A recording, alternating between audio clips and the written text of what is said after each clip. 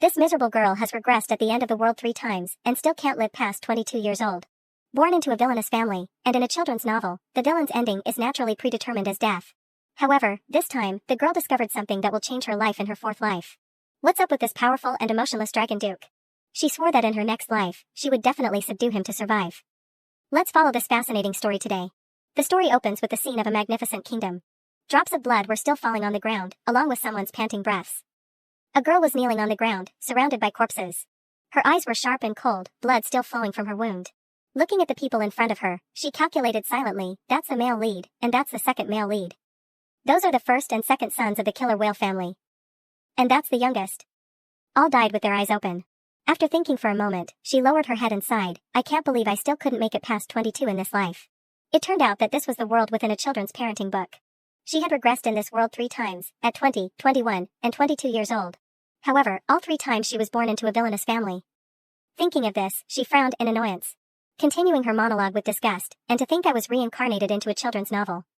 Is there anyone in this world as unfortunate as me? Suddenly, someone's shadow flitted across the ground where her hand was touching. Along with that was a chilling wind. She immediately looked up to see. Before her eyes was a man. He used his wings to fly up, creating strong gusts of wind. She looked up in astonishment. It was a living dragon. Or rather, the dragon duke. His eyes looked at her with a hint of killing intent. She gritted her teeth in anger and complained, damn it. If only those mad dogs hadn't caused the duke to go berserk like this. While she was fuming, the dragon duke was approaching. She was still annoyed. Why did they have to provoke that dragon king and cause this to happen? Is this ending really appropriate for a children's parenting book? She closed her eyes to stay calm. This is really bad. Then she opened her eyes, ready to face the dragon duke. But the scene before her eyes surprised her beyond belief. Wait, is that? Right behind the dragon duke was the image of a large city, the streets of Seoul. She wondered how she could see it. She thought to herself, now, if I go in there in front of me is the dragon duke, hovering. Her heart was filled with excitement at the thought that she could go home. It truly was her home. But at that moment, the dragon duke's arm reached out, pointing towards her. Then, he flicked his wrist, without a shred of mercy. That was also the moment she ended her 3rd life in the children's parenting book. Despite being close to death, she wasn't scared, but instead provoked him. She affirmed to herself, in my next life, I will definitely attack that dragon. The lightning bolts emanating from him had helped her end another meaningless life. In a blink of an eye, a new page turned. Before her eyes was a magnificent mansion, looking splendid and luxurious under the sunlight. Some people were whispering about someone, that's the dragon's bride, right? They were talking about the little girl with blue hair being carried by a servant. I heard that she hasn't awakened any power since she was born. If she's the dragon's bride, it's likely she was sold off. The little girl stared intently at those people, the whispers still echoing in her ears. Well, that works for the family. Despite their words, she was extremely excited to hear what they said. Keep talking. In this life, I'm determined to become the dragon's bride. This was the world in the book titled, Becoming the Terminally Ill Daughter of the Black Leopard Duke. When she transmigrated into the book, she changed the original plot to have a better life. However, the result was utterly disappointing. The first time, she was extremely angry with the ending. However, ironically, things couldn't end, but instead, there was a repetition of regression. She was cursed by time. After the failures in her 1st and 2nd lives, the first time she failed because she tried to seduce the original male lead, and the 2nd time she died suddenly from tetanus, it was truly a case of bad luck following bad luck. And in her 3rd life, she died from being too ambitious. She got caught up in the male lead's schemes and was killed. But this time, before she died, she saw the dragon duke's power. If she had that power, she could return home, return to her beautiful city of Seoul. At this moment, the servant carried her out of the banquet hall. Then, she was placed in a cradle, seemingly too roughly, causing her to hit the back frame. She rubbed the sore spot and complained silently, be careful. Next, the servant left, leaving the baby alone in the room. They're so cruel, even to children. Light from the window shone throughout the room. She sat there blankly, looking forward, thinking, it's understandable. This place doesn't need me. But in the next second, she denied it. Not yet. At the same time, someone's shadow was standing behind her. Footsteps entered the room. It was the current head of the killer whale clan, Ocula. She asked the servant behind her, where is it? Ocula stared at the baby in front of her. She crossed her arms and asked, is this it? The servant replied, yes, clan head. Looking at the baby, she put her hand on her chin, pondering something. It turned out that today was the day our little girl would be named. Her eyes were full of anticipation for her new name. But Ocula turned to the servant and asked about something else. What about the hydromancy? This made her, who was looking forward to it, suddenly speechless. He flipped through the pages, searching for the answer for his clan head. To explain a bit, hydromancy is a special power passed down through generations of the killer whale clan. With this power, aquatic creatures can use their magic power even on land and, of course, use it as they wish. The stronger the hydromancy, the more capable they are of removing magical limitations. For aquatic species. Ocula glanced at the child and clicked her tongue in annoyance. TSK, what useless thing do I have here? Then, she turned and walked away. The servant awkwardly asked, what about the baby's name? Ocula continued walking without looking back. She said a name, Calypso. The little girl's eyes widened as she heard her new name. Ocula emphasized it again, it will be Calypso. In the room with 3 people, Ocula was leaving. The servant obeyed, yes, I'll record it. Calypso, meanwhile, thought blankly, is that it? It can't be that quick. Looking at the backs of the 2 people leaving, Calypso felt uneasy. If I'm ignored like this, I'll be abandoned and die. To be sold and become the dragon's bride, I have to survive until at least 10 years old. Thinking that, she immediately took action, opening her mouth wide, preparing to say something. The sound of weight echoed throughout the room, surprising Ocula and the other person, freezing them for 5 seconds. Immediately, Ocula turned around with a puzzled look and asked, what did it say? Calypso, standing in the cradle, shouted, Grandma. Ocula turned to the servant and questioned, it can talk already? Who taught it? This made the servant flustered. Well, yes. Normally, children around 2 years old can say simple things. Ocula raised her hand to signal him to stop and interrupted him, but normally, killer whale children usually speak slowly and with a lisp until they're 5 years old. Immediately after, she walked quickly towards Calypso. Seeing this, Calypso smirked. Just as planned. Ocula came to the side of the cradle, slightly bending down, expecting the baby to say it again. Without hesitation, Calypso called out, Grandma. She raised her hands, signaling to be picked up. Ocula was a little surprised. I see it not only knows how to talk, but also listens and understands. At this time, the servant also came to the side and explained, I haven't heard anything about this, from the nanny or maids. Calypso, with an innocent expression on the outside but a mischievous grin inside, thought, this is the skill of a regressor. This made Ocula ponder with a slight headache. Does it perhaps have a genius fish head? Sensing something was amiss, Calypso repeated, fish head, Grandma, fish head. Once again, this surprised the 2 of them. Ocula looked at her with affectionate eyes and smiled gently. Then, she lifted Calypso up with one hand.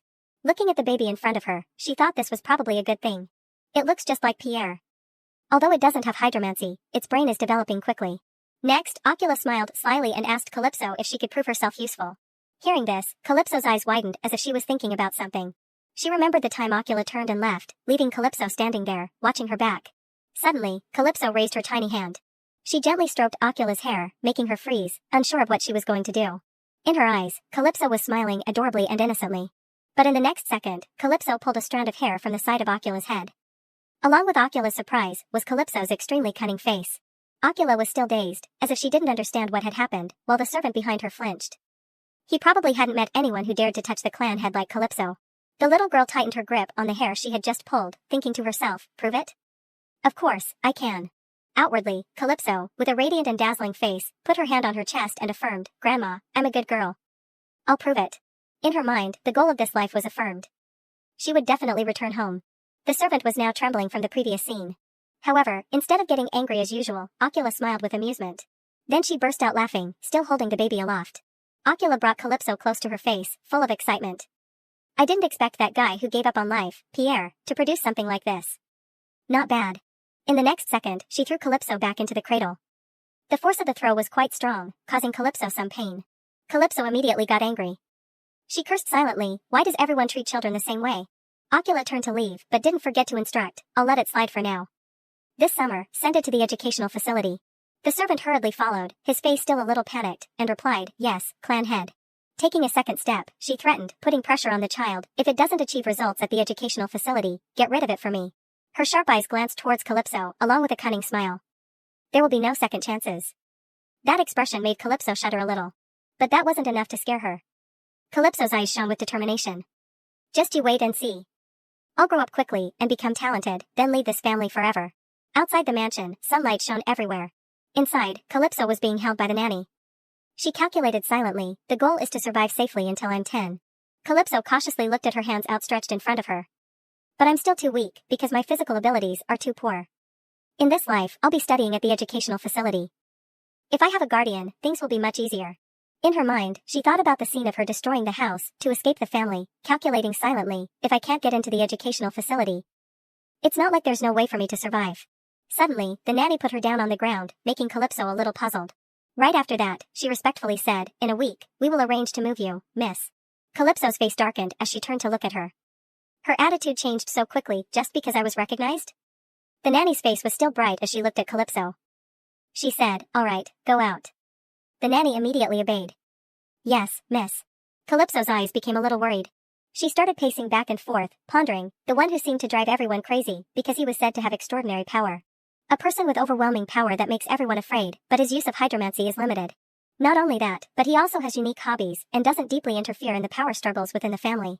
Thinking of this, her small feet suddenly stopped. The person Calypso had been thinking about all this time was her father, Pierre. The scene changed to outside the magnificent mansion. At this time, Calypso was running along the road. As she ran, she thought, "Father hasn't appeared since I was born, and he doesn't take care of my older brother either." Calypso learned from experience that she couldn't appeal to family affection with Pierre. "So, I won't let him find out I'm Pierre's daughter," Calypso decided. "Although I'm weak, I have great strength. If I can attract attention, I can get help." Calypso stopped and reached out to open the door in front of her. She felt a little helpless as she thought about her previous life. "The butler told me some information about Father. I didn't expect the things he said could help me now." As soon as she stepped inside, Calypso saw a man sitting there. She was a little surprised. Suddenly, a gust of wind blew, causing her hair to flutter. Calypso looked directly at the man sitting in front of her. It was a handsome man with blue eyes, handsome enough to make hearts flutter. Seeing this, Calypso became a little shy, clutching the strap of her bag. Then, she smiled a bright, innocent smile.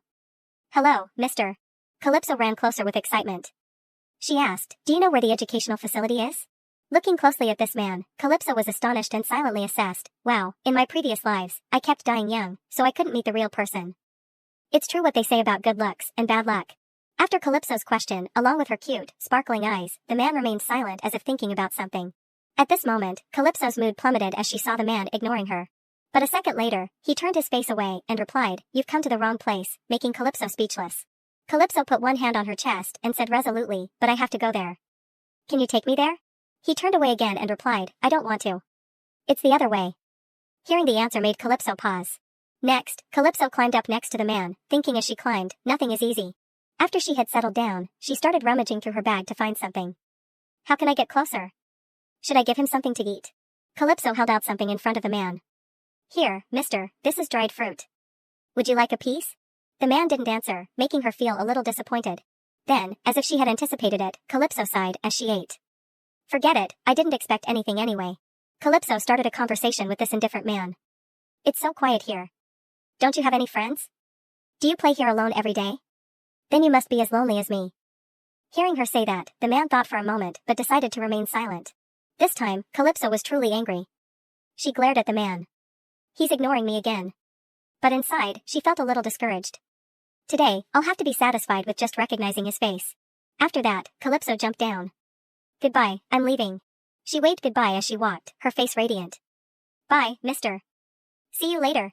Calypso ran forward, leaving the man behind, sitting and watching her. His hand was injured, blood spreading on the ground. He put one hand on his chin, the other hand healing the wound, and said, "Is that my daughter?" He thought to himself, "She probably doesn't know me." On this side, Calypso was running like the wind. She ran while slightly turning her head and sticking out her tongue teasingly. "Father must be thinking I don't know. Direct relatives may have some differences. But just by looking, you can tell they have the same personality." Calypso meant that both of them were cold and indifferent. As if it were all within her calculations, she affirmed, "There's no way Father wouldn't recognize me." Evening at the mansion, all the lights in the room were turned on. Calypso had arrived home and was closing the door. Suddenly, she heard shouting. Then, hiding in a corner, Calypso overheard two servants gossiping about something. "Make it shut up. It doesn't have any talent. And it's a lot of work to take care of. So useless. I wish they'd just get rid of it quickly." Calypso was still standing at the door. She thought to herself, to leave a direct descendant killer whale in a place like this. If I can't awaken my powers, I'll be left to die. Calypso pondered, for me to survive in this crazy environment. Then she thought of her father. "I need Pierre's help." Calypso smiled triumphantly. "All right." Her face was full of confidence. She was confident in this ability. "I can make Pierre interested." The next morning, once again, Calypso went out early to meet Pierre. But she was a little worried, her hands clutching her dress tightly. She couldn't believe this weak body could do anything worthwhile. Calypso was so dejected that she cried, lamenting her fate. "My older brothers were born with talent for strength and physique. Why am I the only one like this?" She tried hard to awaken her hydromancy. But it was all in vain. Too bad, it didn't work. Calypso recalled, "In my previous life, I learned that there's something called the water dragon's tears. I can awaken hydromancy by taking the lineage treasure from it. But Since I can't run out to find the treasure right now, approaching Pierre is the top priority. Suddenly, someone's voice echoed, making Calypso startled. Hey, why are you here? Did you come to the wrong place? Hearing the voice, Calypso quickly ran behind the wall to eavesdrop. The other person replied, it's right here. Seeing the two of them slowly approaching, Calypso wondered, who's coming here? It was two boys. The one in black said, I heard there's a new descendant born here. The brown-haired one replied, I know, so what? She can't use hydromancy anyway. Calypso was still hiding on this side, listening to their conversation. The brown-haired one added, besides, I heard she's being sold off as the dragon's bride. The black-haired one retorted, they say she's been recognized by the clan head and is being moved to the main house. If we don't teach her now, she'll definitely cause trouble for Bayan. Hearing this, Calypso seemed to understand. Bayan is the eldest uncle's son. I don't really like him. If so, then those guys must have volunteered to become vassals. The two boys seemed worried. Oh dear, if Bayan gets angry, it'll be very scary. Since they're dependent on the powerful successor, it's not unreasonable for them to look down on other direct descendants. Hearing that, the brown-haired boy said, then we have to teach her a lot so she won't think about anything else. The black-haired boy agreed. Seeing this, Calypso thought worriedly, I don't have any power now. If I just run away like this, she moved gently to avoid making any noise. But life isn't a dream. Calypso's foot stepped on a branch, causing a snapping sound. Hearing that, the two of them looked over cautiously. Just as Calypso was about to run, all three of them froze for 5 seconds to understand what was happening. One of them exclaimed, hey, over there. Isn't that her? Now Calypso could only think, I'm doomed. Then began the chase between the three of them. The two boys shouted as they chased, stop. The sound of footsteps and shouts echoed in the space. Stop. At this time, Calypso was running and panting.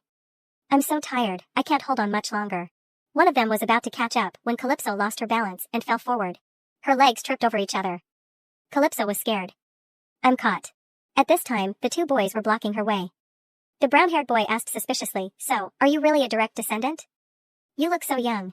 Then came their taunts and contemptuous looks. You can't use hydromancy. How did you get recognized by the clan head?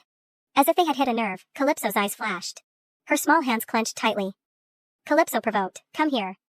You talk big. Calypso staggered to her feet in front of the surprised boys and said, you guys are those bastards under Bayan, right? Both of them were surprised to hear that. The black-shirt one asked, is she really talking? Am I the only one who hears it? How old is she? How can she talk already? The brown-haired boy, who was sitting, also stood up and replied, I heard it too. Then he poked Calypso's forehead and continued to provoke her. I wonder how you managed to catch the clan head's eye without hydromancy. Ignoring Calypso's glare. He continued, so, you're just a little insect with nothing to show off, huh? Calypso couldn't stand it anymore and grabbed the finger pointing at her forehead. She gripped it tightly. And immediately bit down, making him yelp in pain. No matter how much the brown-haired boy flailed, she wouldn't let go. What was this? Feeling satisfied, she released her bite. The boy she bit cried and rubbed his throbbing red finger while complaining. Calypso spat and asked, are you done yet? She couldn't hold back her anger any longer and, pointing directly at their faces, shouted, if they're insects, then they're land creatures, aren't they, you uncivilized fish head? The two kids she pointed at were taken from one surprise to another. Not stopping there, she continued, how dare you compare me to something on land? The boy in black gave a strained laugh, what is she saying? While the brown-haired one burst out laughing. Calypso had successfully provoked him. With a sly face, he said, I was going to give you some advice. Despite her anger, Calypso was also afraid. Talking back was fun, but she couldn't run away anymore. She looked at the two larger figures in front of her and thought, 2 against 1, I have no chance of winning. She had an idea. Well then, Calypso pointed at them, do you guys think my father will let this slide? The two boys looked at each other in bewilderment. Father? Then they both imagined Pierre's cold expression. If it's her father, Lord Pierre. Just imagining it scared them to death. The inheritance struggle among the next generation is fierce right now. There's already a descendant recognized by the head of the family. I know it's not good news. But even so, this is going too far, you brats. 2 grown boys attacking a little girl. At this, the brown-haired boy retorted, don't lie. What does Lord Pierre cherish that he'd care about you? The black-clad boy chimed in, that's right. He's the one who refused the invitation from the head of the family. Calypso pretended to wave her hand dismissively. What are you talking about? I'm on my way to meet my father right now. She thought to herself, a little exaggeration won't hurt. What will my father say when he sees how Bayan's subordinates treat me? Hearing this, both boys froze, unsure how to respond to the little girl in front of them. Calypso thought to herself, using my father as a shield at times like this is perfect. The brown-haired boy, still annoyed, was about to charge forward, but the black-haired boy stopped him. Hey, let's go. Something strange. The brown-haired boy didn't listen and flung his arm away, saying, get off. He lunged forward with his fist raised. I have to fix your bad habit before we go. You have to pay for biting my finger. Calypso was so surprised by his sudden attack that she couldn't dodge. She closed her eyes, bracing for the impact, wishing, if only I had the power of water. As if her wish had been granted, a stream of water flowed and swirled around. The water swept the brown-haired child high into the air before he could touch Calypso, surprising the black-haired boy. Then, the brown-haired boy fell to the ground, astonishing both Calypso and the other boy. Calypso wondered, a water vortex? The black-haired boy rushed to his fallen friend. Hey, wake up. He helped his friend up, still astonished. I heard she couldn't use the power of water. What was that? The brown-haired boy, still dazed, stammered, a water vortex. Feeling defeated, the two boys helped each other up and ran. All right, damn it. Just you wait. Seeing them leave, Calypso raised her middle finger, provocatively. Take this. Immediately after, she looked at her hands with sparkling eyes. Oh my god, what was that just now? Calypso stood there with her hands on her hips, laughing excitedly. How did I suddenly awaken my hydrokinesis? This is amazing. I'm a genius after all. Someone behind a nearby tree had witnessed everything. That had happened. Calypso looked at her clothes in disappointment. Anyway, they're all dirty. I can't go see my father like this. I need to treat my wounds first. Her hands retracted the water. Pierre, standing behind the tree, watched Calypso's retreating figure and wondered, do you know who I am? Calypso, still unaware, thought, it's true that mealtimes are the best. Pierre, hearing his daughter's words, was momentarily stunned. He leaned against the tree, his mind full of question marks. The best? As dusk approached, the mansion was bathed in the last rays of the setting sun, creating an indescribable sense of peace. And when the morning sunlight shone upon it, the mansion seemed to wear a new coat, creating a vibrant atmosphere for a new day. Calypso monologued, since then, I've been trying to use the power of water, but nothing happened. She held her hands out in front of her. Gather. Calypso's face fell as she looked at her small hands.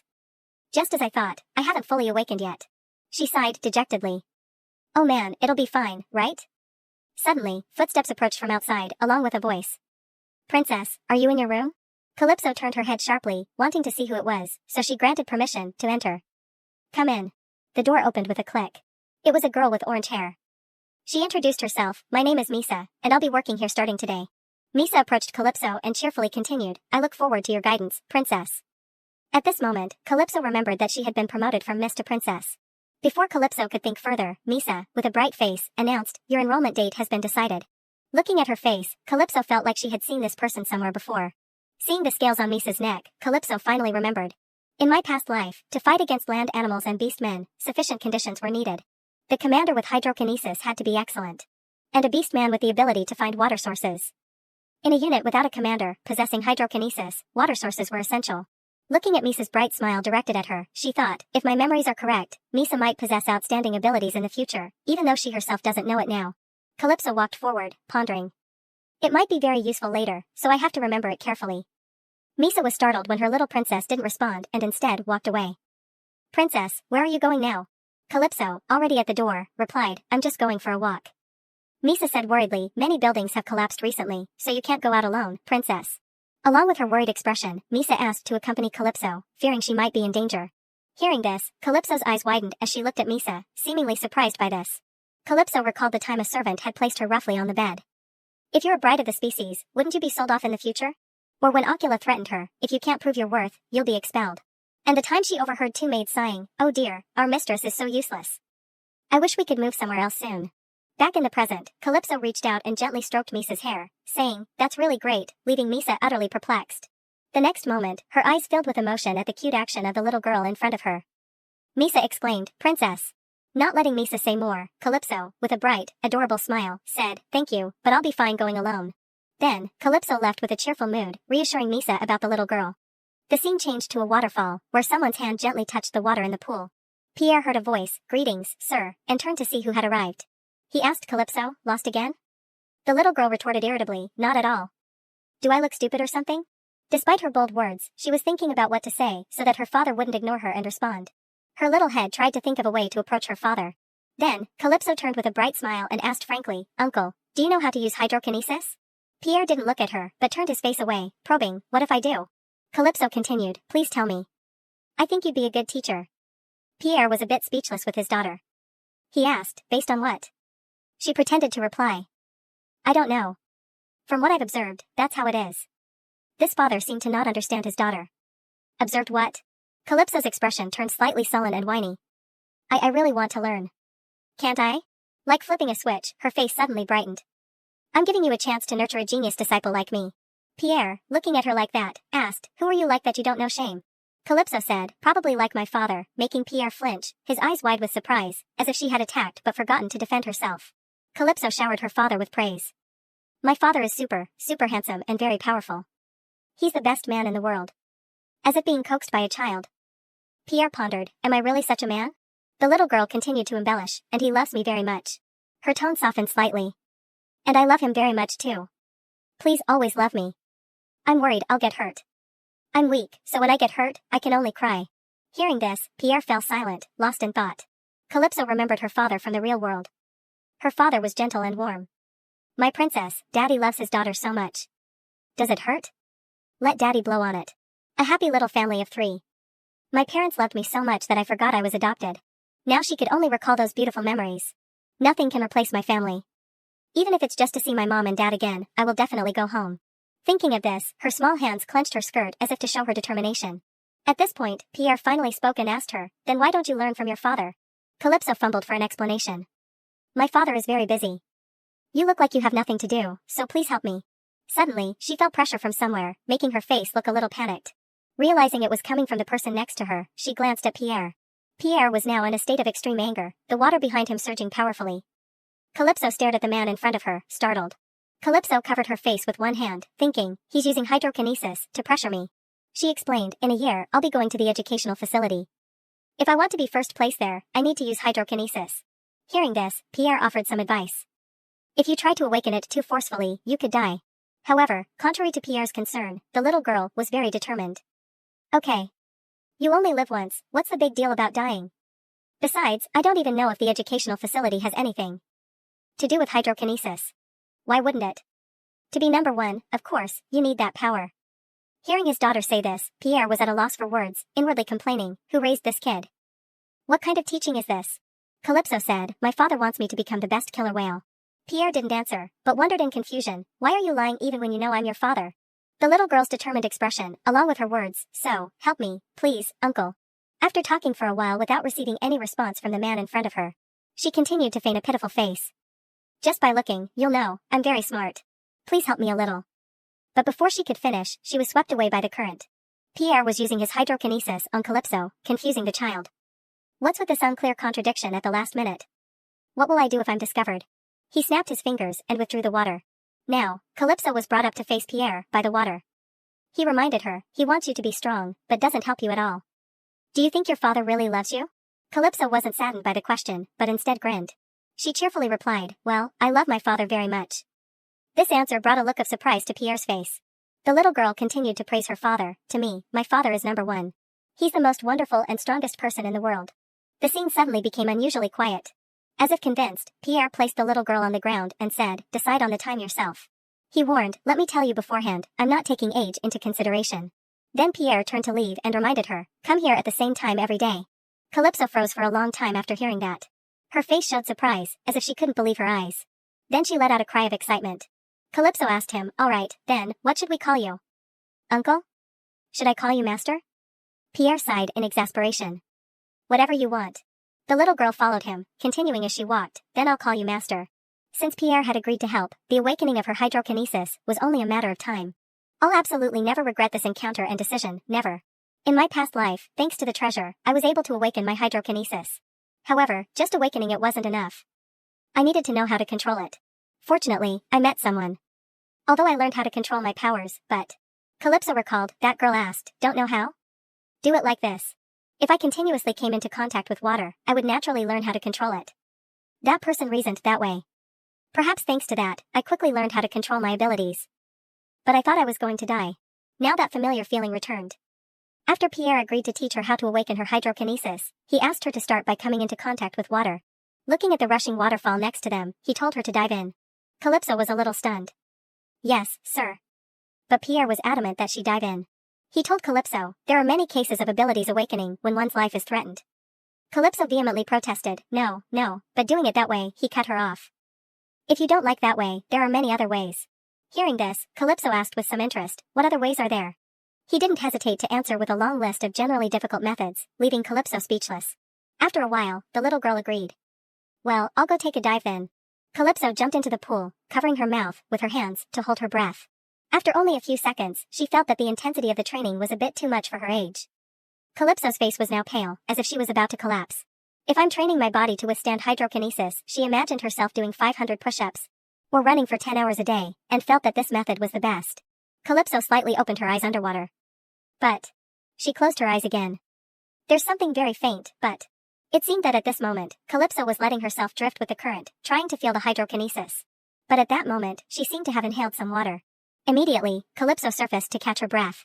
She clung to the edge of the pool, gasping for air. I feel like I almost died. Pierre, standing to the side, had been observing her all this time. He looked at the little girl and pondered something. Suddenly, he asked Calypso, "Are you an amoeba?" Amoebas are a type of protist that live in water. She was busy breathing, so she couldn't answer him. So he added a sentence that hit Calypso's sore spot. Not even an amoeba would react this much to a stimulant. No one has more potential to awaken hydrokinesis than you. Huh? She retorted sulkily, Master, that's a verbal attack. It doesn't mean it doesn't hurt. And, aren't you considering my age? Calypso, having lived 4 times, had forgotten how to act like a child. Not only that, she also had a father who knew nothing about his child. If I can endure all that training, what does age matter? Calypso clenched her fists with determination. Father is just saying that. Her face was resolute as she thought, but I felt something move inside my body, even if it was very small. Although it's nothing compared to my brothers, who are called geniuses. But in this life, I'm about to surpass them. Thinking of this, a bright smile spread across Calypso's face. The scene shifted to the academy. A voice announced from outside, Princess, we've arrived. Calypso stepped out of the carriage in amazement. She hadn't expected the day she would officially enter the academy to arrive. In her second life, she was sold off immediately, and in her third life, she was expelled midway. What a truly unfortunate life full of hardships. Footsteps approached, accompanied by a voice. I've heard a lot about you. It was a woman with gray hair. She introduced herself, I'm Lila, in charge of the elementary level.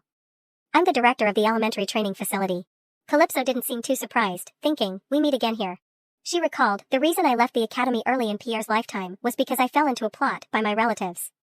A boy pointed at someone and said, that person stole my precious jewel. A girl in pink chimed in, yes, we found it in Calypso's bag. At that time, Calypso fearfully stammered, no, but before she could explain, someone shouted, enough. I've heard enough. I met Lila for the first time in that situation. Lila walked towards the children. She told them, there's not enough evidence. This is just a one-sided story. Therefore, we can't conclude that Calypso is the culprit. Despite her reasonable defense, I still ended up being expelled from the academy. Later, when I returned to the academy after becoming the head of the family, she had disappeared without a trace. Back in the present, Calypso stepped forward. She bowed to Lila respectfully. It's a pleasure to meet you, Lila. Lila, seeing the well-mannered child before her, was a little surprised. She expressed, although I've heard about it, it's truly amazing. You're only 3 years old, but you can speak and pronounce words perfectly and behave so politely. After that, Lila excused herself to guide Calypso to her classroom. This way. Calypso followed and replied, okay. While walking, Calypso realized something that surprised her. It was because Lila had adjusted her pace to match Calypso's. She didn't want Calypso to fall behind. Arriving at the classroom door, Lila said, here we are. Please go in. But at this moment, Calypso was lost in thought. Thinking back, I never got to thank Lila in my past life. The sounds of children practicing their speech came from inside the classroom. Lila raised her voice. All right, everyone, please pay attention. She announced, starting today, our class will have a new member. Princess Calypso. Calypso walked into the classroom, radiating an aura that surprised the children. The teachers in the classroom also whispered among themselves. The new princess is really pretty. I heard she's a very good speaker. Oh, is that so? Lila, standing to the side, overheard the conversation, but thought, but a killer whale who can't control hydrokinesis is a fatal flaw. Calypso, noticing someone looking at her, glanced back. Due to the species' slow development, children usually start speaking at the age of 7 or 8. It seems the rumors about the genius princess with excellent speaking skills aren't just rumors. However, if this is just a lie and achieved through some trickery, I will find out what they're hiding. That's right. Thinking of this, Lila's eyes turned sharp. Suddenly, a teacher approached and whispered to Lila hesitantly, Miss Lila, there's something. We won't be able to continue with the current curriculum. The princess, at this point, she stopped talking and let Lila witness it herself. The children were surrounding Calypso, wanting to play with her, but Lila refused. Playing with blocks? Sorry, I don't play those childish games. The boy who was rejected started crying. Seeing this, Calypso clicked her tongue. TSK, look at that. Adult whales don't cry. A blue-haired girl offered her candy. Oh, is this plankton candy? Calypso took the candy and patted the girl's head, making her very happy. Thank you. After dealing with the children, Calypso put her hands on her hips and asked Lila, so, Lila? Do you need more time to test me? The question startled Lila. Lila sighed helplessly and replied, no, I'll arrange for you to attend a higher class. Do you have any specific class you'd like to attend? Hearing this, Calypso was extremely satisfied. Good. Everything is going according to plan. This is the moment I've been waiting for. Outside the academy, the sun beat down harshly on the walls. Lila's voice echoed, which class would you like to attend, princess? Calypso pondered for a moment. I need to keep her attention. Well, first an image of herself as a teacher instructing the children below appeared in her mind. She grinned mischievously. I'll definitely become a genius. 8.5-year-old whales. Half of them are those considered eligible, and the other half are the oldest of the elementary facility. It's a class that gathers the most outstanding children. Calypso asked Lila, what do you think? She said smugly, is there anyone in this class who speaks better than me? Lila was truly exasperated with this child. No, princess. You are the most outstanding. However, you must take responsibility for your choices, agreed? Calypso became even more haughty. What you mean is, you don't see me as a 3.5-year-old child, right? Lila replied with a soft laugh, yes, that's surprising. It's been a while since I've been this surprised, after your third older brother appeared at the facility. Anyway, who told you about the educational stages here?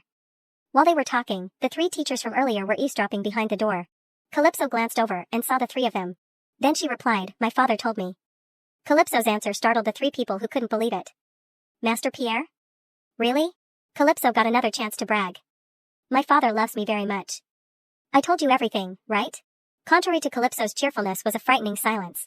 Unable to bear it any longer, Lila urged Calypso, first, I will guide you to the class you desire. Calypso agreed with delight. Okay. Then they left, leaving the 3 people still hiding behind the door. Lila was a bit doubtful of Calypso's words. Did Master Pierre really take care of her? The fact that Master Pierre had never once visited his child was something everyone knew. This means that the princess and Master Pierre have met and interacted. In Lila's imagination, Calypso and Pierre were a harmonious father and daughter. Thinking about this, Lila became a little worried. It seems rumors travel faster than words. Although hydraulics hasn't been controlled yet, if Master Pierre helps, awakening is only a matter of time. This is probably more than just simple, it's the emergence of a direct descendant of a genius. Perhaps a new challenger to the succession has appeared. The flowers under the evening sun were shining brilliantly. A voice suddenly echoed in the space, smoother than you thought. Pierre asked in confusion, what's smooth? Calypso excitedly showed off her achievements. I have successfully gained recognition for this wonderful ability. Pierre said, I don't understand why you're so excited. But if you can't control hydraulics, you'll be eliminated. Hearing this, Calypso became angry. Hey, master. Look at you, pouring cold water on me. But, I'll sympathize with you. Even with socially inept people like master, because I'm a 3.5-year-old child with excellent speaking abilities. Hearing himself being mocked, Pierre asked if she wanted 10 more laps today. As if slapped in the face, she quickly excused herself. I just wanted to write a 33-line poem. Calypso patted her arm. But master, look at me. Have you ever seen a 3.5-year-old child with such good stamina? My muscles have also become much stronger. So I can even break rocks. Pierre considered her words. It's really strange. Even though you can't create water, your physical abilities are still improving well. Pierre felt helpless with this little girl. He sighed. Then he asked Calypso to follow him. It seemed Pierre had thought of a new type of training. I have a training requirement. Scene changed to Pierre's mansion. Calypso's small footsteps were approaching. She was amazed by the grandeur of the mansion. Wow, Master's house is amazing. However, compared to Pierre's power, it was a rather shabby place, as it was out of her grandmother's sight. The 2 of them went to a room. The door opened. Pierre pointed to the mess in the room and said, here, look. Calypso was truly astonished. Master, is this a pigsty? Pierre's expression turned unpleasant upon hearing this. That's really annoying. Why compare it to a land animal? Calypso quickly apologized, feeling guilty. I'm sorry, but what's with this messy room? Pierre plopped down on a nearby chair and instructed, this is my room. From now on, we will use hydraulics. Clean it. Calypso asked in disbelief, what? Do what? Pierre repeated, I said clean it. She protested, no, I heard you, but... Calypso slapped her forehead in exasperation. Could it be that? Is this training to use hydraulics to become the strongest when you want to hit someone? Otherwise, hydraulics is also related to endurance. Is that sensory training? Hearing this, Pierre became a little suspicious. Sometimes you talk as if you know that power very well. He gave Calypso a sharp look, as if he had seen through her. Calypso was startled, as if he had seen through her. But his next sentence immediately refuted her. There's no way that's possible. Calypso stared at the man in front of her and thought, it could be like that. She was proud of herself. In my previous life, I was the most amazing aquatic creature. Back to the main topic, Calypso asked, so I have to organize this? Pierre demanded it be tidy. Calypso continued, cleaning this will make me dizzy, right? Pierre agreed with that. At this point, Calypso's whole body trembled, as if about to unleash her anger. It hit her like a bolt of lightning. That killer whale has definitely forgotten that I'm only 3.5 years old. The next second, Calypso's scream echoed outside the mansion. I don't want to do it. Calypso seriously asked again, you mean you want me to use hydraulics to clean? Pierre replied, that's right. He explained, there are many different ways to apply hydraulics. The first is fear, threatening the opponent with intimidation. Calypso's is materializing water and controlling it at will. Pierre's is unleashing the suppressed power of the land merfolk. Bian's is using hydraulics to strengthen the body. Objects were still arranged on the table. Speaking of which, Pierre paused for a moment. He continued, currently, you can only use the strengthening power among them. If your awakening ability hasn't arrived, you must continuously use this power. Finding it reasonable, Calypso started cleaning the room. She thought to herself, did my father deliberately mess up the room to train me? Look at this strange father. Suddenly, she remembered something. She called out, Master. But when she looked over and saw that her master didn't respond, she thought, not again. Pierre was displaying an expression of not regretting anything in the world. Calypso thought, are all sick and ailing people like this? Evening, still at the mansion. Calypso was still diligently cleaning the room when she suddenly saw something. It was a handkerchief. She asked, Master, where should I put this? Pierre got up from his chair and told her to throw it away. He emphasized to her that it was a useless item. Calypso was intrigued. Pierre's reaction indicated this was something that couldn't be discarded, as data from her past life suggested. She replied, I understand, I'll throw it away, but secretly tucked the handkerchief into her pocket. Calypso asked, but, isn't this yours? Pierre turned his back and answered, no. He said it belonged to his wife, leaving Calypso stunned. Suddenly Pierre turned on the light, startling Calypso. Oh, I'm startled. Why did you come in without turning on the light? She recalled, despite being reborn and reincarnated many times, all I know about my mother is that she was also an orca beastman and a good person. I only know those two things. I don't know anything else. I don't intend to find out more either. Finishing her thought, she continued cleaning. Pierre watched her from the side and asked, seems like this job is too easy, isn't it? Calypso, startled, retorted, not at all. Pierre said, really? Then move faster. Pierre sighed. Do you want to stay up all night? Calypso turned back to her cleaning, annoyed. Ugh, this father. She lifted a cardboard box, thinking, anyway, continuously using this power helps me gain more experience. I definitely feel my muscles developing more than when I just run. Pierre watched his daughter cleaning, moving things here and there. A rare smile appeared on his face. Morning, at Calypso's mansion. Calypso walked dejectedly in front. I'm so tired. The nanny behind her said, so, princess, as you requested, the accommodations will remain the same. Calypso replied, yes, I know. With her body aching after yesterday's cleaning, she fearfully thought, if I go back, it will be difficult to see Pierre. Even though he said he'll make me do laundry next time. Don't complain about the training anymore. Calypso was gloomy, thinking, what training? Just forget it. Someone came running, calling, Princess. Lila respectfully said, please follow me, I will lead you there directly. Calypso was surprised. Even more polite than yesterday. As they walked, Lila chatted. Princess has become very famous after just one day. Calypso wondered, huh? Me? Lila explained, it seems the news has spread to at least 16 direct descendants of the Orca family. Calypso was shocked by how quickly the news had spread. What? Yesterday's events have spread everywhere already? Lila continued, the teachers who were with you yesterday, each one said something.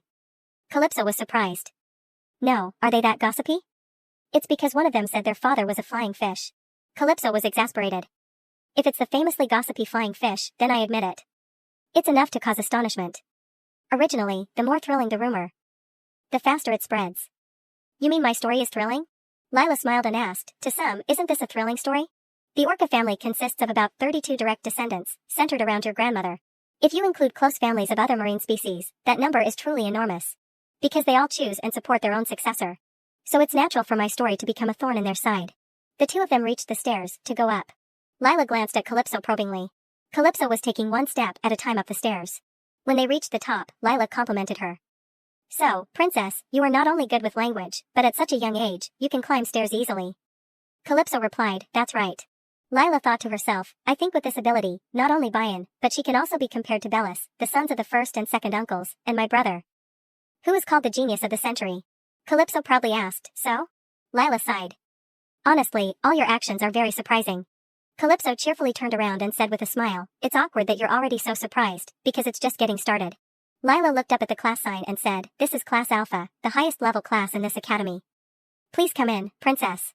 Calypso didn't enter immediately, but continued talking to Lila. "Lila, in just one day, the rumor that I'm a genius has spread, and I'm even in the highest class. Do you think I'm good?" Lila replied, "Of course you're good." Calypso asked her to convey to her grandmother that this was the first time she had seen such a genius. After saying that, Calypso ran quickly into the classroom. Hearing the little girl say that, Lila chuckled. Is there going to be trouble? Merfolk bear the characteristics and personality of the species they descend from. Therefore, orcas generally avoid fighting, love peace, and have great tolerance for other species. But among them are also rebels, the killer whales. The teacher's voice echoed in the classroom. Today's report session is over. She instructed the class, from now on, we'll be playing a block building game. 2 students complained of being bullied. The teacher shouted, "Karen, don't disrupt the class." Karen leaned back in his chair arrogantly and replied, "Yes, I know." He complained, "Why are we playing these childish games?" Another classmate agreed, "Karen's right." Luca and Luba were teary-eyed because they had just been bullied by Karen. They were a pair of adorable twin beluga whale siblings. Karen turned to them and raised his fist threateningly. "You guys are far inferior to my fin. What do you want?" Luca turned to his sibling. "He's doing it again." Luba repeated, "He's doing it again." Feeling ignored, Karen angrily yelled, "Hey, you twin belugas. Shut up." Footsteps approached and the teacher called out, "Everyone, attention." The teacher introduced, "Today our class has a new student, Calypso. Everyone, clap your hands." Karen was startled when he saw Calypso. "What? Is that kid a descendant? If it's a girl, then definitely." He recalled a conversation he had overheard. "That's Pierre's daughter, right? But I heard she hasn't awakened hydraulics yet. What a useless little girl. I heard she'll be sold as a dragon's bride." "That's great. Why would someone like Pierre have such a useless child?" The teacher asked Calypso to introduce herself to the class. Karen sat below, scheming. "She's just an ordinary little girl. I'll make her cry." The teacher asked Calypso, "So, shall we introduce ourselves in front of our friends?" Calypso smiled brightly and said cheerfully, "Nice to meet you all." The educational facility was established by the Orca family, a place where the law of the jungle was taught. The girls in the class all praised Calypso. "So beautiful, and she speaks well too." Calypso thought to herself, "I will definitely be number 1 here." She introduced herself to everyone with an air of importance. "I am Calypso. I hope this class meets my expectations." The teacher said, well, has everyone heard clearly? Let's give her a round of applause." The whole class applauded to welcome the new student. "Now we'll play with building blocks. Everyone, return to your seats." The class replied, "Yes, ma'am." The teacher gently took Calypso's hand and led her away. "Let's go." But before she could reach her seat, Karen blocked her way. He asked, "That hair color, are you a descendant?" As if anticipating this, Calypso thought, "Here it comes." She crossed her arms and questioned, "Who are you? How old are you?" He replied, "I'm Karen, 8 years old." Karen sneered at Calypso. "Descendant, you're so small. You look dirty." Looking at him, Calypso only saw, "Stupid brats are everywhere." She lowered her head and gave him some advice. "Look, little boy, if you're still young, don't say anything." She pointed directly at his face and said loudly, startling him, "Isn't 8 years old the age to move to the intermediate facility? People say that at that age.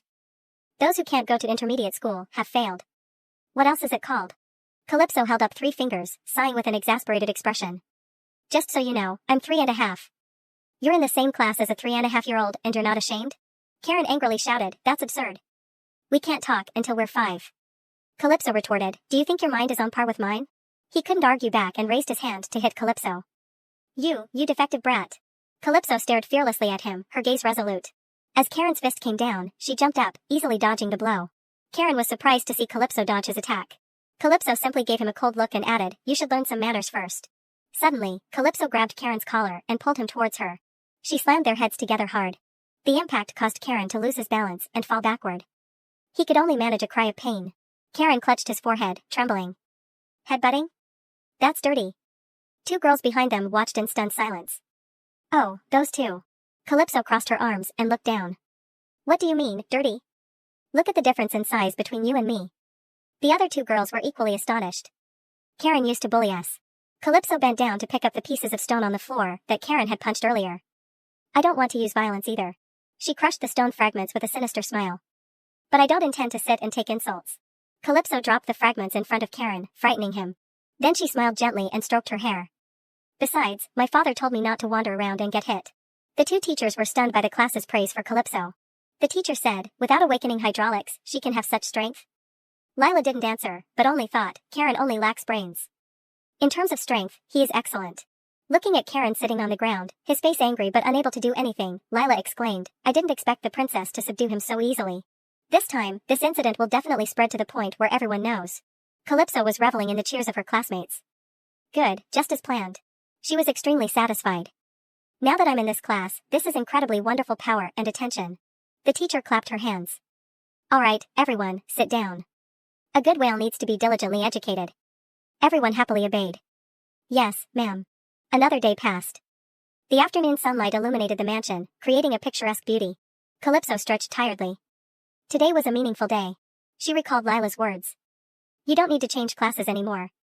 Perhaps you won't stay in the elementary facility much longer. Calypso smiled, contentedly. Luca and Luba rushed over, calling, Princess. Princess. They greeted Calypso cheerfully. Princess, hello. Hello, hello. Without waiting for Calypso to respond, they babbled, Princess saved our class. Karen bullied everyone a lot, but you defeated him, saved us, defeated him. She looked at the two children before her and wondered, are these beluga beast men?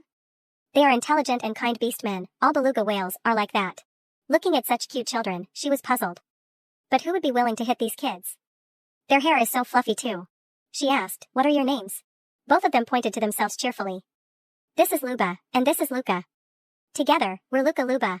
Calypso misheard and repeated, Dubai. Seeing her mistake, the two children cheerfully corrected her, Luca Luba. She chuckled and replied, yes, please take care of me from now on. You're the first ones to befriend me. Suddenly, Calypso thought of something. Oh, come to think of it. She remembered someone from her past life. She was grumbling, please don't say anything strange, like asking for help. Do you think that will make me work harder? I will only do what I want to do, because I'm smart. It turned out to be the swindler Calypso from her third life, who was also a beluga whale. While she was thinking, even though it's unfortunate, he was also a smart person, Luca shouted, we must repay our princess. Luca and Luba's eyes shone with the desire to repay her kindness. Mom told us to be nice to people we meet for the first time. That's right, good job. So be nice to her father too. Calypso was a little exasperated. Isn't this the first time you guys have said this? Why are you guys suddenly like this? Suddenly, the two children noticed the stairs. Princess, isn't it tiring to go up and down the stairs? Do you still have the energy? Calypso quickly replied, no, not tired at all. But before she could finish answering, she was suddenly whisked down the stairs. Wait a minute. It was the beluga twins, happily carrying her down, explaining as they went, whales help their friends. From today onwards, Princess is our friend. Calypso's scream echoed through the space. When they reached the bottom and met the servant who was there to pick her up, she seemed accustomed to these children. Then they said goodbye to each other. Calypso thought that she seemed to have some cute subordinates. Upon arriving back at the mansion and getting out of the car, she encountered a group of servants lined up and bowing. Calypso found it strange. What's this? Everyone's here, even people I've never met before. A handsome, blonde-haired servant greeted her. It's an honor to meet you, Princess. Calypso asked him, what's going on? He replied, during your stay in this building, to keep up with your wishes, Princess Calypso, we have been assigned here to make your life more convenient. Calypso looked at the maids who were gossiping. What should we do? If I have to leave the main building, Calypso sighed. So that's why the servants here have that expression. Good. I'll gradually find fault with all of you. I like it. I will choose my own nanny. Calypso pointed directly at Misa, who was standing there, and said, Misa. Calypso's face brightened as she declared, Misa is the only one who is gentle with me. I choose her. She glanced at the servant from before and added, and especially the one who takes care of my meals the most. The servant asked curiously, meals? You mean? Calypso didn't want to explain much and said, I guess you probably don't know. There are cases where the staff here don't even provide me with proper meals. The servant replied, but Princess, that's the survival rule of the strong. Calypso feigned a sigh. The rules of the Orca house, right? I know. She continued, however, enduring hot baths to the point where I could get burned is also a rule our family follows. I feel neglected and overly abused as a child. And I don't think I'm going through a trial. The servant was a little surprised. That happened? Calypso once again brought up her father to threaten them. So, I will definitely tell my father about this. The other person asked in panic, what? What do you mean? Mr. Pierre, she replied. Father is very curious about me. He awkwardly tried to salvage the situation. We, Princess Calypso, if you allow us, would like to correct our address from now on. Calypso thought to herself. If I don't take the initiative, I'll be in big trouble. She said softly, it's okay for me, but other children might get hurt. I'll also talk to my father about this. She thought to herself, I'll make you pay for your sins. The other person, seeing that the situation couldn't be salvaged, cried, yes, I understand. Thank you. Calypso turned and tugged on someone's skirt. She smiled brightly and said to Misa, everything's settled. Let's help each other, Misa. Misa sat down and gently took Calypso's small hand, agreeing, yes, princess. I'll do my best. Morning, at Calypso's mansion. Misa was working diligently. As she worked, she thought about Calypso's words from yesterday. I feel abandoned, and it's child abuse. I also don't think I'm supposed to be going through this ordeal. Misa remembered the young lady saying she was a genius. Sunlight still streamed into the mansion as it always did. Inside, Calypso was sitting on her bed, reading. She suddenly remembered something. Ah, I remember now. The white whale family was destroyed in my previous life, right? White whale beastmen and dolphin beastmen are exceptionally intelligent. But in my third life, when I touched the white dolphin family, everything perished. The culprit was my uncle's son, Bayan, for the simple reason that they offended him. Now, Calypso didn't need to recruit talent for the struggle. After all, she would be leaving soon. She was determined to punch her grandmother before disappearing. Suddenly, behind Calypso, 2 servants were preparing to do something. They suddenly rushed over, smiling and asking Calypso, "Are you studying, princess?" Startling her and causing her to drop the book in her hand. All 3 were incredibly excited. Oh my goodness!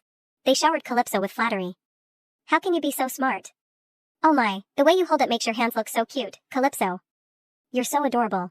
When she opened her mouth to speak, they were delighted once more. Oh my, your voice is so cute too. She watched them getting along and thought to herself, I was worried about their personalities since they're from the main building. I was worried for nothing. The mansion was filled with their laughter. Calypso curiously asked, Herring? One of them immediately replied, yes, we are Herring Beastmen, and we're friends from the same hometown. They introduced themselves in turn. The gray-haired girl was Al, the red-haired girl was Bio, and the blonde-haired girl was Didi. They were all Herring Beastmen. Bio compared, Calypso, how can you speak so well? You're so cute and smart, even Lord Bellis isn't like that. Calypso didn't explain, but said wearily, let's go to sleep. That's enough for today. Behind Calypso, there were footsteps. Misa approached. Calypso introduced, let's start by greeting my nanny, Misa. Everyone, please get along well. Misa also smiled brightly and said, please take care of me. They chatted excitedly. Have you worked here before? Nice to meet you. I'm just a nanny, so feel free to talk casually. Calypso walked to the door and said goodbye. Well then, everyone stay here. I'm going to see my father. After that, Calypso dashed off, thinking to herself, if I stay, I won't have a chance to escape, because they talk nonstop. The 3 of them looked at Calypso and felt. I guess the rumors are true. It feels great that this place is finally showing signs of life. A few days later, life has been really peaceful lately. It has to be said, the most peaceful of all my lives. Very peaceful. Everything is fine. Except for one thing. A pile of clothes was being put into the water. Calypso yelled at her master, this is training? Pierre was standing by the window. Still with the same expressionless face, he lowered his eyes. Pierre threw down a bar of soap and replied, how many times do I have to tell you before you understand? He shouted, stomp. Calypso was angry, but couldn't do anything, only cursing in her head, this damn father. She looked at the pile of clothes and pouted. The training is getting crazier and crazier. Looking at the messy pile of clothes in front of her, by the way, who said Pierre likes cleanliness? This pile must be over a year old. Calypso asked again, Master, how do I wash this? Pierre looked and asked back, can't you summon water yet? Calypso excused herself, I'm not even 8 years old yet. Pierre replied, if you can't even do that, it's a bit serious. Calypso angrily said, this is why I don't want to talk to real geniuses like you. Even though I'm like this, I still get a lot of attention in class. Pierre pretended to be serious and teased, you? It seems the level of newborn killer whales has recently dropped to a fairly low level. Recalling how frustrated her 3 older brothers were with Pierre in her past life, she affirmed, now I understand why those guys often call father bad luck. Yes, only now can I sympathize. It's really terrible. No longer arguing, Calypso stomped on the pile of clothes. I've never been trained so badly. I guess I have to pull it up. Calypso wondered, I can't stomp on it. What should I do, master? Pierre replied, if you have the strength, where would you stomp? Calypso stared intently at the pile of clothes under her feet. Seeming to have figured it out, it's here. She stomped hard. Calypso was happy because she had stomped on the right spot. Master, see? It's all right now. I stomped them down. While working, Calypso thought, if my strength is like this, it will make up for my small body, right? Suddenly, Calypso said, just as Master taught me, causing Pierre to pause for a beat. She added, Master, you're the best. Pierre's face then showed an unclear emotion. The sky gradually turned yellow, seemingly about to get dark. Even at dusk, Pierre still stood still, watching Calypso washing clothes. She happily washed and thought, I'm sure father has realized he's my father. The more she thought about it, the happier she became, a smile clearly showing on her face. He's received attention all his life, but he's not interested in anything. Pierre recalled a certain girl, seemingly Calypso's mother. She said, let's bet, young master killer whale. One day, you will definitely be surprised by someone like you. Calypso was wringing out the clothes. She called out, Master, pulling him out of his memories. The little girl asked, You're already down here even though I'm not done yet? I'm almost finished. Calypso's cute face was splashed with water while working. Anyway, I can't call him father yet, can I? Pierre was thinking about something, causing Calypso to look at him with confusion. Looking at the clothes being hung to dry, Calypso boasted, I did it all. I'm great, aren't I? Pierre replied, nothing special. It's not that difficult. She asked further, I wonder whose daughter I am to be this amazing. Pierre asked her back, whose daughter? The little girl happily replied, of course, I'm your daughter. Pierre froze for a moment upon hearing this. He asked with a hint of regret, You're 3 years old, but that person has never appeared and taken care of you. Calypso gasped in astonishment, thinking, Do you know you're taking care of me now? Pierre continued, The more I look, the more I see that your intelligence is not bad. The little girl, being praised, was delighted. Of course, because I'm a disciple trained by Master. Pierre, as if used to this phrase from Calypso, said, You don't need to mention me every time you open your mouth. The little girl looked at him firmly. What? Master is the one who taught me. But at this point, Pierre had looked away. Calypso then assessed that face again, as if not interested in anything in this world. Calypso turned and asked him, Why are you always alone, Master? Because you don't like crowds? Pierre recalled his younger days, sick and bedridden. The servants outside whispered, It's a pity about Pierre's hydraulics. Because his body is too weak. He can't contain that great power. So Pierre had experienced such a thing. He looked up at the sky and explained, Let's see, it's best if I don't get involved with the people of that troublesome family. Calypso asked, So you always have that indifferent expression? Like you could disappear at any moment. He pondered a bit after hearing what she said, then replied, That's not wrong. Calypso's small arm reached out. She hit Pierre's leg hard, causing him to stumble in surprise. He turned around to ask, You. But before he could finish, Calypso interrupted, How could you? She pointed at him and shouted angrily, How could you say such things so easily? The people who stay will live in pain. Calypso rushed over and hit Pierre. Don't say such things in front of a 3-year-old. Are you crazy, Master? She thought angrily, Isn't tomorrow the day father has to make up for his regressed daughter? Calypso clenched her fists and said resolutely, No, Master's life is too listless. She demanded that her master learn the beauty of life. Hearing this, Pierre was surprised. What? Calypso explained, You taught me, so we're business partners. He turned away and said, I don't even understand what you're talking about. Calypso put a hand on her chest and grinned. Trust me, I'll show you how interesting life can be. After that, Calypso ran off. Looking at Calypso's bright and lovely face, Pierre fell into thought. He recalled the words the other person had said. Mr. Pierre, I don't know if you know, but your daughter is now going around saying that you love her very much. After saying that, the other person laughed heartily. Pierre was a little startled. It's a ridiculous rumor, right? Looking at the cute little girl in front of him, he thought, What are you trying to gain by creating such a rumor? Calypso turned back and called him. Master. What are you doing? Come here quickly. You're so slow. Pierre assessed Calypso as a cautious child. Because she never misaddressed him, not even once. At the academy where Calypso was studying, the building blocks had been assembled into a tower. Someone asked, Princess, are you done yet? Luca and Luba asked in unison, Are you done? We're done too. Both were excited. Princess, the teacher said if we finish building, we can play hide and seek. Is that okay? Calypso replied, No, I don't play childish games like that. Luca and Luba were extremely admiring. Oh my, that's how my father talks. I want to say that too. Calypso reminded them, You guys should say that when you're a little older. You have to talk according to your age. Both of them agreed with her. Luca and Luba said, Princess, our mother said she wants to meet you. She wants to thank you. Both of them smiled brightly. We were bullied the most by Karen, but now it doesn't hurt anymore. It's thanks to you, Princess. Hearing this, Calypso asked the two children, Should I hit him some more?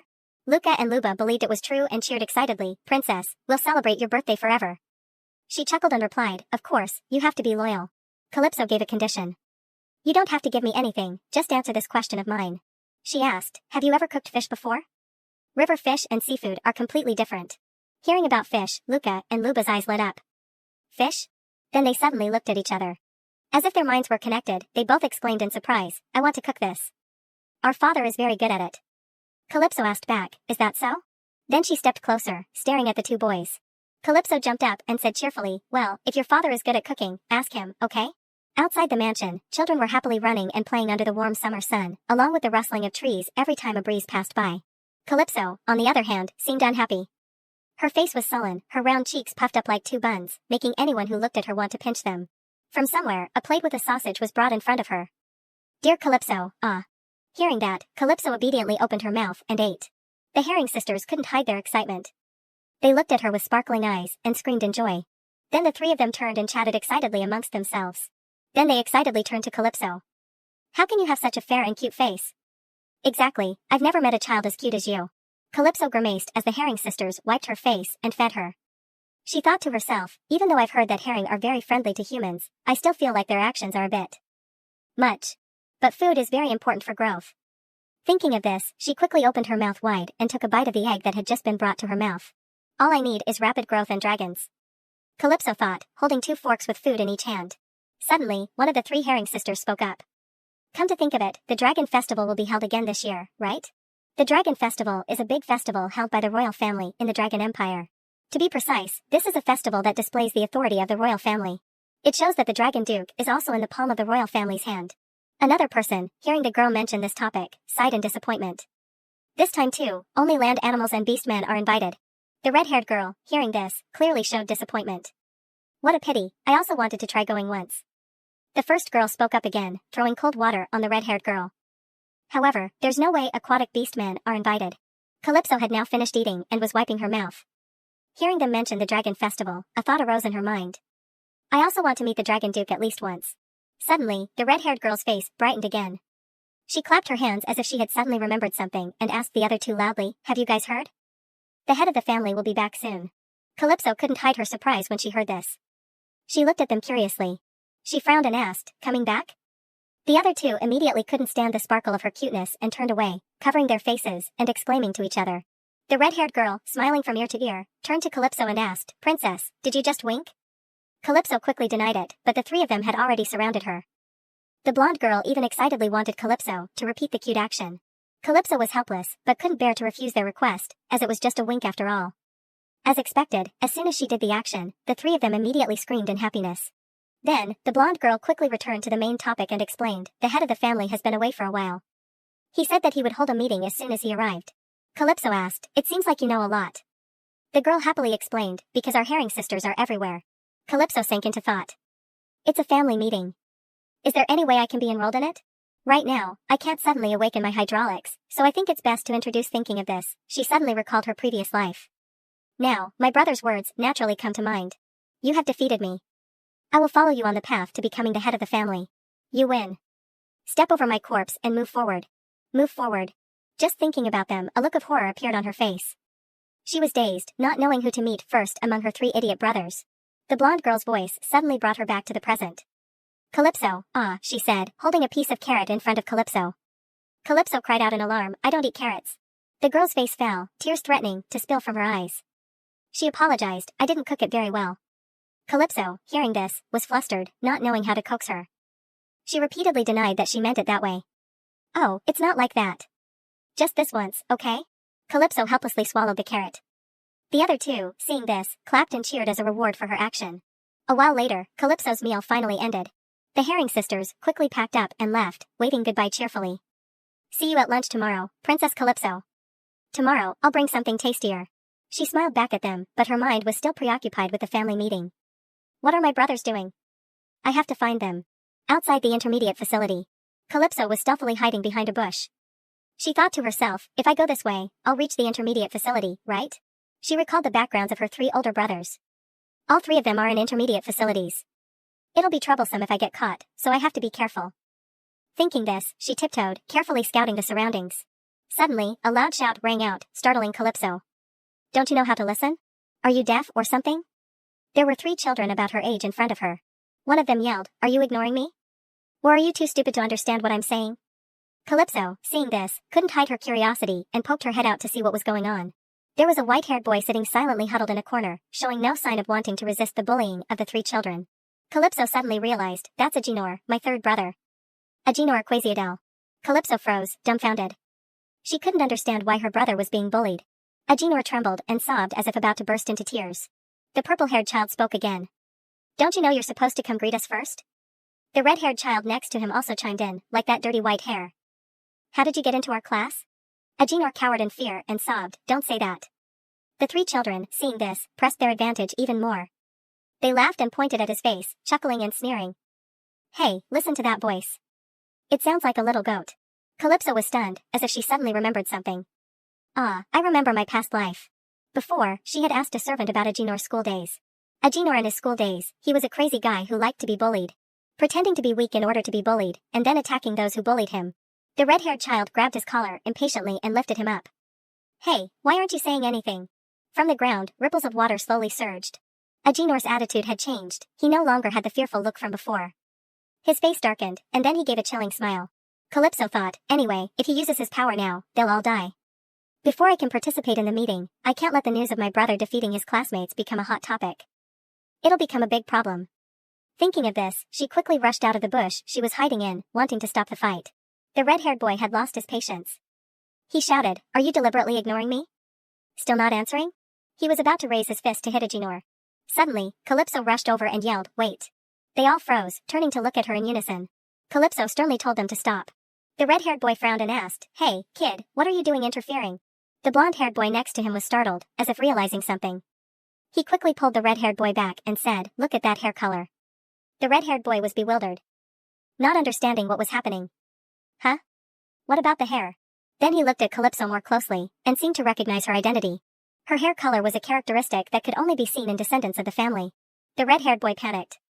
Why is she so small? There have been rumors these days, it seems she's Mr. Pierre's daughter. Anything related to descendants is troublesome. Let's go. Then they pushed Ajinor aside and hurried away. Even while turning to run, the red-haired boy didn't forget to turn back and glare at Ajinor, warning, "You're just lucky." Calypso stuck out her tongue and taunted them. Brats. Ajinor then spoke up, questioning her. Hey, what was that? He put a hand on his head, and his silver hair suddenly changed, returning to the same color as Calypso's. He glanced at her coldly. Why did you get in the way? Calypso recalled what he had said to her in her previous life. You know, Calypso, if you had met me when I was young, I would have been so embarrassed. I did a lot of childish things, and a lot of unfair things too. It makes me quite regretful. I wonder what it would have been like if I had met you sooner. Calypso didn't back down either. She put her hands on her hips and said, Why don't you come closer, Ajinor Quasiadel? You're my older brother, aren't you? Ajinor dusted off the dirt and sand clinging to his clothes and frowned in annoyance. What are you talking about? In Calypso's imagination, she thought that if she put on a cute face and uttered the words, Are you my brother? Ajinor would joyfully embrace her and treat her with utmost care. She clutched her head in disappointment, thinking, Isn't this a childcare book? Why aren't you touched? Ajinor quickly brushed past her and reminded her, Don't get in the way, and go home quickly. Seeing this, Calypso rushed out to block his path and said, Aren't you going to greet me? Ajinor looked puzzled. Why should I greet you? You just saved me. Calypso pointed directly at Ajinor's face and said firmly, I know you were planning to kill them. No matter how talented you are, it will become a reason for your expulsion, you know? Ajinor remained cold, crossing his arms as he replied, But I can still do it without being expelled, even if you hadn't intervened.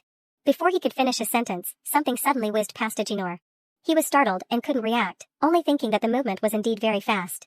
Then, Calypso leaped high, appearing right in front of Ajinor. She lunged forward, swinging her fist. Ajinor couldn't react, only stiffening, standing still in place. Then, Calypso quickly flicked Ajinor's head. Ajinor clutched his head in pain, while Calypso gently landed after the impactful flick. She smiled brightly and thought, Only sweet punches can make people more alert, huh? Thank you for the lesson, father. She silently thanked her father. Ajinor was stunned, stammering, what was that power? Calypso spoke as she slowly approached, What? I'm a cute little sister, who's much stronger than her older brother. Ajinor gritted his teeth in anger. That's ridiculous, how? But once again, Calypso didn't let him finish his sentence, rushing forward and grabbing his collar. Brother, do you know how to do laundry? Ajinor looked bewildered, not understanding what was happening. Immediately, Ajinor was slammed to the ground. After handling her brother, Calypso calmly dusted off her hands and continued, When you do laundry, the stronger the force, the faster the stains fade. Ajinor painfully got up, wanting to counterattack. Calypso, as if seeing through his thoughts, asked, Are you planning to attack me again? Of course, for the third time, unable to finish his sentence, Calypso landed another head flick on Ajinor, sending pain shooting through him. She reminded him, Behave yourself. Even though my hydraulics haven't awakened yet, my strength is not to be trifled with. No matter how many times you try to attack, you won't succeed. Admit it. Admit it? Hearing this, Ajinor trembled with anger. He clenched his fists and shouted, Hey, do you know how old you are to have that kind of power? You must have taken some kind of drug, right? Calypso was exasperated that her brother hadn't even heard of how his sister was born and raised. She scoffed, crossing her arms, It's because you're weak. Ajinor was speechless, only able to angrily grunt. Calypso pondered, I hope you'll be stronger in this life, to stop the original male lead from causing trouble for the Dragon Duke. I need someone to stop him first. So, to allow you to overpower the original male lead, I'll train you myself. As she thought, Calypso's expression turned vicious, making even Ajinor shudder. Oh, look at those eyes, a face that looks like it wants to attack me at any moment. To subdue that proud Ajinor, I have to use that method. Calypso quickly turned to Agenor and said, "Call me little sister." Agenor coldly refused, "I don't want to."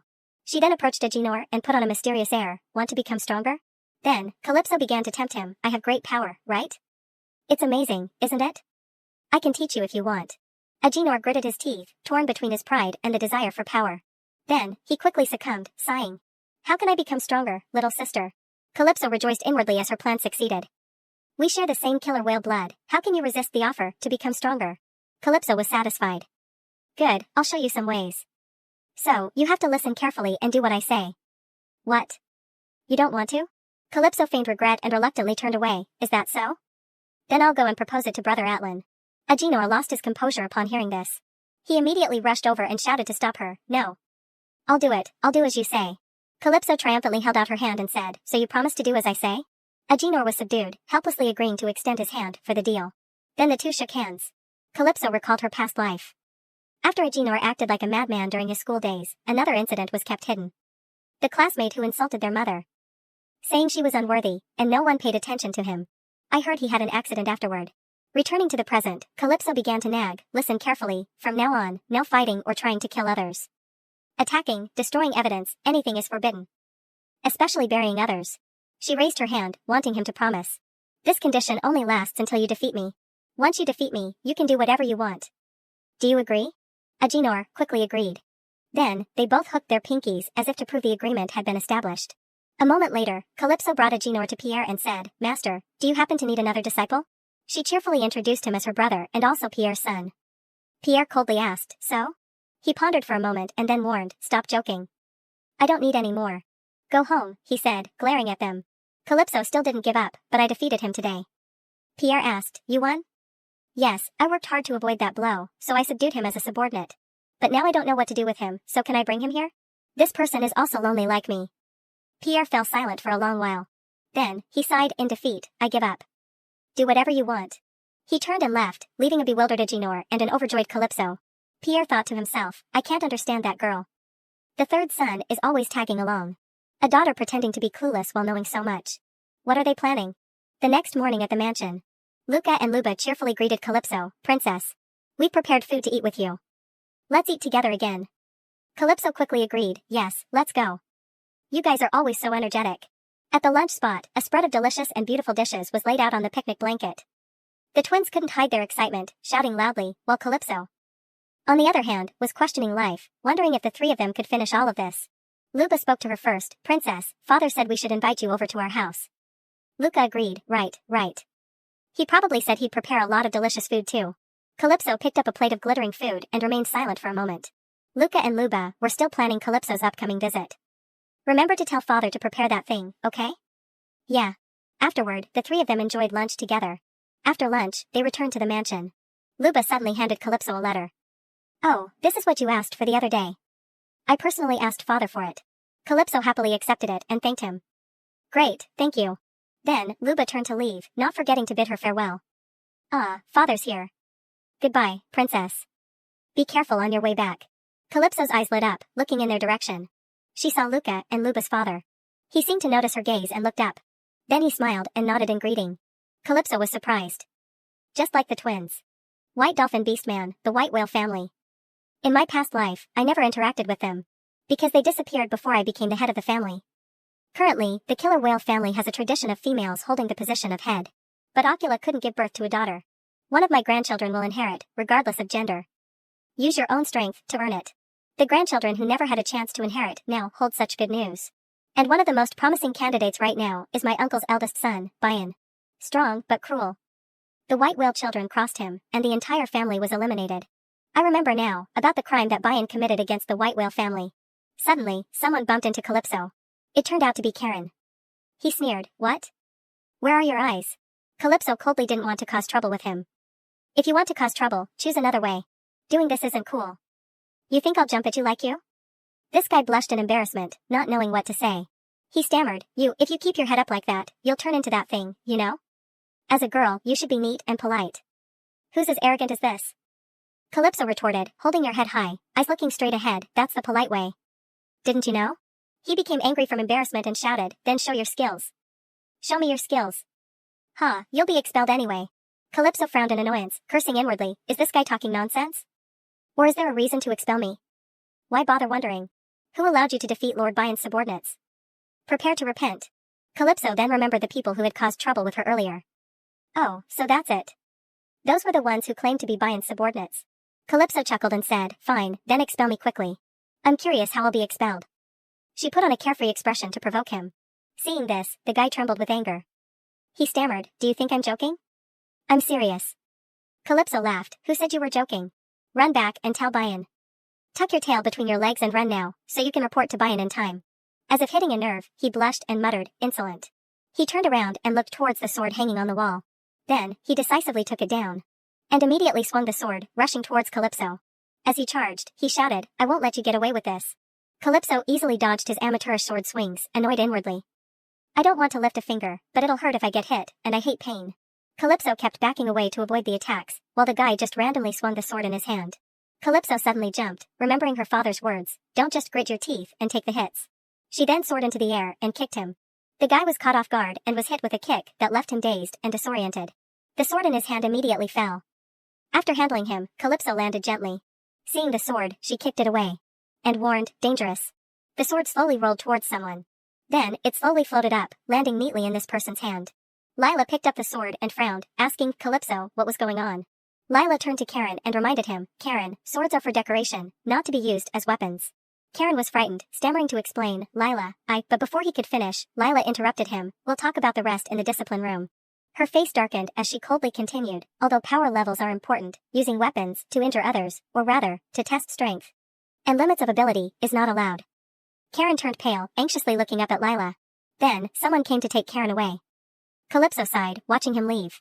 Afterward, she returned to her cheerful demeanor, turning to thank Lila, Miss, thank you. Lila simply lowered her head and softly replied, no need to thank me. As the head of the educational institution, this is what I should do. But I must remain neutral. I have to be fair. Calypso once again put on her deadly cute expression and bright smile to thank Lila. Seeing this, Lila froze, not knowing what expression to make. Then, she said while turning away, it feels like I'm talking to a top student from the intermediate facility. Calypso giggled. Calypso thought for a moment and then asked, do you need an explanation, or should we go to the discipline room too? In her mind, she was already picturing herself writing a report and undergoing a tiring interrogation. Lila reassured her, we heard everything echoing through the hallways. You don't need to go to the discipline room, princess. Besides, he asked me to take good care of you. I was very surprised. This is the first time. Calypso was confused, not knowing who he was. Lila explained that it was none other than Calypso's father, Pierre. Calypso was shocked, dumbfounded, and speechless, unable to believe her ears. That evening, at Pierre's mansion, Calypso was anxious, pacing back and forth in front of the door. Her heart was filled with unease as she paced and bit her nails, not knowing what to do. She recalled Lila's words, I owe Lord Pierre. I'm also one of his servants. I used to brag about Pierre everywhere. I didn't think Lila was Pierre's subordinate. Is this real? Calypso clutched her head in fear. What is Pierre expecting, besides this? Have you been cheerfully deceiving me all this time? How long do you think you can fool me? Thinking of these scenarios, Calypso felt as if her heart was pierced by 1,000 arrows. She thought, even if he hates me, I have no right to complain. Sense it briefly and pretend to know nothing. It's probably time to stop this play. Calypso sighed dejectedly. But I should meet him first. Thinking this, she pushed the door open and entered Pierre's bedroom. I hope father won't be too angry. Pierre was standing pensively by the window. The wind rustled into the room, causing Pierre's bangs to flutter gently. His deep blue eyes seemed to hold countless secrets. From the beginning, he knew his daughter was telling shallow lies. At this moment, it feels more like a betrayal. At that moment, he no longer wanted to play along. I considered ending this relatively pretend relationship. I had intended to, but I couldn't. I used to think I could always end this relationship, something I pursued out of curiosity. But this is the first time I don't want to lose it. Pierre remained cold, his gaze directed towards the door where Calypso was standing hesitantly. She hesitated, half wanting to speak, half not, but finally spoke, greetings, master. He didn't say anything but slowly approached Calypso. Pierre just stared at her silently. Calypso shyly avoided Pierre's gaze. She cried inwardly at this unbelievably awkward scene, not knowing what to do. Pierre suddenly noticed the piece of paper Calypso was holding. He was curious to know what it was. Calypso fumbled, opening the paper and explaining, this is what I wanted to bring to you, master. Are you curious? Are you excited? She unfolded the paper, presenting it in front of Pierre so he could read the contents. But in response to her enthusiasm, Pierre coldly said one word, no. Calypso's smile stiffened. She tried to reassure herself, okay, I don't know how to start, but if father reacts as usual, it should be fine, right? He doesn't seem angry. I don't know why, but he doesn't seem to be saying anything. Wait, does that mean I have to start the conversation? So, according to the plan, that's Luca and Luba's recipe. Wait a minute, Master, I'll make you a super delicious dish today. Calypso confidently patted her chest as she recalled the recipe Luca and Luba had taught her. Pierre looked bewildered, not understanding why it was about cooking. Despite not understanding what was happening, Pierre patiently sat at the dining table, waiting for Calypso to cook for him. A moment later, Calypso entered with a tray. Master, you've been waiting a long time, right? It's done. I made a dish based on your nutritional balance, and the chef at your house interfered a bit. She slowly placed the tray in front of Pierre. But look forward to it. Here it comes. A horrifying dish appeared before Pierre's eyes, a dish enough to make the chef's father rise from the grave. I considered nutrition? Pierre was silent. Calypso still didn't notice anything unusual about her dish. She cheerfully replied, yes, I have a very special recipe. Which also includes main nutrients. Calypso finally dared to say what she had wanted to say all day. Actually, I feel very sorry for what I've caused. This is also my apology. For suddenly asking you to accept a second disciple, who is my brother. I was too presumptuous. Calypso anxiously intertwined her fingers. Her small, pretty hands were covered in scratches and bandages from putting her heart and soul into the dish for her father. She shamefully apologized to Pierre. Pierre remained silent, only pondering. He remembered the first day Calypso arrived, her bright smile melting his heart. Calypso had kept her head down the entire time, guiltily not daring to face Pierre. Pierre sighed helplessly, not knowing what to do with his little daughter. He broke the silence, explained the dish. Calypso looked bewildered. What do you mean? If I serve a dish, I have to explain it. Calypso seemed surprised, but still agreed. Oh, okay. For the recipe, this is Luca and Luba's dish from the white whale family. While Calypso was enthusiastically introducing the dish, Pierre silently used his hydraulics. It turned out he had noticed his daughter's injured hands and used his hydraulics to heal them. Pierre finished just as Calypso finished her introduction. And that's it. What do you think, Master? Pierre answered frankly without hesitation, I don't like it. Calypso froze, as if stabbed in the heart. I'm not accepting anyone else. Calypso felt remorseful. Oh, I see. I'm sorry, Master. Pierre reminded her not to make this mistake again. Calypso obediently obeyed, promising that she wouldn't do it again. She hesitated, as if wanting to say something. Oh, Master, she wondered if she could ask him about that now. Pierre stopped cutting the meat and asked, what is it? Today, some strange things happened at school. Your father asked Lila to protect you. Why did he give that order? Calypso excitedly recounted her achievements. I beat a 9-year-old. Pierre, not to be outdone, added, I beat a 14-year-old at your age. Calypso, outwardly cheerful, inwardly gritted her teeth, thinking, father is so carefree. Calypso curiously asked Pierre, my father asked Lila to protect me. Why did he give that order? Pierre glanced at her indifferently, so what? Calypso looked up at him cautiously, what do you think, Master? Even if he found out, I have to pretend I don't know. I have to ask why he did this. Because I witnessed the world being destroyed by the Dragon Duke and I didn't care. Now I hate uncertainty. Pierre maintained his aloof demeanor, slowly cutting his meat as he asked her, what do I think? Why are you asking me? I'm not your father. Calypso froze, momentarily unsure how to react. Calypso was stunned, her hands clenching into fists. She thought to herself, so that's it. When did he find out I was lying? Why is he helping me? Pierre, on the other hand, continued to eat calmly. He sighed, this is the first time I've eaten a well-done steak. Seeing this, Calypso decided to go along with the flow. She continued, but Master, you and my father are the same age, so I was curious. I thought you would understand his feelings, because you're both adults. Inwardly, Calypso was full of doubt. If he's seen through my act, why hasn't he said anything? Pierre looked up into the distance and calmly answered Calypso's question, not all adults are the same. Calypso remained silent after hearing this. She thought irritably, so, father just doesn't want to talk about it. I won't listen, it's so unfair. Her face clearly showed resentment and annoyance. Silence fell for a moment. Pierre finally put down his fork, stopping his meal. He asked Calypso, didn't he say he cares about you and loves you? Calypso paused at his words. Pierre continued, why didn't he say it himself, that your father cares about you and loves you very much? Surely that's the answer, Pierre said with a gentle smile. Calypso, while eating, looked down at her hands. She suddenly realized that the wounds on her hands were gone. She was happy to realize that Pierre had healed the scratches on her hands. Calypso held her hands preciously, as if to replace the hug she wanted to give him.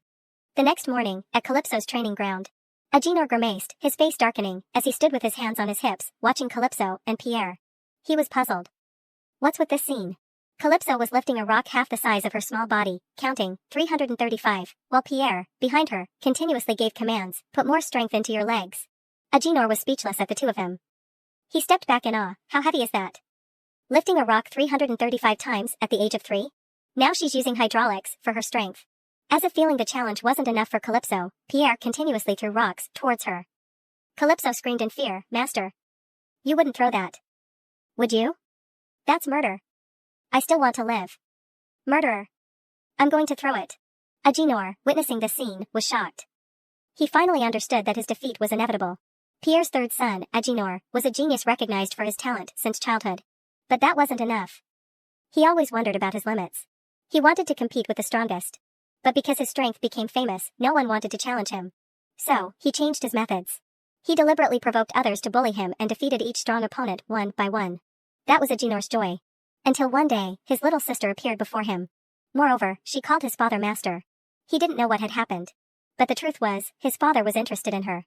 There was no doubt about it. She's my true savior. Thinking of this, his eyes lit up like car headlights. Although my belief is to break through strength, what if she's so strong that I can't destroy her? I should respect and serve her. I must do as I think. But I can't stand this crazy training. Agenor shuddered at the thought of having to go through this hellish training like his sister.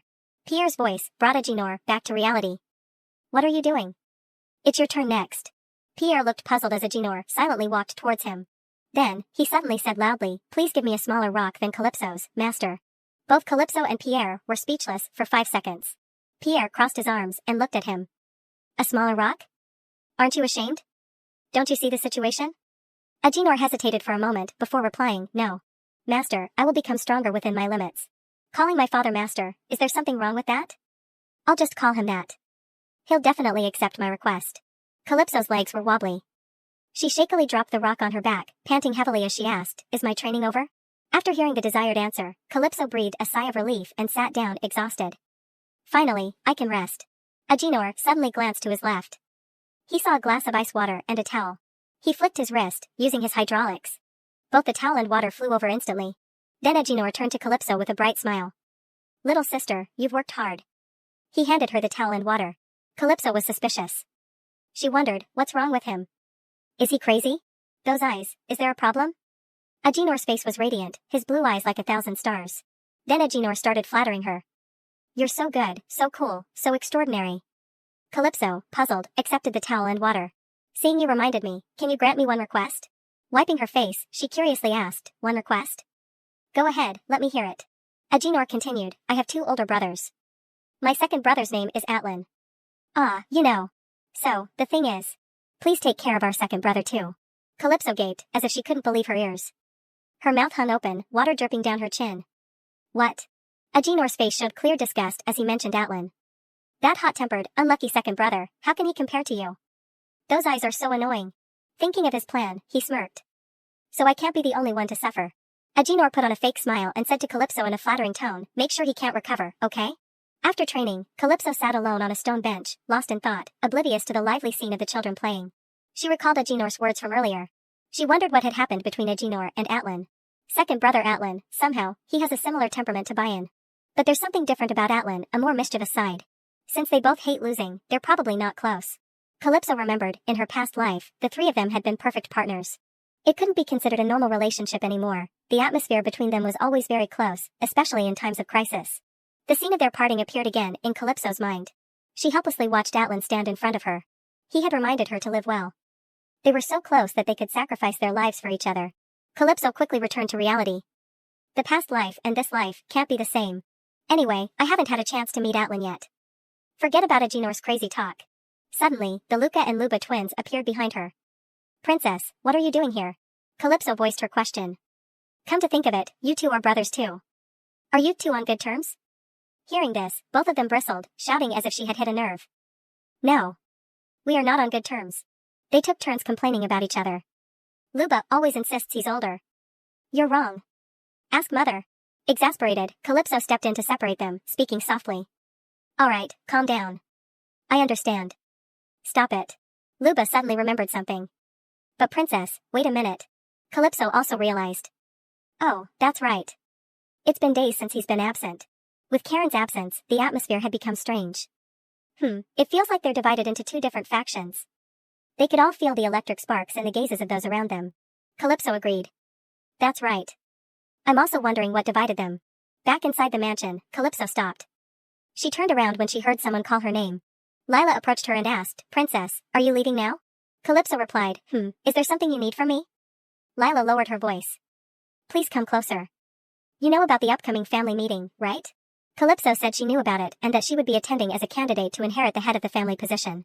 Lila worriedly warned her, "Yes, please be careful. You know, potential candidates are always nominated at any time, but they always disappear right before the family meeting." Calypso smiled and said, "Thank you for your concern, but I'll be fine. Father will protect me, and Lila is here too, right?" Lila smiled gently and replied, "That's right, but never let your guard down. There are too many loopholes in this large family." Calypso paused for a moment, then turned and said, "I'll be careful." She thought to herself, "Father will protect me. I have to prepare myself mentally before the family meeting. I'm also worried about the divisive atmosphere." Outside, the carriage was waiting to pick up Calypso. Agenor was also in the carriage with her. He suddenly spoke up, That's probably because they'll follow different successors." Calypso frowned and complained, "Why are you here?" Agenor replied excitedly, "Because we're going to see Master together." Calypso was annoyed that Agenor was with her, but Agenor, on the other hand, didn't mind Calypso at all and even recalled her grand entrance with the Luca and Luba twins. "I was so surprised when you appeared like that the other day." Calypso was embarrassed, remembering that moment. Agenor unconsciously smiled and asked, "Do you have followers already? How many have you got?" "I'm not the first, am I? Could I be the first if I take down the others?" His face was clearly filled with a perverse look as he spoke. Calypso frowned and said, "If they bother me, they'll die by my hands." Agenor expressed regret because he also wanted to try doing that. Calypso angrily grabbed his collar and warned him. Agenor simply covered his mouth and chuckled mischievously. Then, Calypso let go of Agenor and continued, "If they're following the successor, it must be Bayan and Sword, the family candidates, right?" Agenor adjusted his clothes and said, "Exactly. The atmosphere at the intermediate facility is similar." "Little sister, how are you going to handle the family meeting?" Calypso said that this was her first time attending the meeting. Upon hearing this, Agenor reassured her, "Don't worry, I'll introduce you." Calypso thought, it wouldn't be bad to be introduced by Agenor. It's best if father helps, but that's impossible. Agenor didn't forget to remind her, "Be careful. Before the family meeting, everyone will be preparing. I've even faced our eldest brother and second brother before. But I've never thought of you, little sister. Have I been too indulgent with you? Take advantage of me wisely." Calypso chuckled at his behavior. Then, she pinched his cheeks, teasingly. "Don't be like that." Agenor yelped in surprise at the sudden attack. "Oh no. Surrender. I surrender." A few days later, outside the mansion, Calypso read a piece of paper and sighed. "These past few days have been peaceful, haven't they?" The paper read, "Silently follow me to the back garden. If you don't come, I'll threaten the twins you care about." Calypso crumpled the paper angrily. She grumbled, such cliched lines, like a third-rate villain. She clenched the crumpled paper in her hand and decided to meet the person who wrote the letter. In the backyard of the mansion, Calypso followed the instructions on the paper and arrived. Karen was also there. He frowned and said to the person next to him, "No doubt about it, that brat actually came." Bayan sneered, "Is that a puppy?" "In the end, there's nothing to see. It's just like a piece of rat droppings anyway." Calypso was enraged at being compared to rat droppings. A murderous aura surrounded her. Then, she shouted, "How dare you compare me to that terrestrial term? Moreover, this is no different from you guys, capturing a little girl and bullying her." Bayan's followers, seeing this scene, fearfully stepped back. Calypso retorted, "You damn fool. Your brain is smaller than a jellyfish." Bayan chuckled. "Right, that rumor made me curious." Then, as he approached, he pointed at her provocatively. "How amusing. So you can talk, huh? Looks like Grandma ignored you, didn't she?" This action officially angered Calypso. She suddenly grabbed Bayan's hand. Then, Calypso easily flung his hand away, surprising Bayan. Calypso sneered coldly. "If it's just talking, Grandma wouldn't even care, you idiot. Release the twins." Her action stunned Bayan, freezing him in place. Calypso used her hydraulics as she warned, "I'll make you pay for this." Calypso glared at Bayan warningly. Bayan smirked. "Funny. It seems you weren't lying about being Lord Pierre's daughter." Calypso affirmed his words. "Yes, my father is the famous Pierre Quasiadel." Her words caused a stir among the children present. Bayan continued to provoke her. "So what? It proves you're just a daddy's girl." Calypso quickly denied it. "No, I inherited all of my father's talent, and you'll certainly remember that." Then, she shouted to the twins. "Luca! Luba! Shout!" Bayan turned around angrily and looked at the two brothers. "You dare play dirty? Killer whales are top predators. But they are not invincible. All sea creatures have evolved and developed their own weapons. The weapon possessed by the white whale beastmen Luca and Luba is a supersonic scream, capable of destroying eardrums." As soon as Bayan finished speaking, the two brothers shouted simultaneously. Calypso covered her ears and turned to Agenor. "Save the twins." Agenor didn't hesitate and immediately rushed off. "Leave it to me." Bayan angrily covered his ears and grumbled, "He's here too?" Suddenly, Calypso rushed forward and grabbed his collar while he was still off guard. "Where are your eyes? Your opponent is me." As she spoke, she made a fist. Then she punched Bayan hard in the face. He didn't have time to react and took the full brunt of Calypso's punch. His head spun, while she landed lightly after the blow. One side of his face swelled up, and he spat out a mouthful of blood. Bayan glared at her, wiping his face as he growled, "A few petty tricks." Calypso sneered and turned to look at Bayan's, now defeated, subordinates. She asked triumphantly, "So, what do you think of those petty tricks? Answer me." Then she turned and shouted to Agenor, "Agenor, no matter what happens, protect the twins." Agenor asked her worriedly, "Princess, do you need any help?" Calypso reassured her brother and quickly entered battle mode. "Come on, who do you think I am?" Calypso waved her hand, provoking the group. "What are you standing there for? Are you all scared?" Seeing the previous scene, they all hesitated, none of them daring to step forward. Calypso said contemptuously, "Cowards." After that, only the sounds of fighting remained. Agenor watched the fight from the sidelines, bewildered, not knowing whether to call this a fight or not. Fights between killer whales are usually very bloody, because they use hydraulics. But here, it was like a chaotic brawl. A kid was quickly thrown towards Agenor. Screams echoed everywhere. Calypso didn't fight conventionally, but used her jaws. The subordinate she bit cried out for mercy. "Let me go." Bayan saw this scene and shouted, "Restrain her. Can't you take her down? Use hydraulics." A feeling of fear arose in his heart. She's already this terrifying, without awakening her power. She's even better than Big Brother. Then he turned excited. Agenor covered his mouth with a perverse smile. Calypso easily single-handedly defeated Bayan's subordinates. He angrily turned and changed his target. "If I can't catch that brat, then catch them and bring them to me." A man suddenly appeared and signaled for silence. Then, a piercing sound rang out, causing Bayan's subordinates to writhe in pain. They screamed and eventually collapsed to their knees, unable to bear it. "Lord Agenor, I rushed here as soon as I saw the message. But what's going on here?" The person who arrived was the father of Luca and Luba. Luba, upon seeing his father, rushed over in a panic. "Father! Father! Luca's eyes aren't open anymore, father." His eyes welled up with tears as he saw his brother lying motionless. Agenor calmly said to Lobabeluga, "Please wait a moment for me to explain, as the princess is almost done." Calypso had also finished dealing with the group. She quickly wiped the sweat from her face. This is quite close to the mansion. Because of this chaos, they'll probably... Just as Calypso thought, Lila and another person quickly arrived at the scene. As soon as they arrived, she cried out, "Stop. What's going on here?" Calypso smirked inwardly. After entering the mansion, Calypso's wounds were quickly bandaged. Lila wanted her to explain what had happened. Calypso made only one request. "Wait, can you give me a moment to calm down?" Lila quickly agreed. "Of course." Calypso calmly took a sip of tea. Then she began to recount. "First, I must make it clear, they started the fight. More precisely, the white whale twins were beaten by them. How could I stand it? They are still children, not even 7 years old yet. Our killer whale clan must protect children. That's an indisputable truth. But not only that, it also involves the rules of the Orca law. Those are the rules that our education system must follow. Students with better academic and abilities do not have the right to oppress younger students." Calypso slammed the table angrily as she spoke. She continued, "It's an old rule almost everyone knows, but as long as it's not discovered, it's fine. That rule was established by the ancestors of the killer whale family. So it can't be ignored. Therefore, I, Calypso Equasiadel, request a disciplinary hearing." Calypso speculated in her head, based on what Bayan knows about my abilities, he must think I'll keep quiet and let it go. But I hate those who break the law more than I use violence, so he doesn't know my personality very well yet. That's why you shouldn't underestimate someone who has regressed, my dear Bayan. She thought, smirking triumphantly. Lila waited for her to finish speaking before replying, "As you wish, a high-level disciplinary hearing will be held. Since it involves the princess, she must also participate." Calypso agreed without much thought, "Sure, it's not difficult." Lila continued, "And the guardian must be present with the princess at that hearing." Calypso froze upon hearing this. In other words, even if the princess is present, you still have to invite Mr. Pierre. Calypso was stunned as she realized she had just dug her own grave. She didn't dare to imagine how terrifying Pierre's reaction would be upon hearing this news. Just thinking about it sent shivers down her spine. After a while, the two finally finished their conversation. Lila quickly instructed her, "You may return now, princess." The large door slammed shut behind her, leaving Calypso still dazed and not yet fully recovered. She thought dejectedly, "I only intended to hold a disciplinary meeting. So I never thought about the need for a guardian. Lila told me to bring the invitation to Mr. Pierre." She worried, "What should I say? I took down Bayan, so can you participate in the disciplinary council as my father? What if he tells me he's not my father?"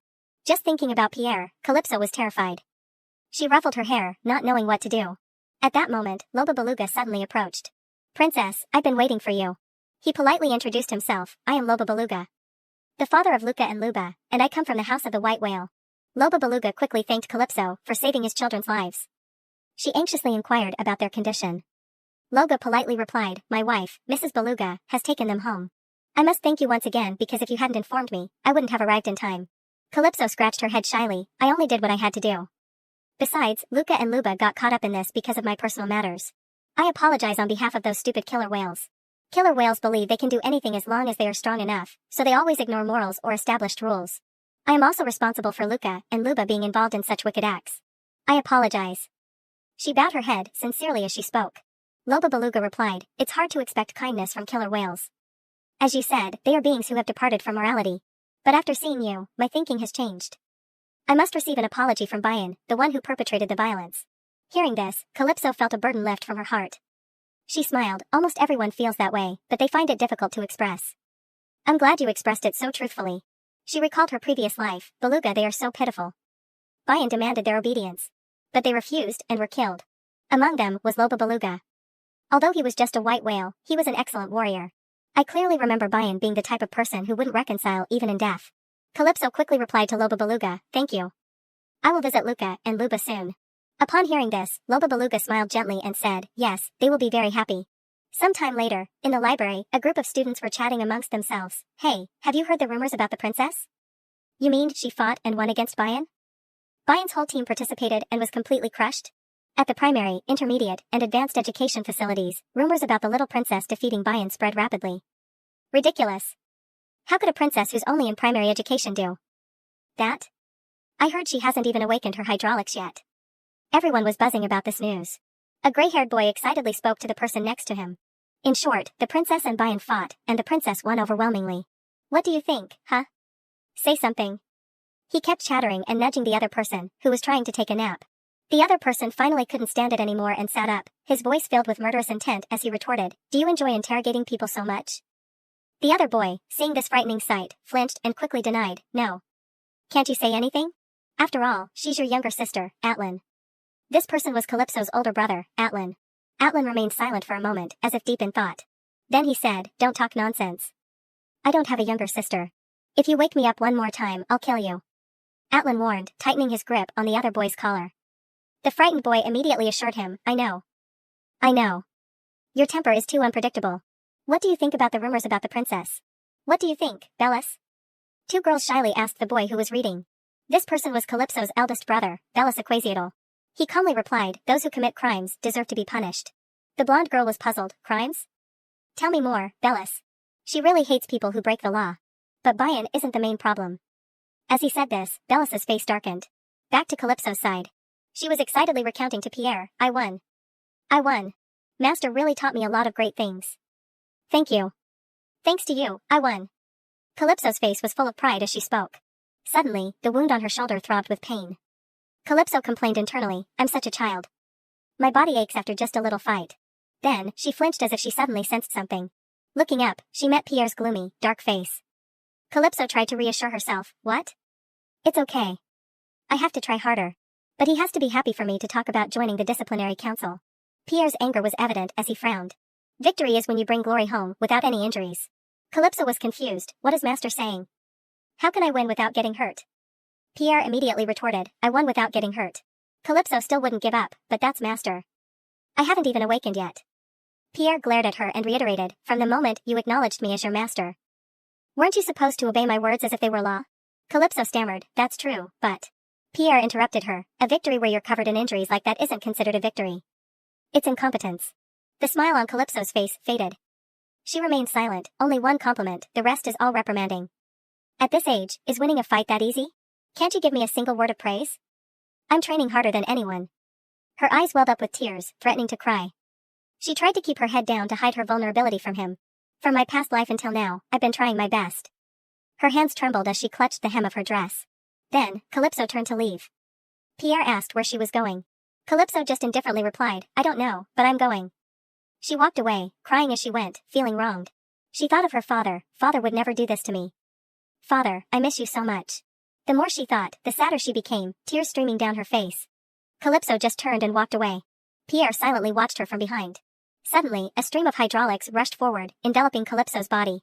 Pierre had used his hydraulics to pull her back. He spoke softly, "Your body is a weapon." Calypso was still sulking. She frowned and asked, "So?" Pierre explained, "If you don't take care of your weapon properly, it will break or rust. Your body is the same. As your master, I'm reprimanding you for neglecting your weapon. A well-maintained weapon can be used for a lifetime. I'm the one who failed to forge that weapon." As he said this, Pierre sadly lowered his head. Calypso was stunned. She remembered. A powerful hero whom everyone revered. However, that killer whale unfortunately contracted an incurable disease. So he considered his life a failure.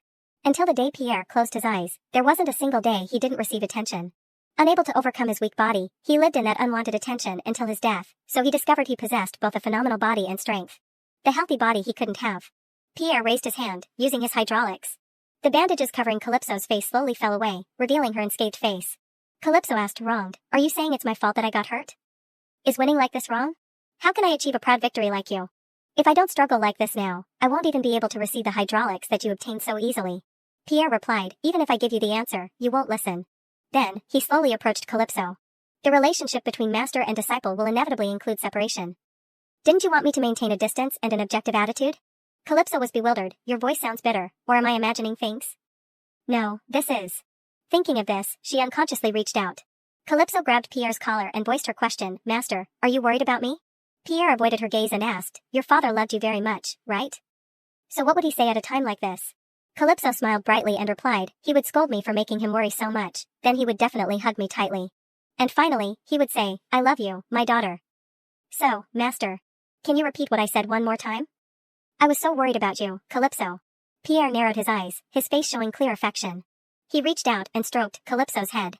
Then said, "I was so worried about you, Calypso." Calypso smiled happily and thought about the reason she had come all this way, despite her limping. Now, she finally understood. The scene changes to a few days later, at the mansion where Agino resides. Inside the dining room, the table was laden with cakes and tea. Agino curiously asked, "So, we'll attend together?" Calypso confirmed, "Yes, that's how it will be." She recalled, "That day, I was so preoccupied with my rage that I hadn't even mentioned giving that paper to father. I couldn't do anything. There was no other choice but to abandon the idea of bringing father along. No matter how many times I think about it, I still can't find a suitable reason to ask father." Aginor was puzzled as he saw Calypso's constantly changing expressions, turning back and forth. Aginor asked again, "But will it be okay? The highest position requires parents to attend." Calypso put down her plate and said, "We'll manage somehow. With you and me, it would be awkward to suddenly make such a request to master." Aginor naively thought that they just needed to tell their father everything. Calypso shook her head vehemently at his suggestion, "No, no way. Until I meet the Dragon Duke. I still want to live with Pierre as we are now." Aginor smiled brightly and said confidently, "I'm not worried. My little sister must have already planned everything. By the way, I didn't expect the high-level disciplinary meeting and the family council meeting to be held on the same day." Calypso frowned in agreement, "That's right. With the rumors I've created, just my attendance alone will attract attention. I want to see the expression on the face of the grandmother who ignored me. Since Bayan won't be attending either, I'll have to deal with this myself. Without Aginor, dealing with Bayan's people would be very difficult. Aginor, you helped me without any reason. Thank you so much." Calypso sincerely expressed her gratitude. Aginor gave a mischievous grin, "What are you saying? This is fun. It's the first time I've fought to protect someone." Seeing this, Calypso also laughed cheerfully, "Really? That's exciting. A lot will happen." Aginor was enthusiastic, "That's what my little sister said, right?" Calypso, seeing this scene, was exasperated with her older brother. Suddenly, someone pushed a tea cart towards them. The red-haired girl exclaimed excitedly, "Oh my, I knew you'd need more tea. Young master is here too? Look, how will you two get along?" Then both the red-haired and blonde-haired girls crowded around Aginor, exclaiming nonstop, "Oh my, young master, you're so handsome. You two look so much alike." Aginor, sitting in the middle, could only blush and remain speechless. Suddenly, he ducked under the table and shouted, "Hey, our little sister needs to discuss tomorrow's disciplinary meeting." Calypso, at some point, had already ducked under the table, wanting to escape first, leaving her brother alone to face the other two. Seeing her plan fail, Calypso sat up, pretending to cough a few times, and said to the two girls, "Oh, all right. You herring sisters can leave now." The two of them bowed respectfully to Calypso and left the room. Afterwards, they quickly returned to their discussion. "Aginor, tomorrow, you have to do exactly as I say. Listen carefully." "First, I this way then." Aginor quickly agreed, "Understood, I'll do as you say. But are you sure we don't need to call father?" Calypso smirked, mysteriously. Then, chuckling as if hiding some plan, she reassured Aginor, "Trust me, Aginor. We can handle this ourselves." Aginor didn't react, although he completely trusted his little sister. He still harbored a bit of doubt. The next day, the day of the Supreme Council meeting. Calypso stepped down from the carriage one step at a time. She was dressed impeccably in preparation for today. Supreme Council, let's begin. As soon as she got out of the carriage, Calypso puffed out her cheeks and complained silently, this outfit is overwhelming. She recalled the Herring sisters constantly nagging, you need a suit, princess. Leave it to us. Even when I said it wasn't necessary, they wouldn't listen. Well, I can feel their sincerity. Not bad. Clothes are also weapons, princess. Your body is a weapon. Thinking about everyone's words, Calypso felt warmed by their concern. She happily placed her hand on her chest, this is a weapon. Another person quickly came to greet her, princess, this way, please. Calypso quickly replied, okay, lead the way. She thought to herself, I'm glad they didn't ask for a parental invitation beforehand. I always want to maintain a teacher-student relationship with Pierre. I can do it. I'm used to solving problems on my own. Inside the courtroom, there was a constant buzz. Calypso calmly walked in. The courtroom doors slowly opened. A woman gasped, covering her mouth as she looked up at her, oh my god, is that Calypso? Calypso entered with the aura of the main character. She drew the attention of everyone present in the room.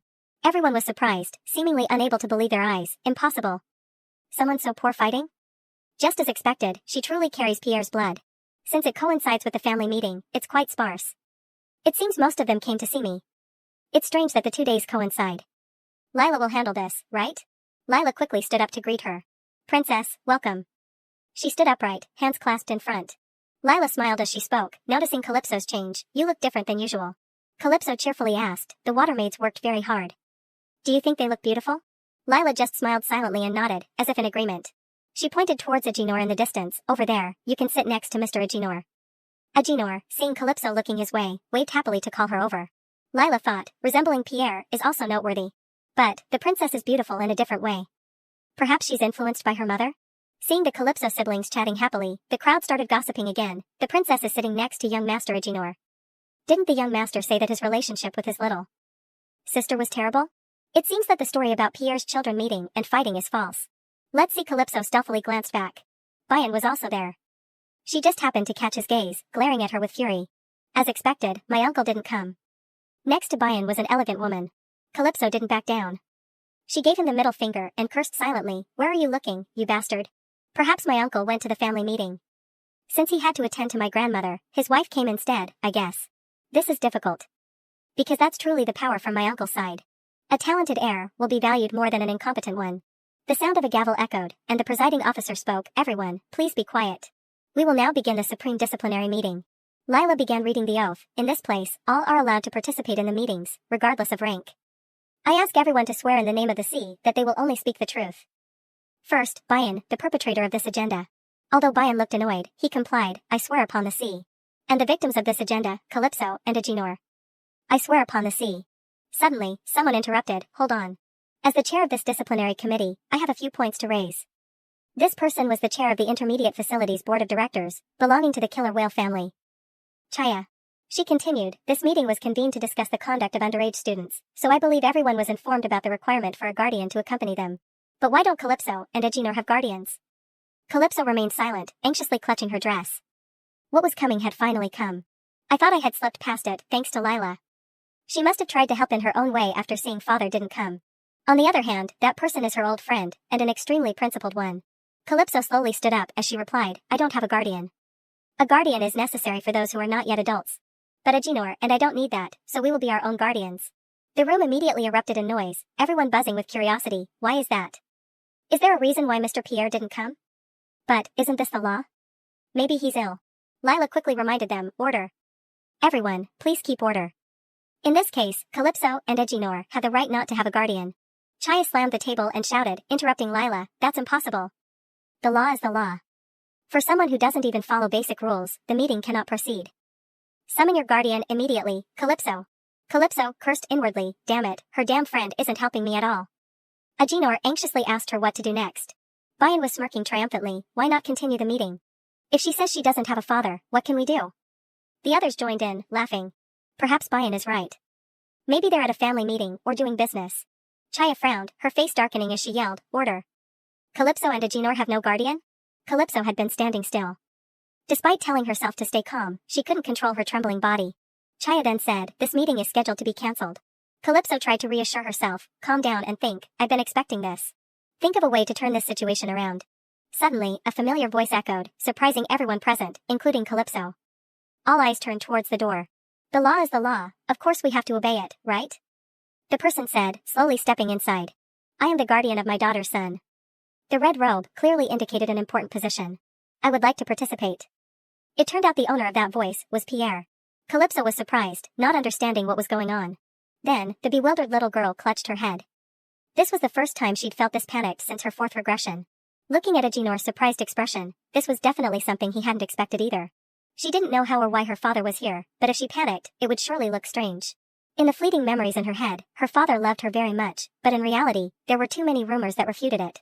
Calypso suddenly stood up, under Aginor's dumbfounded gaze.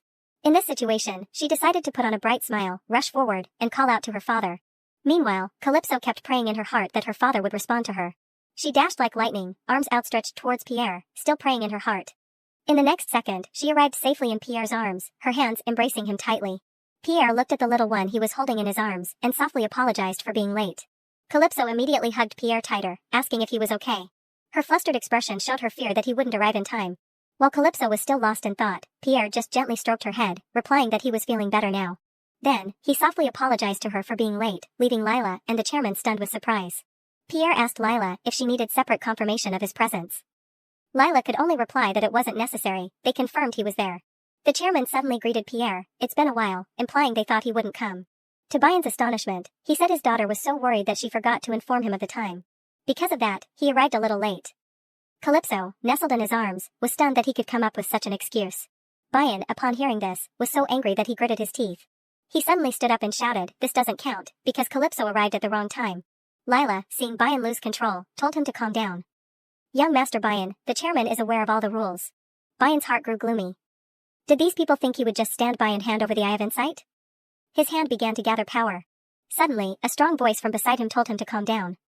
Bayan, on the verge of exploding, was startled back to his senses. His power dissipated. Bayan's mother looked sternly at her son and asked, hasn't the chairman already approved? Implying he shouldn't continue to cause trouble. Finally, Bayan could only curse under his breath, suppressing his anger. Calypso, watching the fool being forced to restrain his rage, thought to herself that behaving like this wouldn't benefit him at all. Because his punishment was already clear. Didn't he realize this meeting was just to decide on the details and the extent of the punishment? If he self-destructed, it would be good for everyone. Besides, thinking of this, she glanced at her father's cold, gloomy face. If her father used his power, she could already see his corpse on the ground. She felt a little regretful. Besides, Bayan's mother's face wasn't looking very good either. At this time, someone invited Pierre to sit down. He carried Calypso and sat down quite a distance from Bayan. Calypso, in his arms, didn't forget to give a bright smile. Seeing his daughter smile so happily, Pierre tilted his head and smirked at her. Calypso, seeing this, wondered if her father had just publicly mocked her. While everyone was attentively listening to the chairman's speech, the sound of footsteps came from behind the door. The door opened, accompanied by an apology. The butler appeared from behind the door, seemingly out of breath from rushing to deliver the homeowner's order. The order was for the Supreme Disciplinary Council to immediately stop the meeting and move to the trial hall. Therefore, this disciplinary meeting would continue in the presence of the homeowner, along with the family meeting. Calypso was stunned, her face slightly pale. She hadn't expected things to turn out like this. This was truly ridiculous. If they went to the family meeting, that bastard would have the advantage. Therefore, upon hearing this order, Bayan couldn't help but smirk smugly. At the disciplinary council held at the academy, the chairman's power was enormous, so Bayan's current punishment was guaranteed. But if it was moved to the family meeting, there were many forces supporting Bayan. Calypso fell into deep thought. If they moved to a location advantageous to him now, not only would he not be judged fairly, but he could also avoid any punishment. Aginor, beside her, asked what they should do now. Everyone whispered, wondering what the homeowner wanted to do, but they certainly couldn't object, because they knew their grandmother's orders were absolute. Calypso could only sigh regretfully, because she really wanted to see him humiliated. Pierre, seeing his daughter so dejected, comforted her, it's okay. The little girl couldn't help but wonder what her father meant by it's okay. Pierre understood what his daughter was thinking. He meant she didn't need to worry about those things. He also added that she didn't need to force herself to be so polite. He knew his daughter wasn't used to such things.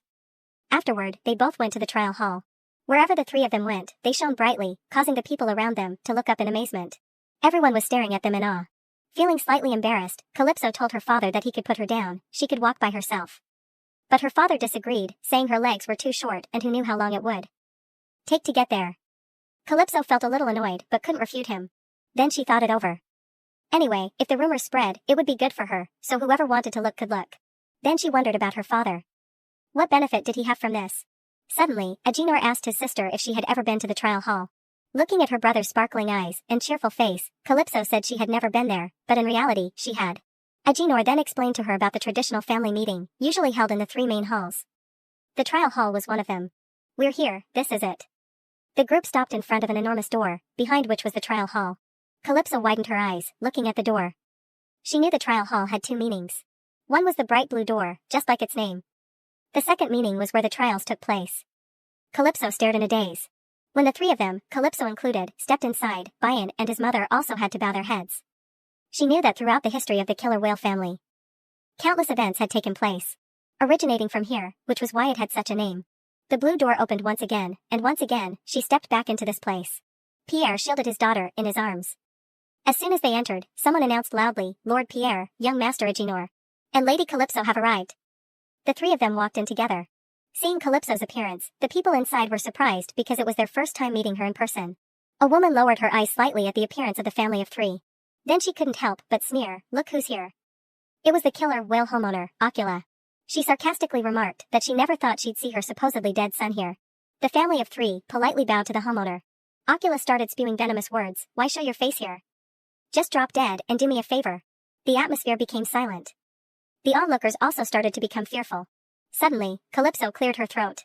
She smiled brightly and politely greeted her grandmother. She used a sweet, flattering tone, praising her youthfulness and asking for her guidance.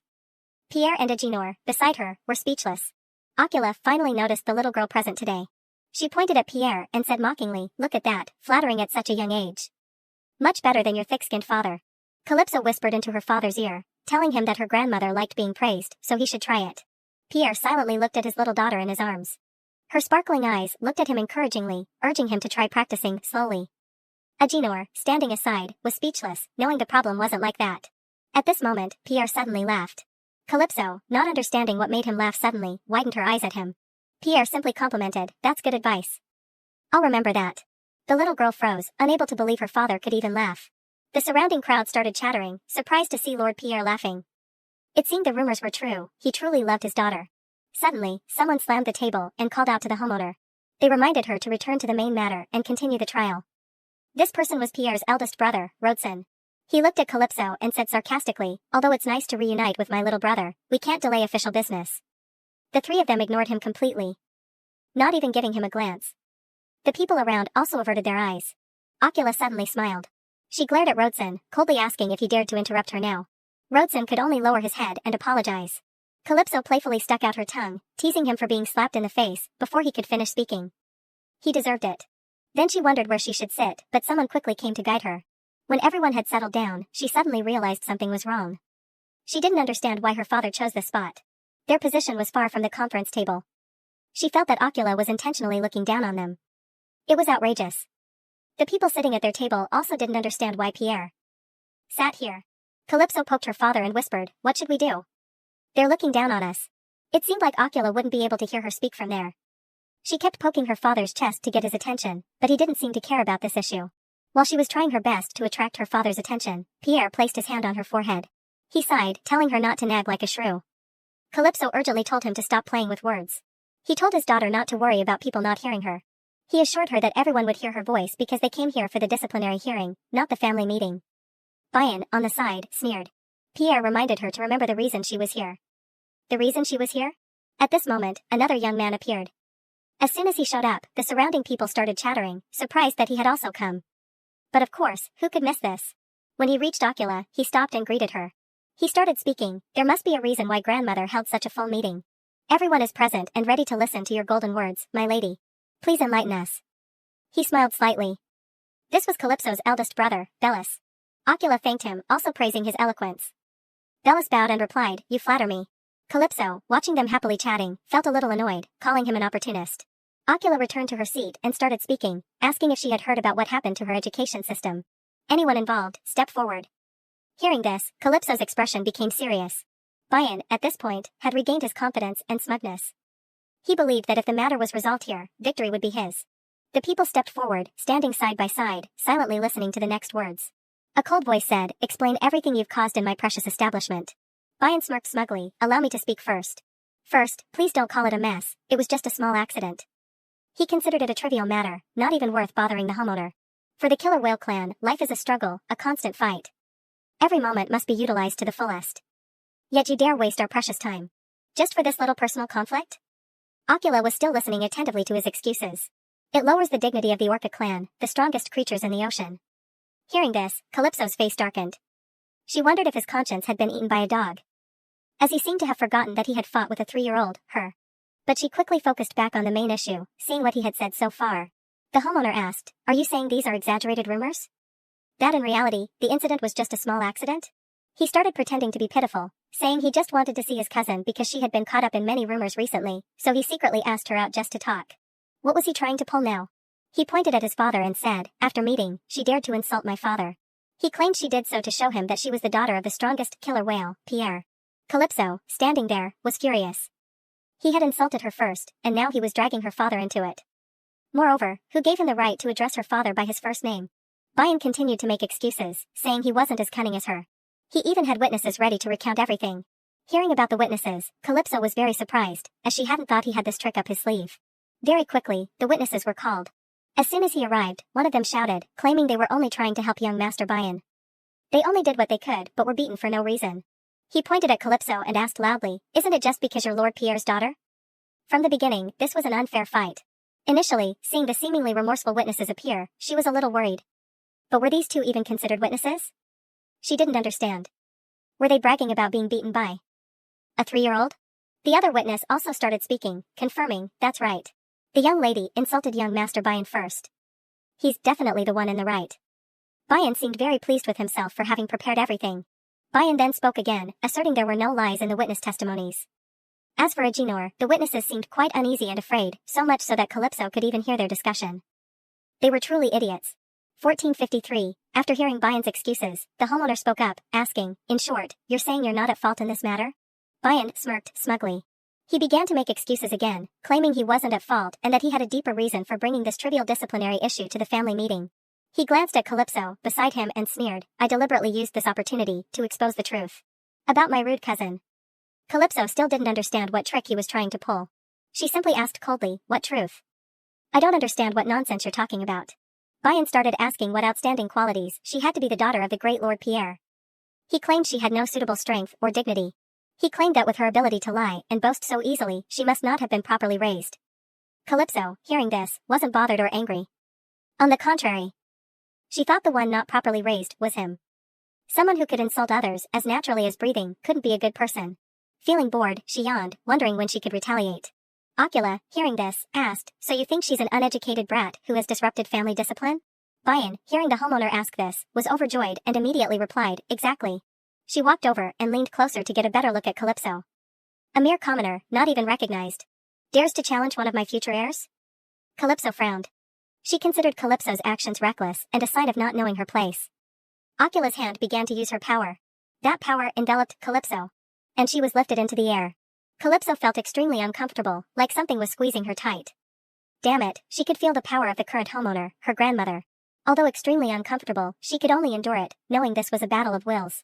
At the moment she almost couldn't breathe, something unexpected happened.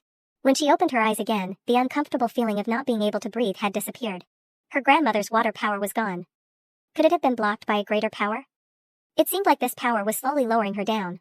A voice called out to the homeowner. Pierre's face was grim, his voice extremely cold. "She's only a 3-year-old child." He was the source of the power that saved Calypso. Ocula, seeing him worried about his daughter, replied, "It's all right. If she can't withstand this, it's a disgrace to our family." She asked him how he had raised her, questioning the basic foundations of Orca society. Letting a weak little girl act recklessly without knowing her place. Calypso was furious. This old woman almost killed her, and now she was saying these things. Ocula asked Pierre if he really raised her himself. This question made Calypso freeze. Wait, if her father said he hadn't raised her and immediately denied her existence, how would she face everything? The lie she spread, that her father loved and cared for her, would be exposed. Seeing Pierre about to say something, Calypso was extremely tense. She prayed it wouldn't be like that, but unexpectedly, Pierre said he had taught her according to his own rules. She stared at him in surprise. Then he turned and walked towards her.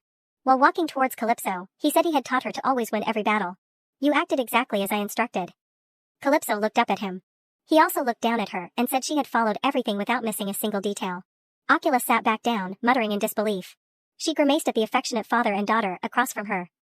The thought of living to see her son protecting someone else had ruined her mood. Pierre stroked his daughter's head and said to Ocula, "Let's hear the whole story again. But this time, from my daughter's perspective." Looking up at the homeowner sitting on the high chair, he asked, "Isn't this your role?" Calypso understood that her father was giving her a chance she had been waiting for, a chance to make a name for herself and showcase her abilities. She absolutely wouldn't miss this opportunity. Calypso stepped forward and softly called out, "Grandmother." She lowered her head slightly, her hair covering her eyes, but her voice was still clear. She just wanted to ask one thing. When she raised her head, her eyes shining brightly, she asked, "Isn't it the rule of the killer whale clan that the actions of the strong must be held accountable?"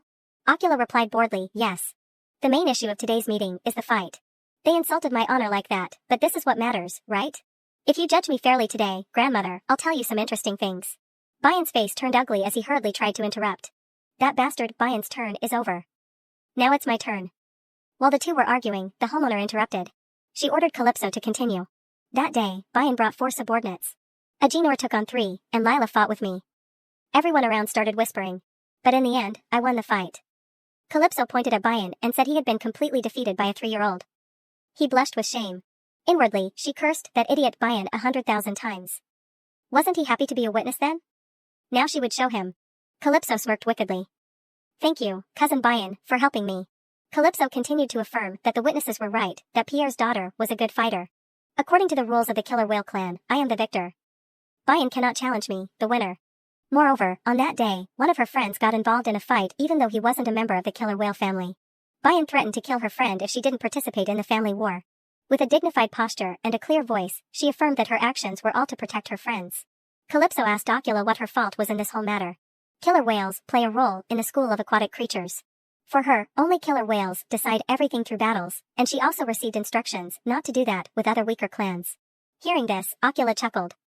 Unexpectedly, this little girl knew more than her age suggested. She understood that even though she had been threatened, Calypso reluctantly participated in the fight and won. She had to praise her story as being very interesting. A second later, her tone and gaze suddenly changed. She wanted Calypso to present a witness. Finally, this question had arrived. This was exactly what she had been waiting for.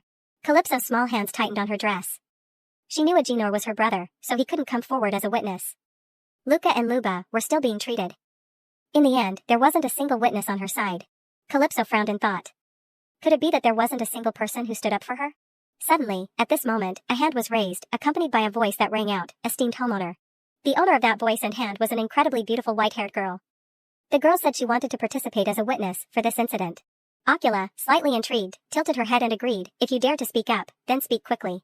It turned out that the child threatened with death in Calypso's story was the twin sons of the white-haired girl. This was Luca and Luba's mother. As soon as these words were spoken, all eyes turned towards her. But she wondered why the Beluga family had enough power to be present at this occasion. The white-haired girl introduced herself. She was Lila Beluga, the head of the Beluga family, and also the mother of Luca and Luba. She said that her children had suffered violence at the hands of Bayan. They had serious head injuries and were on the verge of death. As soon as she said this, everyone in the meeting turned pale and started whispering amongst themselves. Hearing this, Calypso was also incredibly worried, but she remembered Lord Loba Beluga saying that the children weren't in critical condition. Then she saw Loba Beluga wink and signal her to be silent. Calypso immediately understood that this was their plan. It was a witness who could lie, but was she allowed to do such a thing? However, very quickly, a sinister smile spread across her face. If he could do it, why couldn't she? The White Whale family was amazing. On this side, Lila continued her presentation. She hoped the homeowner would consider this a serious matter. Why did her children have to face death in a fight between killer whales?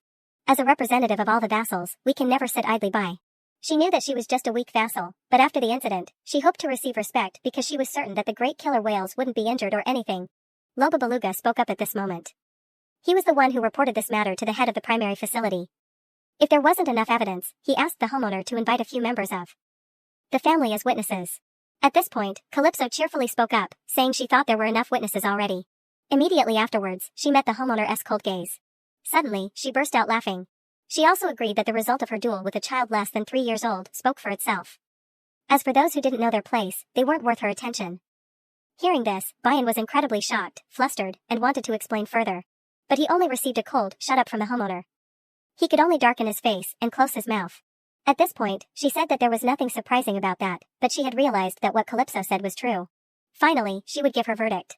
Bayan Aquasiadel tried to show off his strength, but ended up hurting the child of a major vassal. Furthermore, despite violating the strict regulations of the educational facility, he tried to cover up his mistakes, dared to lie and deceive the homeowner. Considering all of this, Bayan Aquasiadel was forced to leave the facility and was put on probation for a year. Although punished, looking at his expression, there wasn't a hint of remorse. As for Calypso, justice had finally sided with her. Bayan's father, Rodson, hearing his son's verdict, immediately couldn't stay still. He shouted loudly, "Mother, wait a moment." He was trying to justify his son, even though the truth was that Bayan had done wrong. But he pleaded for mercy, considering their achievements so far. After hearing the verdict, it seemed Bayan couldn't keep his composure anymore. He was gritting his teeth.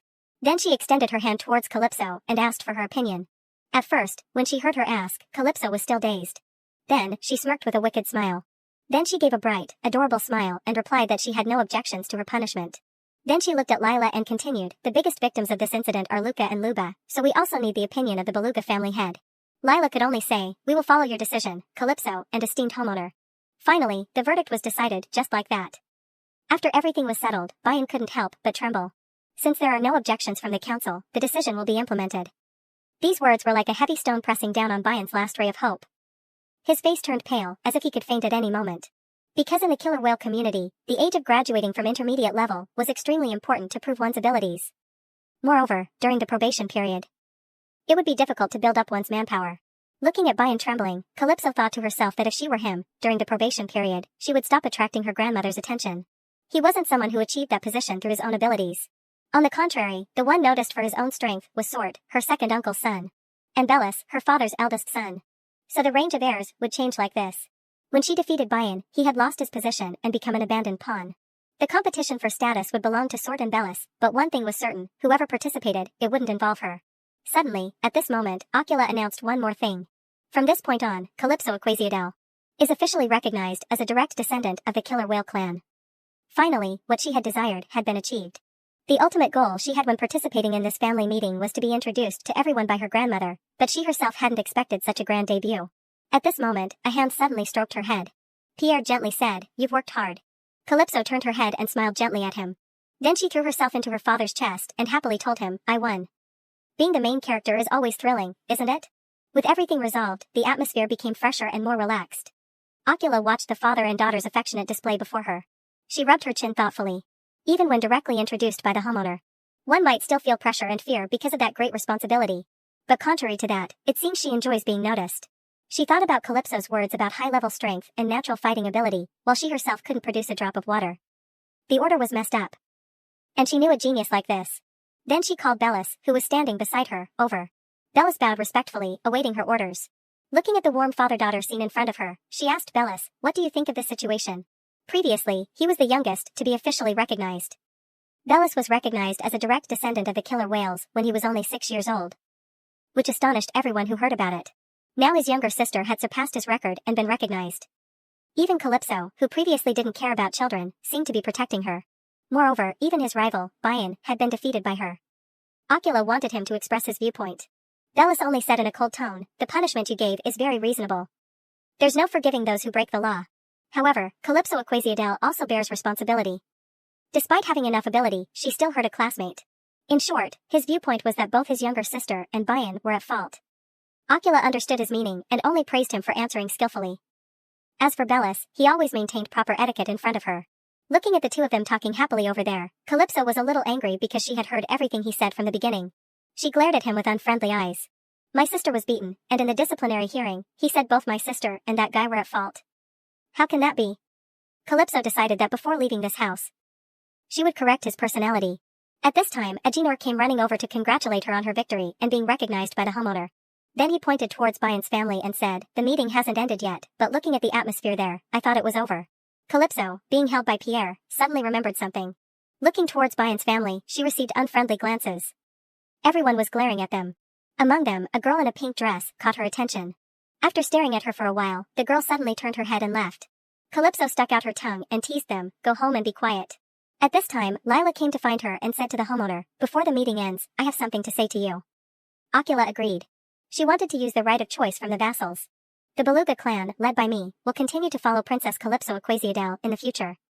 Calypso, hearing this, spoke up, "Wait a minute." Lila smiled. "Under my honor as a leader, I will not retract what I have said." Our clan will support Princess Calypso Equasiadel as the next successor. As soon as Lila said this, it immediately caused everyone in the meeting to buzz with discussion. Some even applauded, while Calypso couldn't believe it. She was only 3 years old. Moreover, she had no intention of becoming the homeowner. After the meeting ended, everyone left one after another. But the buzzing sound of discussion about what had just happened still lingered. This would surely be a hot topic for a short while. Pierre and his 2 children also became the center of attention when they appeared. Pierre asked his daughter if she wanted to say anything. She said the people around them were staring at them. Aginor spoke up at this moment. I know that among those who rushed here after the meeting ended, none of them are sincere. They're all just chaff. Pierre intended to chase away those annoying flies. Calypso, hearing this, didn't understand why her father had suddenly become so kind. Her father turned back and said, deceiving me is a death sentence. Then it hit her like a ton of bricks. She glanced at her father with suspicious eyes. Suddenly, a figure blocked Aginor's path, startling him. Aginor hurriedly rushed forward and urgently told Calypso that he was leaving first. See you 2 later. A boy appeared out of nowhere, chasing after him and shouting Aginor's name. Calypso asked suspiciously, who is that? Pierre told her that it was a member of the 3rd collateral branch. She didn't understand why Aginor ran away when he saw the collateral branch member. Just tell me. While she was still thinking, a figure suddenly approached. It was Lila, standing in front of her with a bright smile. Calypso also gave a very forced smile, thinking to herself, should I run away now? Today must be a beautiful day. The sky was high, the clouds were white, and the sun was golden. It was extremely comfortable. Lila appeared and addressed her as the successor. Calypso could only sigh and pray that she wouldn't call her that. Lila was grateful that Calypso had agreed to talk with her. Because there were too many eyes and ears, she wanted to find a quiet place to talk. Pierre was currently waiting in the building.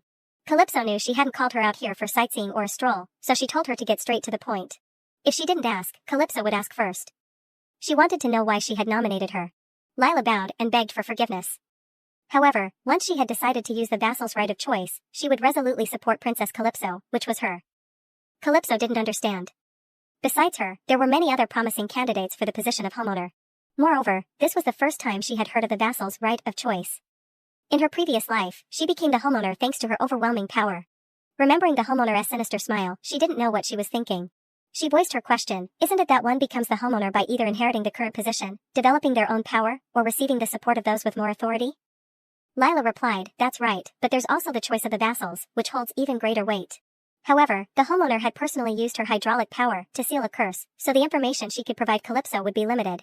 Furthermore, because the right of choice carried a different weight, she couldn't retract her oath or change the chosen successor. Calypso shook her head and said, if that's the case, then you should. Before she could finish, Lila added, if Princess Calypso falls, then we will also fall. But if Princess Calypso becomes the homeowner, you will gain everything. This was like gambling, but what if she lost? Calypso became frustrated and shouted, I don't know what you're basing your choice on. My children owe Princess Calypso their lives, so I decided to choose you. Thanks to Calypso's intervention, Luca and Luba's physical and mental injuries were minimized. Lila knew there were many outstanding successors, but until now, none of them had thought about individuals weaker than killer whales.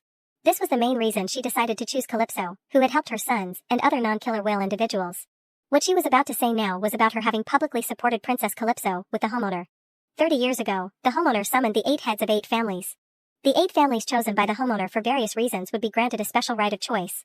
That was the right to choose the next successor. Regardless of the successor's strength, the one chosen by the 8 families the most would become the next successor. With an exasperated expression, Calypso said, but you know I'm only 3 years old, right? Not seeing Lila Beluga respond, Calypso anxiously added, surely you also know that the younger the successor is, the more disadvantaged they are. Lila Beluga replied, of course I know. The falling flowers around them made Calypso shine, as if resonating with Lila Beluga's words. But today, the one who salvaged that unfavorable situation is none other than you, Princess. We are confident that you are the precious jewel we have found, so our choice of you as the successor is also a good thing. After listening, Calypso ruffled her hair and groaned, oh my god. Lila Beluga looked at her with gentle eyes and continued, as a mother, I couldn't help but become weak in front of my children because they almost lost their lives. Hearing those words, Calypso was startled and asked, what? You're saying both of them were in mortal danger? Lila Beluga smiled and replied, I apologize, Princess. My husband didn't tell you the whole truth. Lila Beluga recounted, when we just brought Luca back from the hospital, my husband and I ran in when we heard the loud cries, Luca. When we ran in, Luba was crying and turned to us, saying, Dad, hurry up and save Luca. Hurry up and save Luca. They said Luca had convulsions and almost died. Hearing this, Calypso became angry, her eyes turning frightening. You should have told me sooner. If not, I wouldn't have let that bastard get off so lightly. Seeing Calypso's murderous aura, Lila Beluga gently said, it's okay. He has fully recovered. Lila Beluga smiled softly and said, as a mother, when angry, I'm willing to do anything. All parents are like that. Pierre, who lived in seclusion for a long time, also came here for his daughter. Suddenly, Lila Beluga beamed and said, "Anyway, the next head of the killer whale clan will be none other than you, princess." What can I say? I'm so looking forward to it. Calypso panicked, thinking, how can I tell her now that I have no intention of becoming the homeowner? I don't want to be the homeowner in this life. Noon in the mansion. Sunlight streamed through the windows, permeating the space within the house. Calypso sat on a chair, dazed and thinking, so tiring. At this moment, Pierre walked in and said, "Everything has ended. It seems you've succeeded. I have something to talk to you about." Hearing this, Calypso jolted upright and thought, here it comes. I've been deliberately avoiding it, but this time, there's no escape. While she was thinking, Pierre suddenly said, "We should talk about the address issue first, shouldn't we?" Those words made Calypso pause.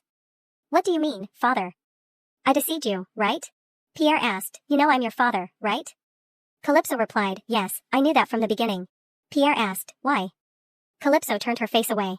While Calypso looked at his radiant face, Pierre continued, "Did you pretend not to know I was your father?" After hearing that, she clutched her dress and thought, from today onwards, it seems my relationship with him won't be the same anymore. So, who will be my guardian until I turn 10? I'm the center of attention now. I'm sure that from now on, I'll face countless threats and assassinations. Maybe Bellis will be the first to carry it out, who knows? Calypso lowered her head, gritted her teeth, and reassured herself, calm down, everything is fine. But this sudden change makes me so anxious. But father came to the disciplinary committee and stood by my side. He also protected me during the meeting. All of this was because father acted on his own. In all 3 past lives, I've never felt like losing all hope like this life. Currently, Pierre was also anxiously saying, I'm only asking you one thing. The father you often mention. Is he the ideal father you've always longed for? Hearing that, she remembered her past father lifting her up, laughing and saying, Daddy loves his golden nugget the most in the world. After saying that, he kissed her cheek. Back in the present, she answered, no. She thought, no matter who it is, I can't make my adoptive father into someone who doesn't exist. Then she said, my father is really like that. Pierre replied, right. Calypso, hearing Pierre say that, wondered, what are you talking about? How can you understand? She thought and clutched her dress tightly. Now I really want to go home. I want to return to my real home, where my family is. Then Calypso said, feel free to punish me, but before she could finish, Pierre interrupted and said, then. From now on, I'll be the father. According to your wish. Calypso looked up in surprise. Seeing her reaction, Pierre asked, is that okay? Calypso clutched her dress and thought, why? Damn it, I can't trust anything I'm not sure of anymore. Just because I didn't grasp everything tightly, I witnessed the world's destruction. She thought and asked herself, what about the years you abandoned me? If you hadn't come looking, you wouldn't have remembered me for the rest of your life, huh? Why the hell did you do that? Seeing her silence, Pierre said, here we go again. Then Pierre stood up and walked closer to her, saying, it seems that these words have no effect on you, huh? Seeing Pierre approach, Calypso asked with a start, are you angry, father? Pierre replied, no. I'll ask for your permission. Saying so, he knelt on one knee. Seeing that gesture, Calypso was surprised. Pierre continued, until all 4 of us are reunited, please acknowledge me as your father. Until then, you can call me master. Calypso hesitated and wanted to say, actually, I don't hate you. She thought, for such a long time I resented so many people.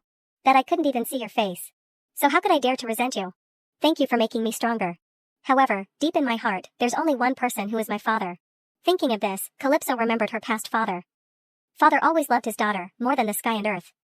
That love, I must say, was truly immense. Calypso looked at her father shyly and said, what's this? You always do what you want. Pierre's expression remained unchanged as he said, killer whales are inherently like that. Selfish creatures who only care about the food they choose. We still have quite a bit of time. During that time, if you want, I will continue to be your guardian. If you don't want to, I will give up. Hearing that, Calypso didn't say anything, her hands clenching her skirt tighter. Seeing her silence, Pierre thought, rejection, huh? It's probably like that. If this 3-year-old hadn't approached me first, this relationship would have been severed forever. Suddenly, Calypso grabbed Pierre's hand and said, father, please swear. She continued, if those feelings won't change. Swear to the sea, father. Calypso's eyes looked at Pierre full of expectation. Seeing Pierre's surprised expression, Calypso thought to herself, that's a life-threatening oath. I'm sure father won't be able to do it. Even so, I won't be disappointed. After a few seconds, Calypso was about to withdraw her hand, saying, as expected, it's difficult, huh? If so, suddenly, Pierre held Calypso's hands with both of his and said, I, Pierre Equasiatal. Swear to become Calypso Equasiatal's father. The term is until I die. All of this. Calypso was still trying to process everything. I swear in the name of the sea. Pierre continued. After making the oath, Pierre let go of Calypso's hands and said, if so, there's nowhere to retreat now. What should I do now? The oath of the sea that you wanted is a covenant with the underwater sailors, so it absolutely cannot be broken. If I go against this, I will lose everything. Hearing Pierre ask that, her hands fidgeted. She thought, this crazy killer whale. Asking me what to do in this situation? No, this is a good thing. This means I have a definite guardian now. After thinking, Calypso smiled and said, I will believe in Master's sincerity. She said in her heart, I won't question why he abandoned me. No, I don't want to know. Then Calypso asked, so, can I continue calling you Master? Pierre asked, why don't you call me by my name or something else? After asking, Pierre frowned, looking quite dejected. Then Pierre sighed and said, your decisiveness is unlike me. Calypso turned her face away and said, maybe I'm like my mother. Afterward, Calypso smirked and thought, the important thing is that I can turn this situation into an opportunity. Thinking so, she asked, Master, please listen to my wish. Pierre asked, what is it? She cheerfully said, I want to go to the Dragon Festival. Pierre stood up and said, all right, I agree to that. Calypso excitedly asked, really? Pierre said, I will listen to your plan, so don't forget it. When I receive your acknowledgement, you will have to stop calling me Master. Hearing that, Calypso avoided Pierre's suspicious gaze and said, of course. At a window where warm sunlight streamed in, the rays shone on Pierre's contemplative face. Pierre thought to himself, a natural-born warrior and skilled in interpersonal relationships. This means Calypso isn't like a child. The first time that child looked at me with expectant eyes, recalling that time, Calypso, with excited eyes, said, I want to go to the Dragon Festival. Pierre continued thinking, that's right. That means, until now, she has never expected anything from me. A child only 3 years old can think like that? Even so, the fact that I acknowledged that child, decisively without much thought or showing anything else on my face, is probably because I've come to know her soft, feather-like heart. She opened her barriers and let me in at some point. If not thinking up to this point, Pierre recalled the past when Calypso shouted, I won that fight. Remembering that, Pierre's eyes filled with a murderous aura as he continued thinking, I can't explain my anger that day. Lost in thought, a knock suddenly echoed, Master, can I come in? Then Calypso opened the door and walked in. Causing Pierre to stop his thoughts, Calypso said, I finished the training just now. Come here. She leaned against the wall with difficulty and asked, but Master, the increasing intensity of the training, is it because of your mood? Pierre quickly replied, that's right. Hearing that, Calypso didn't know what else to say. Afterward, Calypso went to get a glass of water and turned around to ask, Master, can I ask you something? She sincerely asked, Master, do you love me like your own daughter? Seeing Pierre's silence, she thought, did I ask something meaningless? At this moment, Pierre spoke, I don't know what love is. Calypso replied, I thought so too. She shrugged and said, actually, if Master says you don't know about love, I still have the oath of the sea to prove the truth. Suddenly, Pierre appeared behind her and asked, what did you say? Calypso, startled, quickly replied, I was just joking. Just joking? Calypso said, don't worry, Master. She continued, I don't expect much either. I don't think Master will love me like his own daughter, so I think our relationship will strive to be mutually beneficial. Protecting each other when needed. And worrying when in pain. Just that much is enough. She thought, Master, I know what it feels like to be loved, so. We'll become good partners, Master. Don't try to be a father. A beautiful day outside the mansion. Calypso, with bright, excited eyes, thought, I can't believe I'm going to the Dragon Festival. She recalled something, it was 2 days ago, right? Pierre said, I have something to tell you. The trip to the Dragon Festival has been approved. Currently, Calypso sat on a chair, smiling and thinking, now, leaving is just a matter of time. The Dragon Festival is a festival to honor the dragons and the Dragon Duke, the patron god of the empire. It's an imperial festival held in the City of Dragons once a year. She sat seriously. At the end of Volume 3, the Dragon Duke opened a dimensional space. The problem is, I don't know how to open it. But I have to meet the Dragon Duke naturally at the festival too. Find out. If there's a chance, I'll find a way to become close. Or, it would be great if I could live with him. She imagined the scene, goodbye, everyone. In my previous life, I couldn't move freely. I had no other choice but to wait until I was 10 years old. Thanks to Pierre, I gained fame and power, was officially recognized in the family meeting, and the trip to the Dragon Festival was also approved. Father, you're so useful. The more she thought, the more moved Calypso became. Suddenly, there was a loud noise in the bushes in front of her.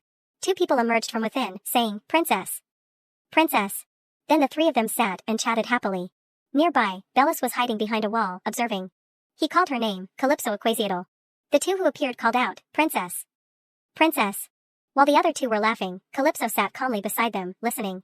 The 2 said, our parents asked us to send their regards to the princess. They want to invite the princess to our house. Suddenly saying that made Calypso jump.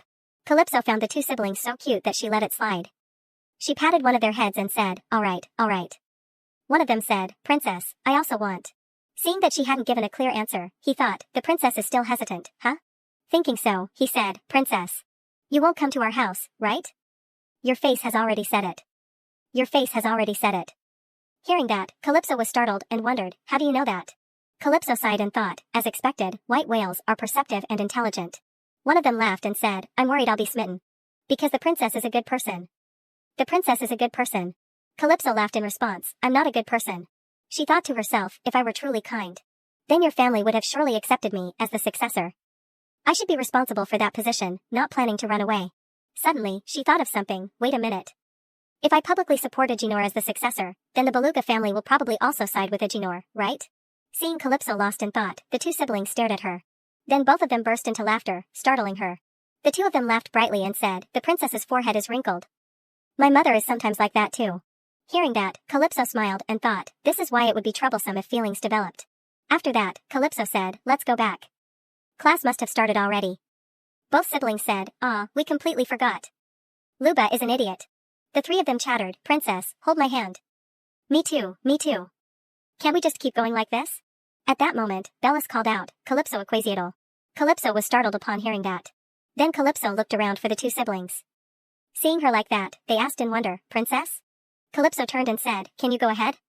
I suddenly have something to do. After that, she appeared in front of Bellis and asked, looking for me? Bellis replied, that's right. You noticed my presence? She said, although I don't know why you're here, please be brief. What is it? Bellis glanced over and said, I came because I wanted to talk to you. But why are you already on the defensive? Calypso, in a defensive stance, said, talk? Your talk isn't a conversation with words. Bellis shook his head and said, no, it's not. Calypso Equasiatal, think normally. There's no way I would start a fight with you in a place like this. Saying that, Bellis began to move. Calypso scowled and said, even so, I can't trust you. Get to the point and disappear. If you want to fight, we can just move to a different location. How can I believe you're not here to fight? You only act when you're certain. Calypso clutched her skirt and thought, do I currently have enough strength to defeat Bellis? Even if I fight, I can't escape this place. I won't exceed the limits at the primary education facility. Bellis looked down and asked, you speak as if you already know me well. I've never even had a pointless fight except for the previous one. How do you know I like to fight? Saying that, Bellis emitted streams of water around his body. Calypso gritted her teeth and thought, crazy. Why is this guy creating so many streams of water now? Suddenly, Bellis wondered, strange. Among those I've dealt with, has anyone been so talkative? Has there been anyone? Even after being beaten like that, they still dare to speak up? She wondered, the fact that Bellis doesn't fight at the educational facility, I don't know what this means. Is he struggling internally?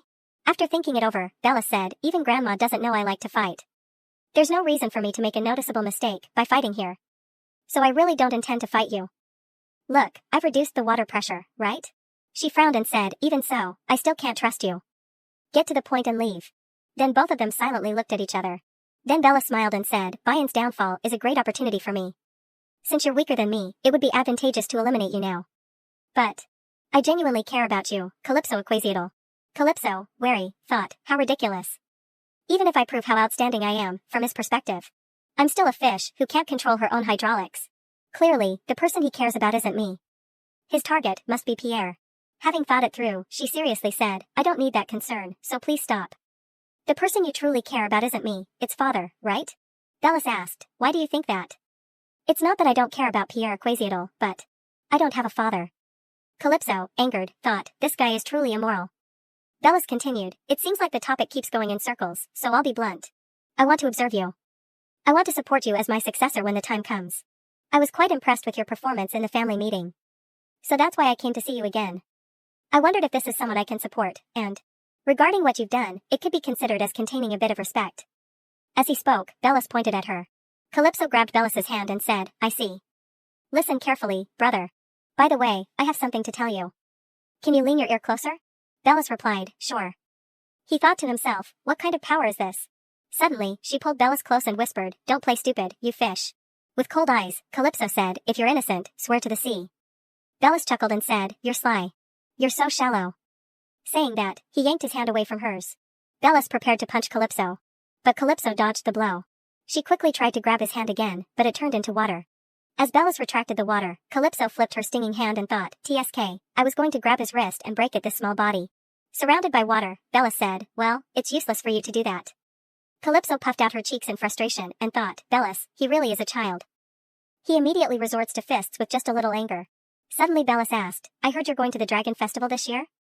Calypso froze, thinking, huh? Could he? She thought, then looked up, meeting Bellis's smile. Then Bellis turned and walked away, not forgetting to say, I'm very close to Grandma, so I know most of the information about her. This is a direct request from Pierre Quasiadel. What a coincidence. How interesting. Hearing that, Calypso stood silently, thinking, please tell me my prediction is wrong. Then Bellis turned around with a bright smile and said, I was planning to go with you too. I'm curious why you want to go there. Hearing that, Calypso was even more surprised, thinking, I guessed right. Why are you going there, you fish? Seeing Calypso's expression, Bellis's eyes immediately glanced downward. Then a sly smile spread across his face. Seeing that, she thought, this is bad. That guy's expression is exactly the same as when he made me bleed. He's the type who enjoys hindering his opponents. What a nuisance. And just as Calypso was thinking, Bellis turned around again and said, oh, and one more thing. Grandma has summoned you. At the mansion. Calypso walked inside, looking around. She observed the architecture and thought, anyone can tell it's a killer whales. It's all black. Arriving at the location, Calypso bowed her head and said, hello, Grandma. I heard you summoned me. Ocula clicked her tongue. Then she criticized Calypso, still an ordinary child, huh? Calypso thought to herself, did she call me here to pick a fight? Ocula stood up and said, I didn't think you were such a small child during the family meeting. Then she continued looking at Calypso and said, little rice cake, were you cowering back then? Hearing that, Calypso angrily thought, there's no way. This old woman. She looked towards a nearby chair and said, anyway, sit there. I found something curious and interesting, so I called you here. I mean, about what happened at your residence. I heard they requested a qualification check and consecutive measures against the successor. So you want to accuse the maid of abusing you, right? Calypso stared at Ocula and wondered, when did this happen, and why are you only finding out now? Is it because I was recognized in the family meeting that everything changed? Thinking so, she replied resolutely, yes, that's right. The people who were there before me had very little food for each meal, and the accommodations were also terrible. At that time, there was no one my age. Looking at the report documents along with her reply, Ocula said, what does that mean? Everyone is dead. However, do you mean to say that you survived? Calypso's eyes lit up as she replied, no, it's because it was me that I survived. To select the strong and weak individuals, Grandma requested competition with fair conditions. But she didn't provide the same conditions. If a child dies because someone deprived them of their rights and abused them, then this isn't a competition, it's murder, Grandma. In fact, the records show that the children who came to the building where I lived, most of them died before they turned 3. Isn't this no different from infanticide? However, for you, that's not important. If so, thinking up to this point, seeing Ocula picking her ear without much attention, she immediately spoke, even if no one cares. If the report says death due to weakness, how can you distinguish between them? No one even knows what talents the dead children had. Perhaps Grandma has missed quite a few talented individuals. That means that maid touched the owner's property.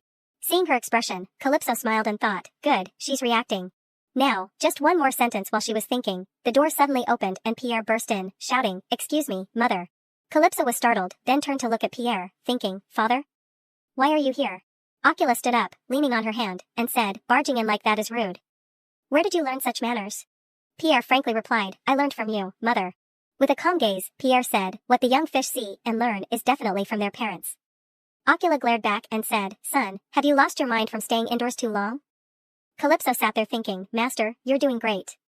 I need popcorn. Ocula flared her power and said, I asked you, and you're being impudent. Calypso struggled to breathe and thought, wait, using hydraulics here? Suddenly, a stream of water attacked in that direction, startling her. She wondered, why me? Suddenly, a loud sound rang out. Calypso slowly opened her eyes and looked. Then Calypso's eyes widened in astonishment. She saw Pierre standing in front of her, blocking the previous attack. From behind him, she thought, father absorbed Grandma's power and blocked it. At this moment, Pierre said, vent your anger directly at me. Are you trying to kill my daughter? Unconcerned, Ocula flicked her finger and said, I knew you would step in to stop it. That's why this girl has no manners. Well, it's been a long time since I found a whale I liked, so I decided to cherish and nurture it. Hearing that, Calypso angrily gritted her teeth and thought, how ridiculous. You were just trying to kill her. Saying that, Ocula sat back down and asked, all right, sit down. So what's the reason you came here? Pierre's expression remained unchanged as he said, if you summoned my daughter, of course, I have to participate as her guardian. Who knows what would happen if she went alone? Ocula replied, I'm speechless. Then she looked at Pierre's neck and said, wipe your sweat and then talk, son. Did you rush here so much that you're panting? Pierre turned his face away and said, I didn't run. Hearing that, Calypso was touched and thought, for me? Did father run all the way to this distant place? Pierre lifted her up to check and asked, are you hurt anywhere? She replied, no. Seeing that, Ocula asked, even you find your daughter adorable, huh? But Pierre didn't answer. Ocula continued, well, all right, I'll also ask you as her guardian. We were just discussing the maid's punishment for abusing your daughter. What should we do with her? Calypso, clutching her father's clothes, was surprised by her grandmother's words and thought, what is Grandma saying? Shouldn't we investigate and confirm the truth first before discussing punishment? And why are you asking Master about it? This person's reaction is definitely whatever. Thinking up to this point, her hand unconsciously gripped her father's clothes tighter. Suddenly, Pierre's deep, murderous voice rang out, kill her. Calypso looked up in surprise and said, Father? Surrounded by a dark aura, Pierre said, leave the decision to me. There was once a maid of Equasiatal Rumi who thought, I'm so pitiful. I'm always good to everyone, but they all shun me just because I'm a pufferfish beastkin. Fights broke out. Did you just badmouth the pufferfish beastkin? I heard everything. Oh my gosh, stop them. You too, stop it. You blamed me earlier. Because of you, I was kicked out. There were whispers. Don't cry anymore. I'll find you another job. Sob, what should I do? Oh, Rumi is so strange. Last time, 2 herring friends were kicked out because of her. 2. Shoo, be quiet, she'll hear you. Hearing those words, the maid thought, is it my fault she got fired? Of course it slipped from my hands, but she couldn't catch the falling vase either. Why does everyone only criticize me? The truth is, Rumi doesn't know. The reason everyone avoids her is because of her selfishness. Eventually, Rumi became a wet nurse at a childcare facility. She looked at the child and thought, at least, children don't avoid me. Her eyes reddened as she thought, my life is a failure and there's no turning back. Their futures are so bright, aren't they? At first, she wasn't used to killing people. And, one day, a child appeared before Rumi, Calypso Equasiatal. Rumi thought, your future will shine brighter than anyone, right? The direct descendant of the killer whale, Calypso, replied, that's right. Calypso's eyes widened in recognition. Oh, the one who poured hot water on me. At this moment, Rumi gasped. Then she yelled, it's hot. Calypso said, what?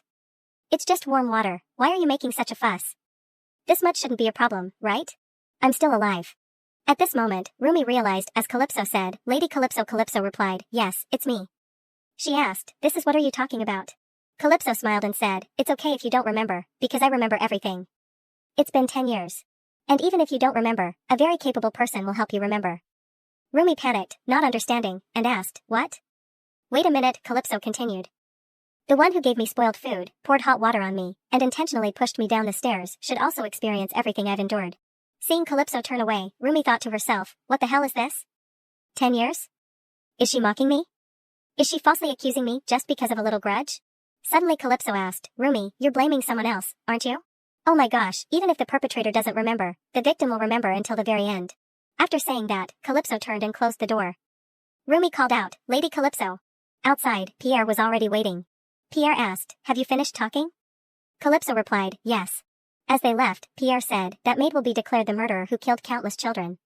She won't be able to live comfortably for the next 10 years. Calypso tugged on Pierre's clothes and asked, Master, don't you find it strange? Pierre asked, huh?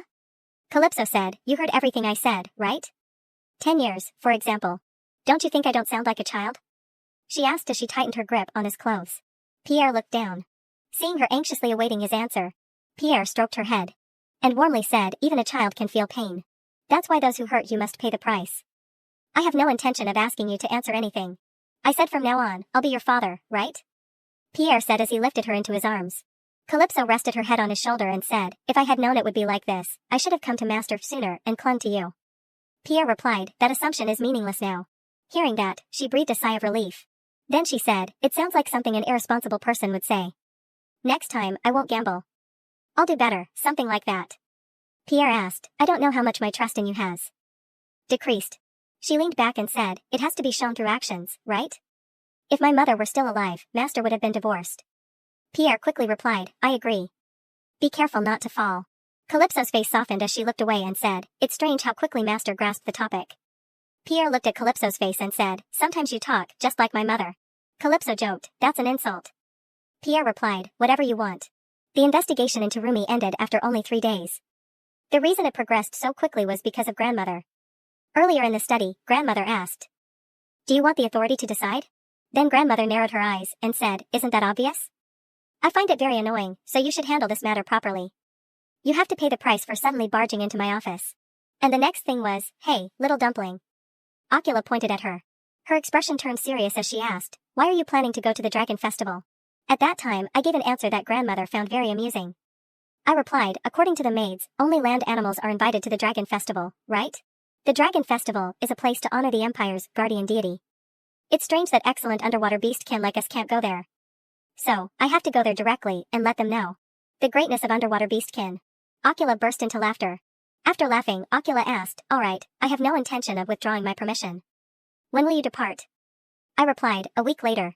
Ocula continued, "Go even earlier. Go there and crush the noses of those land dwellers." After everything was settled, Ocula waved her hand and said, "Alright, get out." Pierre quickly carried his daughter out. As they were leaving, Ocula's voice echoed, "Oh, and also, little pebble. Survive until the day your name is spoken from my mouth." Pierre spoke up, "Mother, don't worry. I will protect her at all costs." Ocula fell silent, unsure of what else to say. Grandmother chased them both out, shouting, "Don't give me goosebumps. Get out of here." After that, we assigned the task to Layla and decided on Rumi's punishment. "I'm sorry, Layla." Lila said dully, "You told me to do it within 3 days? It reminds me of my time as a research assistant in graduate school." Pierre said, "Isn't it a worthwhile task?" Lila replied, "Master Pierre, you don't know anything." That night, Calypso looked out the window and sighed, thinking, "Anyway, that day has finally come. Tomorrow, I'll go to the city of the dragon. Echina. The first dragon to appear in the empire. That dragon became the guardian deity of the empire. The city's name was taken from its name. After the first emperor married the blue dragon. Of their 2 children, the one with mixed lion blood ascended the throne as emperor, while the one with mixed dragon blood was made a duke. So, the dragon duke, of royal blood, thought he would enjoy a luxurious and comfortable life, but at this moment, the scene shifted to a frightened maid. She trembled as she carried a tray of food towards someone's room. The maid was delighted to be chosen as a servant of the dragon duke's family, but he had summoned her, saying he had a task that only she could do. The man warned her not to reveal anything she saw or heard anywhere, if she didn't want to be torn to death. Remembering those words, the maid trembled even more. Who knew that the famous dragon duke didn't live in his own castle? Moreover, it was unimaginable that he was a hidden monster.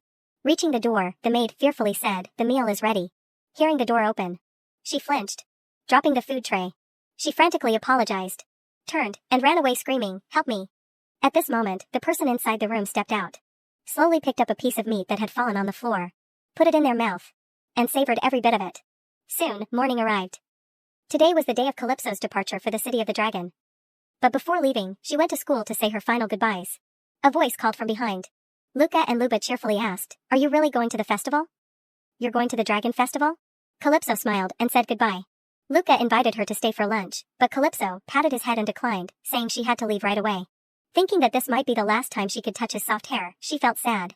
Luca seemed to notice something was different about her. Luba held her hand and reminded Calypso, "You must come back and visit Ulzaib. Take care of yourself and don't get sick." In response to those words, she only said she would think about visiting if she returned. Then, she withdrew her hand and turned away. Luca quickly stepped forward and grabbed Calypso's hand. With tears in his eyes, he asked, "Princess, won't you come anymore?" Calypso smiled, slowly pulled her hand away, smiled brightly, and waved goodbye to Luba and Luca, then quickly left. The carriage also set off for the city of the dragon. Sitting in the carriage, Calypso thought seriously. No matter what I am, if I jump out of a moving carriage, I'll probably die, right? The reason she thought so was because the atmosphere in the carriage was currently very stifling. Seeing that the situation didn't seem to be improving, she cautiously asked, "Master, it's the 3rd day, so can I ride with the maids and nannies?" Pierre firmly replied, "No." Calypso tried to find more reasons to persuade Pierre to let her move to the maids and nannies' carriage. But Pierre maintained his initial stance. Seeing that she couldn't convince him, Calypso sat dejectedly. She glanced at Bellis, who was sitting opposite her, thinking to herself, what is his intention in following me? When Bayan's power weakened, instead of dealing with it thoroughly, he decided to follow me like this? I only heard that grandmother allowed it, so I don't know what to do. Lost in thought, Pierre pinched her cheek and asked, "Didn't you ask me to be your father? So, from now on, I'll make an effort." Her cheeks pinched, Calypso's words were unclear. Seeing this, Pierre teased her pronunciation. The two went back and forth. Suddenly, the sound of a book snapping shut interrupted their conversation. Bella said coldly, "Are you abusing a child? Someone strong enough to be compared to the head of the family unexpectedly has a penchant for child abuse, huh?" Calypso was puzzled by his words. She thought, father is already an adult, so he won't be provoked by Bellis. But she may have been mistaken. Pierre coldly replied to Bellis, "Do you want to chase after me?" Calypso looked at the situation before her. It seemed that the atmosphere was even heavier than before. She decided to speak up, "If you two are going to fight, please go outside. If someone dies, they should be buried in the ground, so they won't be discovered for a while. But I really want to go to the dragon festival. If someone actually dies from fighting, I probably won't be able to go to the dragon festival, right?" Pierre, sitting next to her, was startled by her words. Calypso clenched her fists and said threateningly, "If that happens, it will be very boring, both of you." She thought angrily, if it doesn't work even after saying this much, I'll get on Misa's carriage. The atmosphere in the carriage became quiet again. The carriage continued on its way to the dragon festival. Neither Pierre nor Bella spoke to each other anymore. This silence was good. But Calypso really didn't like this atmosphere at all. She hated silence because it allowed her to hear all the sounds clearly. It reminded her of the taunts from the land beastkin. They said she smelled fishy. Perhaps because she was about to go to their land, she kept remembering those unpleasant memories. To shake off the unpleasant memories, Calypso asked Pierre about the Dragon Festival. Pierre said, "I've never been to the Dragon Festival. If it's other festivals, I went to quite a few when I was young, and as an adult, I participated about twice." Calypso curiously asked what those festivals were like. Pierre replied, "It's no different from the festivals held at the Killer Whale Clan. The Water Festival is the same. The Empire has 3 major festivals. The Dragon Festival, the Land Festival, and the Water Festival. Among them, the Water Festival is the biggest event for underwater beastkin. Of course, those land dwellers mocked the Water Festival as a stinky feast, but many fights broke out at the festival, and many people died. The festival you're talking about is fighting with a polar bear, fighting with a 50-year-old great white shark, fighting with a fox." Calypso was confused. What kind of festival is all about fighting? Pierre seemed to take pride in it. "The important thing is that I won." She turned away. "Of course you won. Master is the pride of the Killer Whale Clan." Seeing him fall silent, she glanced over. Pierre's face was slightly flushed, leaving Calypso bewildered. "Master, are you embarrassed?" Pierre said, "I'm not sure, as I've never felt this way before." Calypso explained, "Normal people would call that embarrassment." She was about to tease him a bit more when Bella suddenly spoke up. "Formal duels are allowed at the Dragon Festival. So, strong creatures enjoy the festival differently from ordinary beastkin." Calypso, seemingly interested, urged Bellis to tell her more. Previously, she had only heard rumors about the Dragon Festival and had never attended. After becoming the head of the family, her relationship with the land dwellers became very strained. Attending a festival organized by them was like walking into a trap. So, Calypso was very curious about what her older brother was saying. Bellis gave a mysterious smile. "If you want to fully enjoy the festival, imitate the prey. If it's you, a sea hare, sea slug, or Dumbo octopus would suit you very well." Calypso got angry, but was held back by Pierre. "Master, let me go. My fist just wants to caress my older brother a little." Pierre said, "You can't kill him with your water punch." Then, clenching his fist, he looked at Bellis. "I'll kill him." Hearing this, Calypso hurriedly stopped Pierre. To lighten the mood, she asked a different question. "If we go to the Dragon Festival, we can see the Dragon Duke, right?" Pierre replied, "I'm not sure." Bellis continued, "The current Dragon Duke has never shown himself since birth." Calypso couldn't believe it. "If that's the case, even if we go to the Dragon Festival, we can't meet the Dragon Duke? Isn't this like there being no killer whale in the Killer Whale Mansion?" At the same time, at the Aquatiadel Mansion, a man's voice scolded, "I said to eliminate the young green sprouts early on. For example, the secret directive to eliminate Pierre's daughter. You mean this order was given to that person? Wasn't it very easy to eliminate a little granddaughter of mine?" His expression turned gloomy, but it failed, didn't it? "Thanks to that, only my son had to endure such humiliation. So I hope this time it won't fail." A person there hesitantly asked, "Lord Rhodeson, will it be alright with Master Pierre also going along?" Rhodeson cheerfully replied, "It's alright. If everything goes according to plan, although I'm not sure about Pierre, the princess absolutely won't survive." He laughed loudly. The white-haired woman sitting next to him seemed to be pondering something about the plan. Back to the journey to the Dragon Festival. Calypso was gloomy upon hearing that there was no Dragon Duke at the Dragon Festival. This was outside of her expectations. Her older brother had said that the Dragon Duke had never appeared once. There was only one thing she knew about the current Dragon Duke. That he was someone who wanted to live in peace. Considering that personality, it was perhaps understandable that he wouldn't appear at official events. Suddenly, Bellis noticed something unusual. All 3 of them simultaneously looked out of the carriage window. Pierre was quite calm in the face of the situation before him. The carriage seemed to have hit something. It shook violently and lost its balance. Pierre quickly took Calypso into his arms and said, "Let's see, which madman dares to attack this carriage." Observe the outside of the carriage. Pierre reached out his hand, displaying his strength. His hand shot out water, aiming towards the troublemakers. The water pressure blasted the carriage door away. The scene before their eyes startled the troublemakers. Pierre, Calypso, and Bellis exited the carriage. The carriage of the maids and Nanny also arrived. Misa and the other maids were worried. "Princess, are you all right?"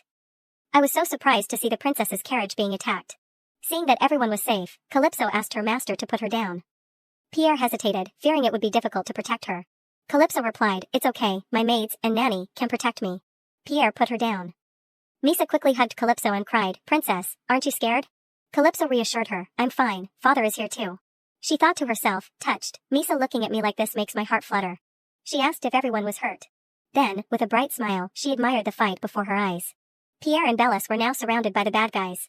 But both were able to dodge their attacks. Observing the fight, Calypso realized that there were a few who could use hydraulics. Although my uncle has a hasty personality, he's not the type to act like this. Is it because I'm being protected by Pierre that Bayan has collapsed? Or maybe it's because there's not much time left. While enjoying the fight, a sword suddenly flew towards Calypso. She quickly turned and kicked the sword, breaking it. While the bad guy was still in a daze, Calypso gave him a kick of justice. Knowing that Pierre had deliberately left an opening for the guy to attack her, she angrily said, "Master, you did this on purpose, didn't you?" Pierre calmly replied, "That's right. This is real combat training." Calypso clicked her tongue, thinking, "I've been fighting for over 10 years now." Looking towards Bellis, she saw that his expression looked strange. Before Calypso could think any further, someone grabbed her leg from underground. An ambush from underground? Bellis reached out and used his strength to hold on to Calypso, but it was too late. She was pulled underground. This is a mud wave, and there's even a catfish beastman. A hand grabbed her leg, sending an electric current through Calypso's body. She was extremely uncomfortable. There's even an electric eel? I can't let this be. Calypso used all her strength to kick away the hand gripping her leg. Then exhausted, she closed her eyes. Her body felt like it was sinking into the sea. Suddenly, a voice called out, waking her up. "Damn it, where did the princess go? Over there?" Search carefully. Calypso was still dazed, not knowing where she was. When she heard a command from above ground, "Just kill the princess, and the mission will be complete." She woke up with a start, scrambling to sit up and think. The trees and terrain are similar, and from what they said, it seems like this place isn't far from where I was originally. If it's the ability to move over such short distances, then, as expected, it's a jellyfish beastman. In short, those who attacked the carriage were just decoys. Meaning the real ones are those who ambushed from underground. Because I realized the existence of the catfish and jellyfish too late, there must have been someone with cloaking abilities who helped conceal their presence. This shows that my uncle and the conservative faction are underestimating beastmen with poor water manipulation abilities. Clearly, my aunt had a hand in this. The bad guys were still frantically searching for Calypso. Seeing them going elsewhere, she tried to move, but her leg was injured from the kidnapping. She could still walk slowly, but her leg wouldn't hold up for long. So she decided to go to a place like a rabbit's den to hide when her hand touched something. This earthworm-like thing was struggling because Calypso's hand was on it. It cried resentfully. Calypso quickly apologized and said, "There are evil beastmen in this forest right now who will kill anything they encounter, so please be quiet." Hearing this, the blue creature immediately fell silent in fear. Calypso thought to herself, "This little one, if it's not a beastman, then it's an intelligent creature." She quickly said, "I'll let you go, so run away quickly, because a battle is about to break out here." Saying that, she bid farewell and turned away. After searching for a while, she finally found a small cave. Calypso recalled when she ran away from home and lived in the forest in the 3rd episode. "I never thought I'd do this again at the age of 3. Looking back, Calypso was surprised to see the blue creature had followed her all the way here. At the same time, the bad guys were approaching. Calypso hurriedly pulled the blue creature into the cave to hide. They don't understand why a child like that didn't leave any traces, as if she had lived in the forest before. Calypso knew she couldn't hide like this forever. The time those guys spent looking for me, the time I spent moving and finding this place. If you count it all, quite a lot of time has passed. Will father be able to find me? While she was feeling down, a rabbit suddenly appeared from behind, startling her. It was rushing towards Calypso. Sensing the situation was not good, she ran out of the cave. The bad guys, hearing the noise, quickly chased after her. They arranged people to surround and capture her. When she ran and saw that there were bad guys in front of her, Calypso showed her agility as she dodged their attacks. A series of swords flew towards her, forcing Calypso to strain to dodge them. She gritted her teeth and endured the pain from her injured leg. Calmly, she asked the group, "You guys are the collateral branch on Bion's side, right? Catfish, jellyfish, and anglerfish, I've memorized you all."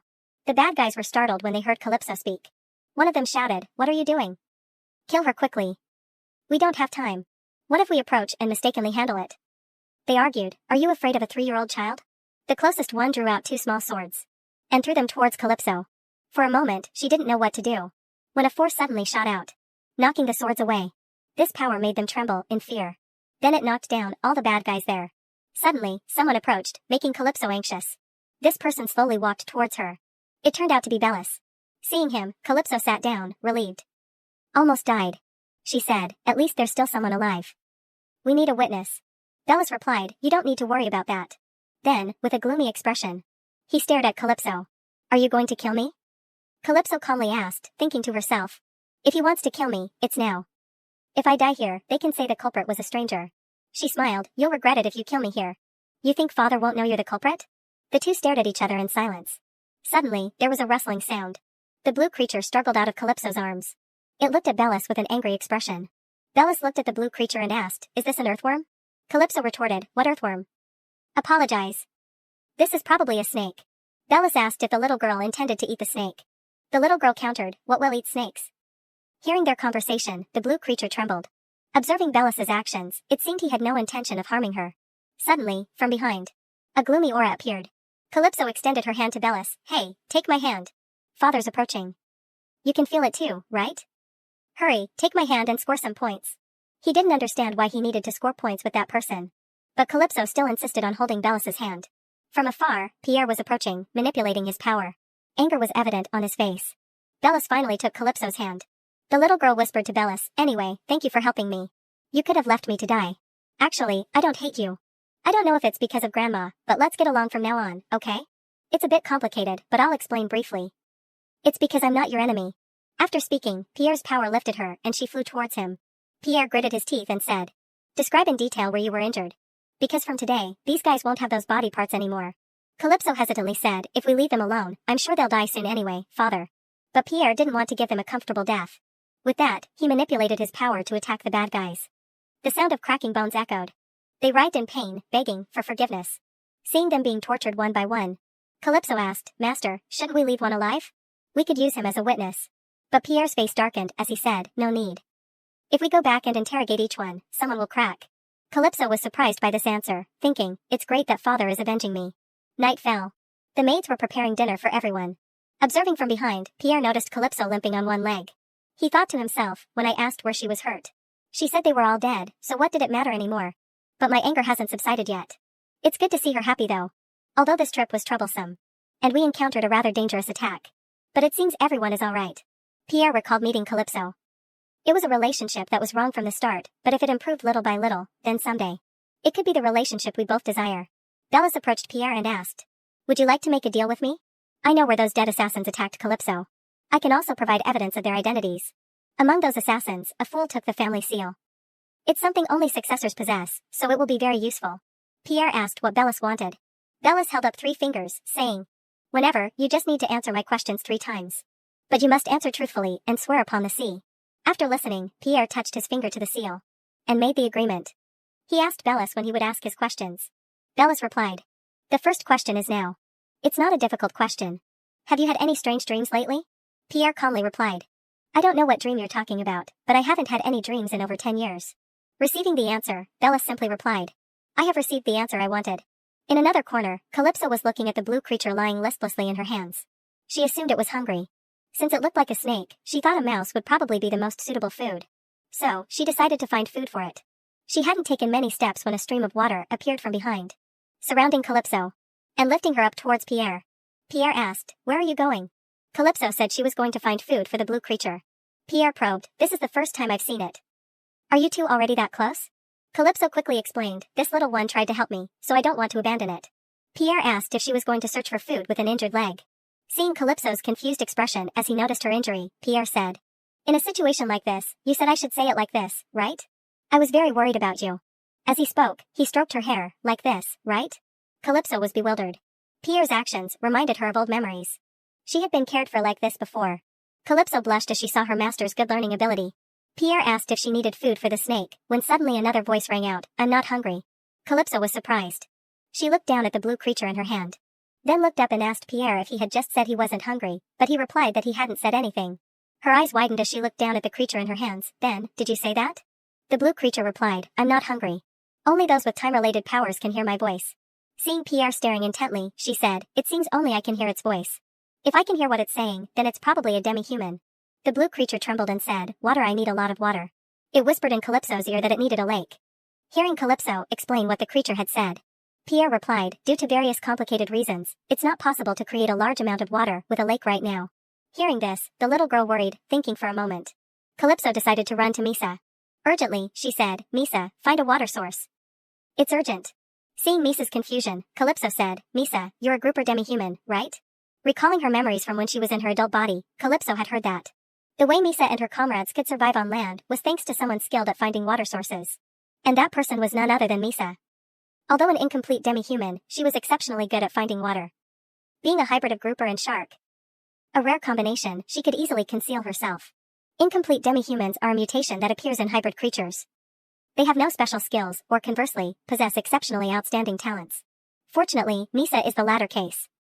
She possesses the ability to find water sources, a characteristic of demi-humans living in freshwater environments like groupers. However, regardless of their superior abilities, mutated demi-humans are certain to be discriminated against wherever they go. In other words, an incomplete demi-human must live their entire life in hiding. It can be said that I've revealed a part of Misa's secret, but even if she doesn't help me, there's nothing else I can do. Misa took Calypso's hand and said, I don't want to hide it from you, so I'll say this first. I'm an incomplete demi-human. Can someone like me be of any help? Seeing Misa's hands tremble, Calypso tightly grasped her hand and spoke from the bottom of her heart, that doesn't matter. I like Misa because Misa is a warm and kind person that will never disappear even after knowing you're an incomplete demi-human. That's the Misa I cherish. Hearing these warm words, Misa was moved. I'll try to find a water source. Looking into Misa's eyes, strangely, the words of her subordinate from the previous life surfaced in Calypso's mind. That person had said, I guarantee that wherever the Lord goes, there will always be someone following. Talk is cheap. I am the living proof. Soon, Misa found a lake. Calypso quickly ran over and placed the blue creature in the water. It revived, its horn glowing. Calypso watched intently. The water in the lake was gradually decreasing. The creature's mouth was moving, swallowing a large amount of water. Pierre, Calypso, and Misa were all astonished at this sight. The blue creature was actually drinking an entire lake. The water swirled like a whirlpool. Calypso thought, what kind of snake drinks water like a pig? But hasn't it drunk too much? What disaster has befallen the creatures living in the lake? She struggled free from Pierre's grasp. It's been in the water for 30 minutes. We have to do something now. Suddenly, the blue creature shot up from the water. It said refreshingly, thank you. Everyone was stunned when Calypso spoke up. If you're grateful, stop drinking, you pig. Misa was slightly startled seeing her talking to herself, as she didn't know only Calypso could hear the creature's voice. The blue creature said it had tried to stop. It dejectedly went towards Calypso's hand, tearing up. Did this body make a mistake? Did I do something wrong? Calypso kindly said, you haven't done anything wrong. Have you drunk enough water? Hearing this, the blue creature wagged its tail. I can live even without drinking water for about 3 months. Calypso curiously asked, what are you, exactly? Its eyes lit up. My name is Thus. I am family of the great Dragon Duke. 2 days later. Since Calypso met Thus in the carriage, the little girl smiled brightly. Pierre curiously asked if she was that happy. Calypso looked at Thus, thinking, of course, I have to be happy because this little one is the Dragon Duke's family. Recalling the night they slept together, Thus had said that the Dragon Duke had unleashed his power and created it. Thus was the only member of the Dragon Duke's family, and they had a special bond. In other words, Thus, a family member would be absolutely loyal, and the head of the family, the Dragon Duke, had a responsibility to protect the lives of his descendants. Calypso curiously asked why Thus was alone in the forest, but it didn't answer. She then said, what I can do to help you is take you to the dragon's castle. Back in the present, she pouted, in the end, I couldn't find out why Thus was left alone, but thanks to that, I have an excuse to meet the Dragon Duke privately. If I take this little one there, the Dragon Duke will definitely have a favorable impression. And this could be an opportunity to develop a relationship, whether it's exchanging information or friendship. After thinking, she happily hummed a tune. Hearing the melody, Bellis was startled. Where did you hear that song? Calypso silently thought. I can't say it's the song my subordinate sang in my past life. She cleverly said she had heard it from someone she knew before. Does it bother you? Bellis replied, not at all.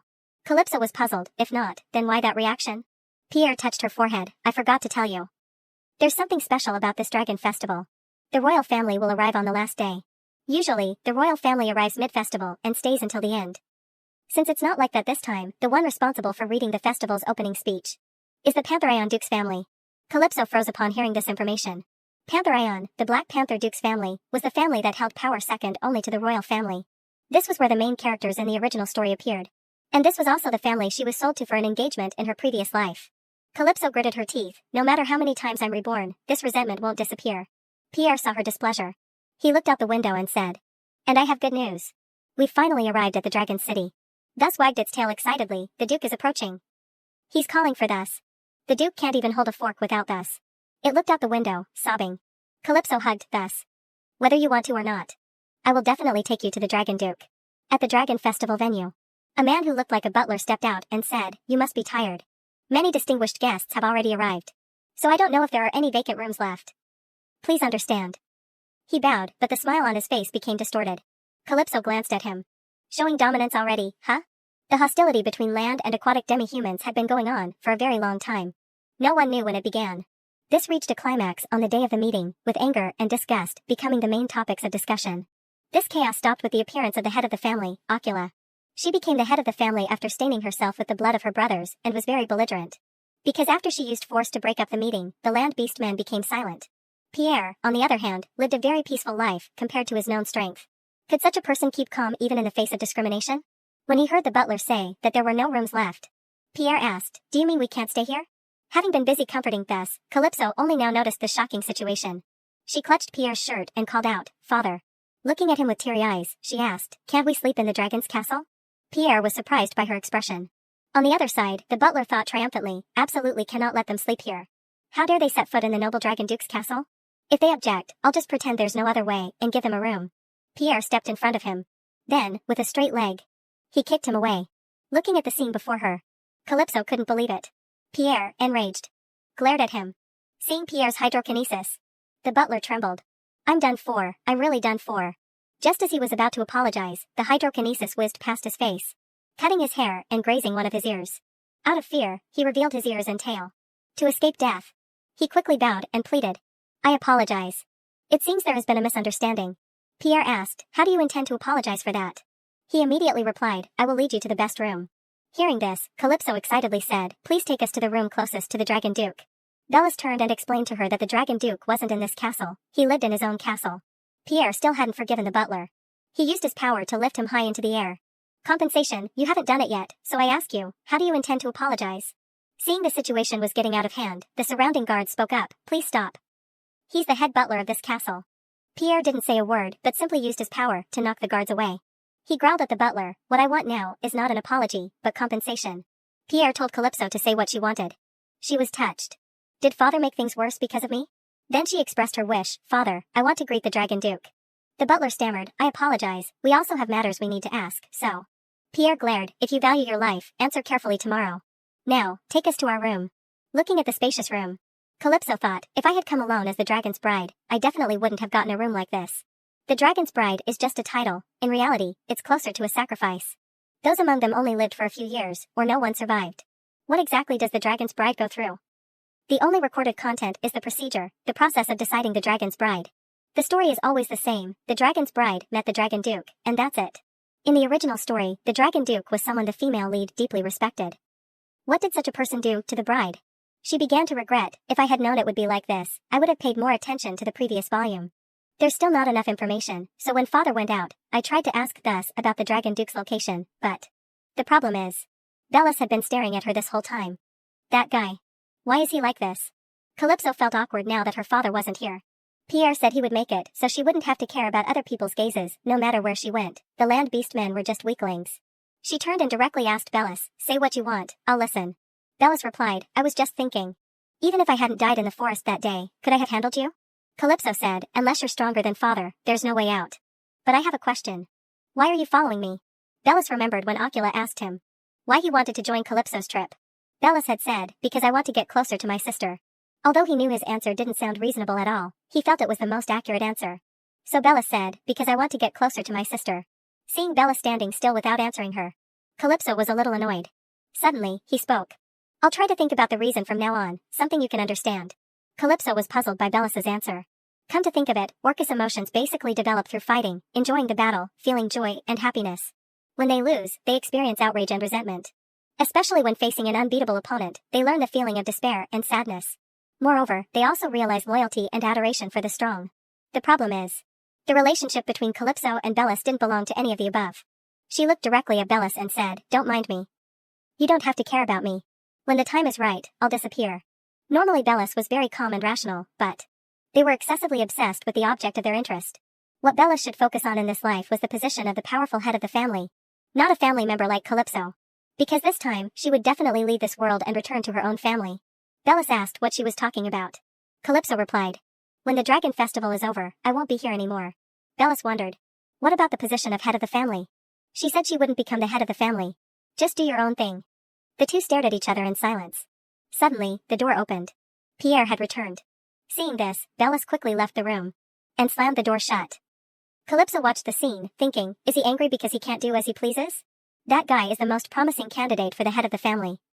It might be difficult to ask him to take good care of Agenor, Luca, and Luba. Pierre announced that there was bad news. He'd heard that the Dragon Festival might not be held. Calypso was startled by this rumor. She thought it might be because Pierre had hit the land beastmen. But he said the talk about the Dragon Festival was just a rumor. She anxiously asked, why wouldn't it be held? What's the reason? Pierre said many stories were circulating, such as the Dragon Duke being ill. That since the royal family couldn't properly participate, the festival wouldn't be held. That the Duke Pantherion family had opposed the festival, and many other rumors. Ultimately, it meant the reason was unclear. Calypso tugged on Pierre's shirt and suggested going to the dining hall. She needed to hear the rumors people were spreading directly. On the way, Calypso asked thus if it knew anything about the festival, but it replied that it knew nothing about the festival. As expected, this child doesn't know either. I have to quickly return it to the Dragon Duke. Thusly dejectedly, I left the castle because of the Dragon Duke, but I ended up failing and almost died. If I failed, I should quickly go back, but I can't go to the Dragon Duke alone. I want to ask Calypso for help, but you have to be very strong to reach the Dragon Duke's residence.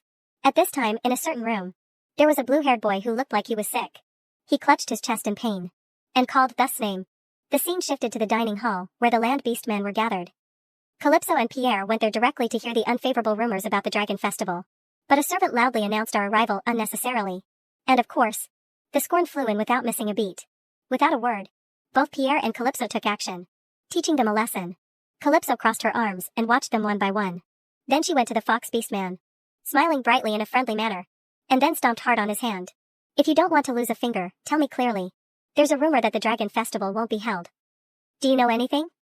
He uncomfortably said, ask the servants about such things. Seeing him still talking back, Calypso pressed her foot harder on his hand. Uncle Fox, if you keep this up, one of your hands will be crushed. Pain shot through him, and he yelled, I don't know for sure, but the Dragon Duke doesn't want to hold the festival. There are rumors spreading that he's sick. Suddenly, someone behind them spoke up, lies. The Dragon Duke just wants to rule. Another person chimed in, that's also a lie. Clearly, he doesn't want to see lowly creatures like us. Looking at the trembling fox beastman, Calypso didn't think he was lying. Then it's possible the rumors he knows are false, and someone deliberately spread this rumor. From behind, a man's laughter interrupted the argument. There's a useful one among the sea creatures that came this year. I've heard of you, Pierre. I hear you're as strong as Ocula. He spoke boldly, but in the Duke Pantherian family, if the Black Panthers come, you'll be defeated. Seeing her father hadn't acted yet, Calypso ran over and said, what are you listening to again, father? If the loser talks too much, we have to put them in their place. Pierre replied, you're absolutely right. Then, gently using his power, he made the man's soul leave his body. Having dealt with those people, thus cried out from inside the bag, help me, Calypso. Take me to the Dragon Duke. Back in the bedroom, thus asked if they could go at night. Calypso agreed and asked further if she could communicate using the echoing voice in her head like this, because she didn't want her father or Bellis to hear their conversation. Thus said it was possible since she could hear thus voice. Calypso tried to communicate using the voice in her head, and luckily, she succeeded. When she met the demi-human in the adult body, Calypso had used hydrokinesis to communicate underwater. She could do everything except create water. At that moment, thus looked out the window with a start. It made a few hissing sounds as if receiving some signal and said, the Dragon Duke is calling for thus. Sobbing, it cried, Dragon Duke, I miss you. I want to see you. Calypso quickly comforted it, all right, don't cry. Tell me, I'll help you. What exactly happened to the Dragon Duke? Thus said that it needed a strong beastman. To reach the Dragon Duke, one needed considerable strength. Because the beastmen guarding the Duke were very strong. They had to overcome their strict surveillance to meet the Dragon Duke. I thought Calypso was weak, but that's not the case. You are very strong. Thinking about how Thus thought she was weak when they first met in the forest, Calypso retorted angrily, weren't you a hateful fellow? I helped you. Then she asked a series of questions that she'd been wondering about. Why is the Dragon Duke being monitored? If you love the Dragon Duke so much, why were you alone in the forest? Why didn't the Dragon Duke come personally even though you returned?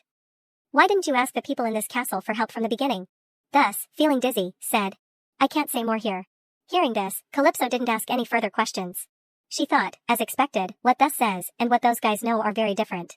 Even if threatened by my master, in a place that discriminates against aquatic beastmen, I don't think the servants would be honest. It's true that I can only go myself. Calypso told Thus, let's go to the Dragon Duke's place tonight. Thus rejoiced, nuzzling its head against Calypso's face, great. Thank you. I like Calypso a lot. She asked Thus if it knew the way. Then, jumping off the bed, she said, I have something important to tell father. I'll be back in a bit. Thus, lying on the bed, wagged its tail and told Calypso to be careful. She turned back, smiling gently at Thus. She went to Pierre's room. Just as she was about to knock, a voice came from inside. I didn't lock the door. She opened the door and entered. Pierre was sitting on the bed as if lost in thought. Seeing Calypso enter, he looked over. Pierre, looking radiantly handsome, sat on the chair, glancing at his daughter. A gentle breeze blew on Calypso's side. At that moment, Pierre gently extended his hand, and powerful streams of water appeared. They quickly lifted Calypso's body, and along with Pierre's words, I've realized this after attending the family meetings for a long time. You are the prettiest. He pulled Calypso closer to him. Calypso replied in a low voice, I didn't expect to hear that from master. Pierre replied, I heard that fathers often dote on their daughters, so it's not surprising, is it? Calypso was slightly moved, master is so thoughtful. I didn't know you would try so hard to fulfill the role of a father. Are you usually the type to keep promises? Pierre honestly said, I'm not sure. If I have to be more specific. This moment is very enjoyable. Hearing that, Calypso froze for a moment and thought. Is that why you always seem indifferent? Like someone who is ready to disappear at any moment? So she asked, wouldn't you also be able to feel that joy with Ejinor? Pierre stroked his chin thoughtfully and replied, if the third child was as strong as you, with a personality and soul like yours, it would be possible. Calypso wondered. Why are you being so roundabout about how it wouldn't be possible if it weren't me? What about Bellis? In terms of strength, he might be stronger than me. Pierre responded irritably, that guy, that brat is no good. He's too much like me. Don't talk about that brat anymore. Calypso laughed and replied, more than anything, I'm surprised because the Dragon City is completely different from the Killer Whale territory. In Equasiadel, there are no buildings this tall besides our mansion. The Equasiadel mansion isn't this tall either. At this point, she thought to herself, it's time to get to the main point. It's strange that I'm being so indirect. Even so, She tightened her grip on her skirt to gather courage. Then she spoke, Master, I like this city, so. Please go back alone. Pierre paused for a moment after hearing that. Then he frowned, showing displeasure. And suddenly asked, do you mean you want to live with me here? I just found out that you like high places, but I didn't expect it to be to this extent. If you live here, you'll definitely need an escort to the village, or a private bodyguard. Mercenaries might not be bad either. Calypso hurriedly waved her hands and asked. No, did you hear wrong, Master? Pierre asked back, didn't you say you wanted to go alone? If you and I stay, Bellis will return alone. Calypso widened her eyes and silently lamented, no, why would you understand it that way? She said, I didn't mean it like that. Suddenly, the air around Pierre became cold. He asked coldly, could it be? You're not telling me to leave you here alone, are you? Telling me to leave you in this place full of land dwellers? Do you know what they can do? Calypso covered her mouth and silently lamented, this is the true power of father. Comparable to grandmother. Pierre continued gloomily, don't say such unreasonable things. Calypso was a little surprised and wondered, what is this feeling? It's clearly a sense of competition. But it doesn't have the same sense of superiority as grandmother. This means father won't easily give up on me. It's a feeling of reassurance. Pierre said, you told me to become your father. You may have come here and said these words easily. But I'm not like that. From now on, your job is to be protected and trained by me. You just need to grow up as you wish. Calypso bowed her head, thinking with emotion, it's truly a complicated feeling, but the problem is I don't hate it. Pierre asked worriedly, you look tired. Is it because of the trip? Calypso thought to herself, do you know, Master? If you were the father who loved me from my first life, I wouldn't let you die of illness. She obediently said, please take care of me, Master. Pierre nodded, all right. From now on, think about how to do better every day. Calypso blamed herself even more, I'm sorry, Master. I wasted 60 years just because of that. Evening came quickly. A small shadow flew swiftly through the night. The person skillfully flipped once. And landed. And it was Calypso. She asked, thus, who was on her shoulder, you said west, right? Thus nodded in confirmation, yes, we need to run very far for a very long time. Calypso smiled slightly. Then said to thus, hold on tight. They arrived quickly. Calypso looked up and thought, this is bewildering. Does the Dragon Duke really live in this place? Broken windows, an old building. This wasn't even the place where the Dragon Duke lived that Bellis had mentioned. Calypso wondered, how do I get in from here? Thus trembled and instructed, Calypso, from now on, you must be very quiet. At that moment, Calypso suddenly sensed something. She immediately crouched down and hid. Her heart was pounding with tension. Sure enough, right after that, the wall in front of her suddenly warped. A blue-haired man appeared out of thin air. Calypso was startled to realize, a person suddenly appeared from the old wall. It clearly changed from the color of brick to human skin. That guy must be a chameleon beast. If the military system of the land dwellers hasn't changed this time, those with weak fighting abilities like chameleons must move in groups of two. The companion of a chameleon is always a carnivore. He tapped his hand on the wall behind him and called out, Hyra, this place is quiet. Immediately after, a shadow rushed out. Another person also appeared out of thin air. That person raised their hand and sighed, Border Patrol? I'm not the one to be doing this kind of mission today. Really? Calypso was surprised to see that person. A hyena? Why would a prestigious clan of land beasts be mobilized for something like this? The black spots on the beige hair, along with the jet black fur around the ears, definitely a hyena beast. Hyenas are one of the 5 influential clans on land. As I said, they're not the kind of personnel that would be mobilized to guard that old house. At this time, the hyena complained to the chameleon, our clan, you see. The chameleon also spoke up, a few days ago, I saw the Pytherian clan come here to supervise. The hyena was surprised, the Black Panthers too? They were also dispatched here? Calypso remembered thus words. Thus needs a strong beast. To reach the Duke's residence, it must also be a strong beast. Calypso thought, maybe this is why Thus said that. At this time, the chameleon asked, but Sir Hyra, is the dragon festival really not being held this year? The hyena shrugged, look at this situation. Do you think it will be held? Now, the distinguished guests who came to attend will leave without knowing anything. The royal family has confined and is monitoring the Dragon Duke. Outside, they're erecting a fake castle. Anyway, try to endure it a little longer. The chameleon, upon hearing this, asked joyfully, not much longer left? The hyena replied, that's right. The current Dragon Duke will die soon. The Dragon Duke we meet next time will be a reborn one. Thus, on Calypso's shoulder, trembled uncontrollably after hearing those words. The hyena affirmed, since it's my mother's speculation, the head of the clan, it can be trusted. The two of them gradually walked away. A while later, Calypso slowly crawled out from the bushes. She hugged the trembling thus, comforting him, calm down, thus. We came here to save the Dragon Duke. Now is the time to be strong. Thus sniffled a bit upon hearing this. Then he thanked Calypso. Calypso smiled, all right. If you've calmed down, let's go. She quickly led thus inside. She asked in a low voice, you said that once we crossed the outer boundary, there would be no more guards, right? Thus nodded in confirmation, that's right. Once inside, there won't be anyone there. Calypso looked up and thought, although I don't know about the Pantherians, I can handle these guys from just now, but it's not a good option. Killing them is a problem, and not knowing about them is also a problem. If I kill the guards, everyone in the city will be suspected of being the culprit. In that case, we, who are being discriminated against, will be blamed. If I simply knock them out, then small people like me will be considered the perpetrators. It's more likely that I'll be caught for sure. The best option is to avoid them and go inside. That's right, this is it. In front of her was a dog hole. After a while, the two successfully infiltrated inside. Thus cheered happily, thus knows the way from here. Calypso chuckled inwardly, you've regained your spirit, haven't you? Walking inside, Calypso cautiously looked around and realized, there's no one inside. It's natural for there to be a hole in the outer wall, since no one is taking care of the castle. But with such superficial security on the outside, couldn't the Dragon Duke escape from somewhere inside? It's too lax. She asked, thus, what exactly happened to the Dragon Duke? Can't you tell me yet? Thus said, thus, was born not long ago, but they've been there since I was born, those wild beasts. Calypso asked, so, you don't really know, do you? At that moment, a sudden clopping sound echoed behind them. Calypso peeked and spotted a maid moving on the other side. Strangely, her hands were trembling nonstop. Calypso wondered, why is she trembling like that? Thus reminded her, this is the way to the Duke's room. Follow me, Calypso. So Calypso stealthily followed the maid. Suddenly, upon reaching the door, the maid abruptly stopped. She reached out and lifted the curtain. Immediately, a strange force was released. Calypso covered her face in surprise. What? Isn't this like how Pierre uses hydrokinesis? Immediately following were the sounds of something breaking and the maid's screams. Calypso frowned, realizing the royal family clearly ordered the surveillance and confinement of the Dragon Duke. Suppose the reason for that was a loss of control. She said, thus, I have a question. You must answer it. Is the Dragon Duke in a state of losing control? Thus affirmed, no, the Duke is completely normal.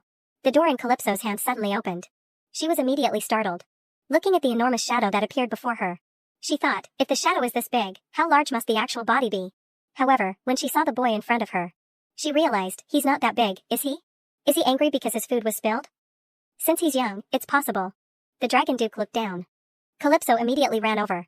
She reached out and pulled the Dragon Duke's hand away, realizing that it was clearly spoiled food.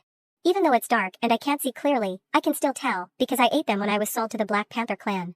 She said to the Dragon Duke, let go of it first. It's spoiled. She remembered, I should have used honorifics, shouldn't I?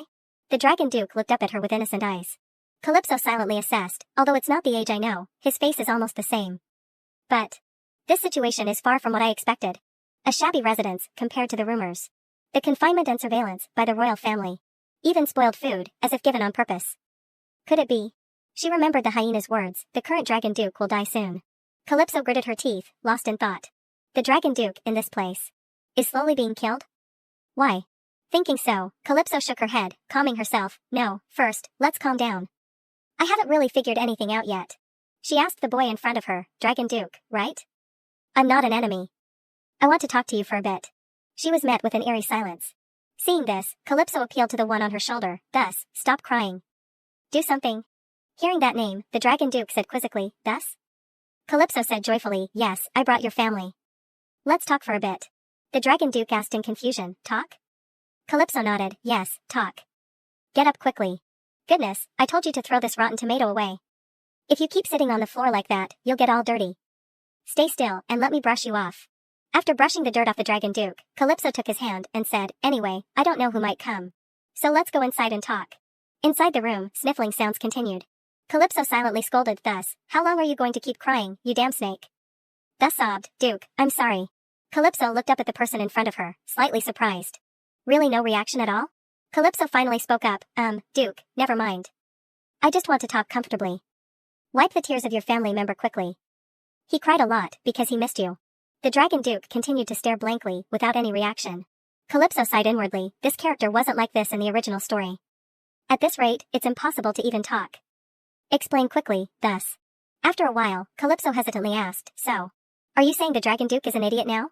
Thus hesitated, but our Duke is very good at using a spoon." Calypso interrupted, "I'm sorry, but at the Killer Whale clan, by the Duke's age, I was already participating in family meetings." At this, she pondered, to summarize what thus said, the Dragon Duke's body is the only thing that has developed. Even if the Dragon Duke doesn't marry and have children, a natural successor is still born. In other words, biologically, there are no parents, so he needs someone else to teach him. There are family members who know how to serve dragons from birth. They can only teach the Dragon Duke to their own limits. Such as emotions, or something similar. He's not ignoring what I'm saying, but it's because he doesn't know what to say. Why? Who did this to him? Thus said, Thus has heard many stories outside the castle, but I don't understand all of them. Calypso suggested, I'll organize it. First, tell me what you've heard. Thus began, the lion once said, we must remember fear. A few years ago, the dragon's wrath threatened the empire. Remember the fear, and based on that, all newborn dragons will be raised carefully. They're not members of the royal family, but merely emotionless weapons. To easily control weapons, they mustn't be taught anything. In case things become difficult, just let them die like that. Then, the newly born dragon dukes will be raised again. Calypso suddenly remembered the old woman's malicious words she had overheard earlier. Fiancé? That's a terrible thing to say. The members of the Pantherion Duke clan are raising fish, you see. Calypso thought, really? I thought it would be very difficult to meet you in this life, but it turns out you're just like me. Calypso said, thus, the fact that you were discovered outside the castle back then was also. Thus nodded, yes, I went outside to look for someone who could help. I almost died, but I'm glad I met Calypso. Calypso clenched her fists, thus, hey. Can the Dragon Duke use the power to transcend space and time? Thus replied, he can go anywhere and to any point in time. Calypso asked again, can he use that power right now? She thought to herself, even if it's called cruel, there's no other way. This feeling of pity, relying on vague things, to help him, makes me constantly uneasy. I want to confirm it for sure. Unexpectedly, Thus said, no, he can't use it because he hasn't been taught anything. Calypso asked again, so that means he can use it when he grows up, right? Thus nodded. Calypso pondered, how ironic, but I feel relieved by Calypso's answer. Ultimately, it means we can have a mutually beneficial relationship. Alright, I've confirmed the most important thing, so. The Dragon Duke suddenly grabbed Calypso's hand. Calypso was surprised, he's imitating what I just did? Just that alone. As if struggling to survive. Calypso smirked, I believe helping him is the right thing to do. She asked, what's your name? The Dragon Duke repeated her words, what's your name? Calypso patiently replied, I'm Calypso Equasiadel. The Dragon Duke repeated her words again. Calypso nodded, yes, I'm Calypso. Her image and name were deeply imprinted in the Dragon Duke's eyes. Calypso. While patting the Dragon Duke's head, Calypso asked, thus, what do you think of me? Thus said happily, Thus likes Calypso. Calypso is a kind beast. Calypso smiled, is that so? Then please entrust the Dragon Duke to me. I'm sorry, but the Dragon Duke can't learn anything here. At my home, I'll feed him, let him sleep well, and I'll also take good care of him. Come with me. Dragon Duke, let's make a deal. I'll teach you about this world. And you choose for yourself. When you can act freely, please take me home. At that moment, Pierre sat alone by the window, leaning his head against it, lost in thought.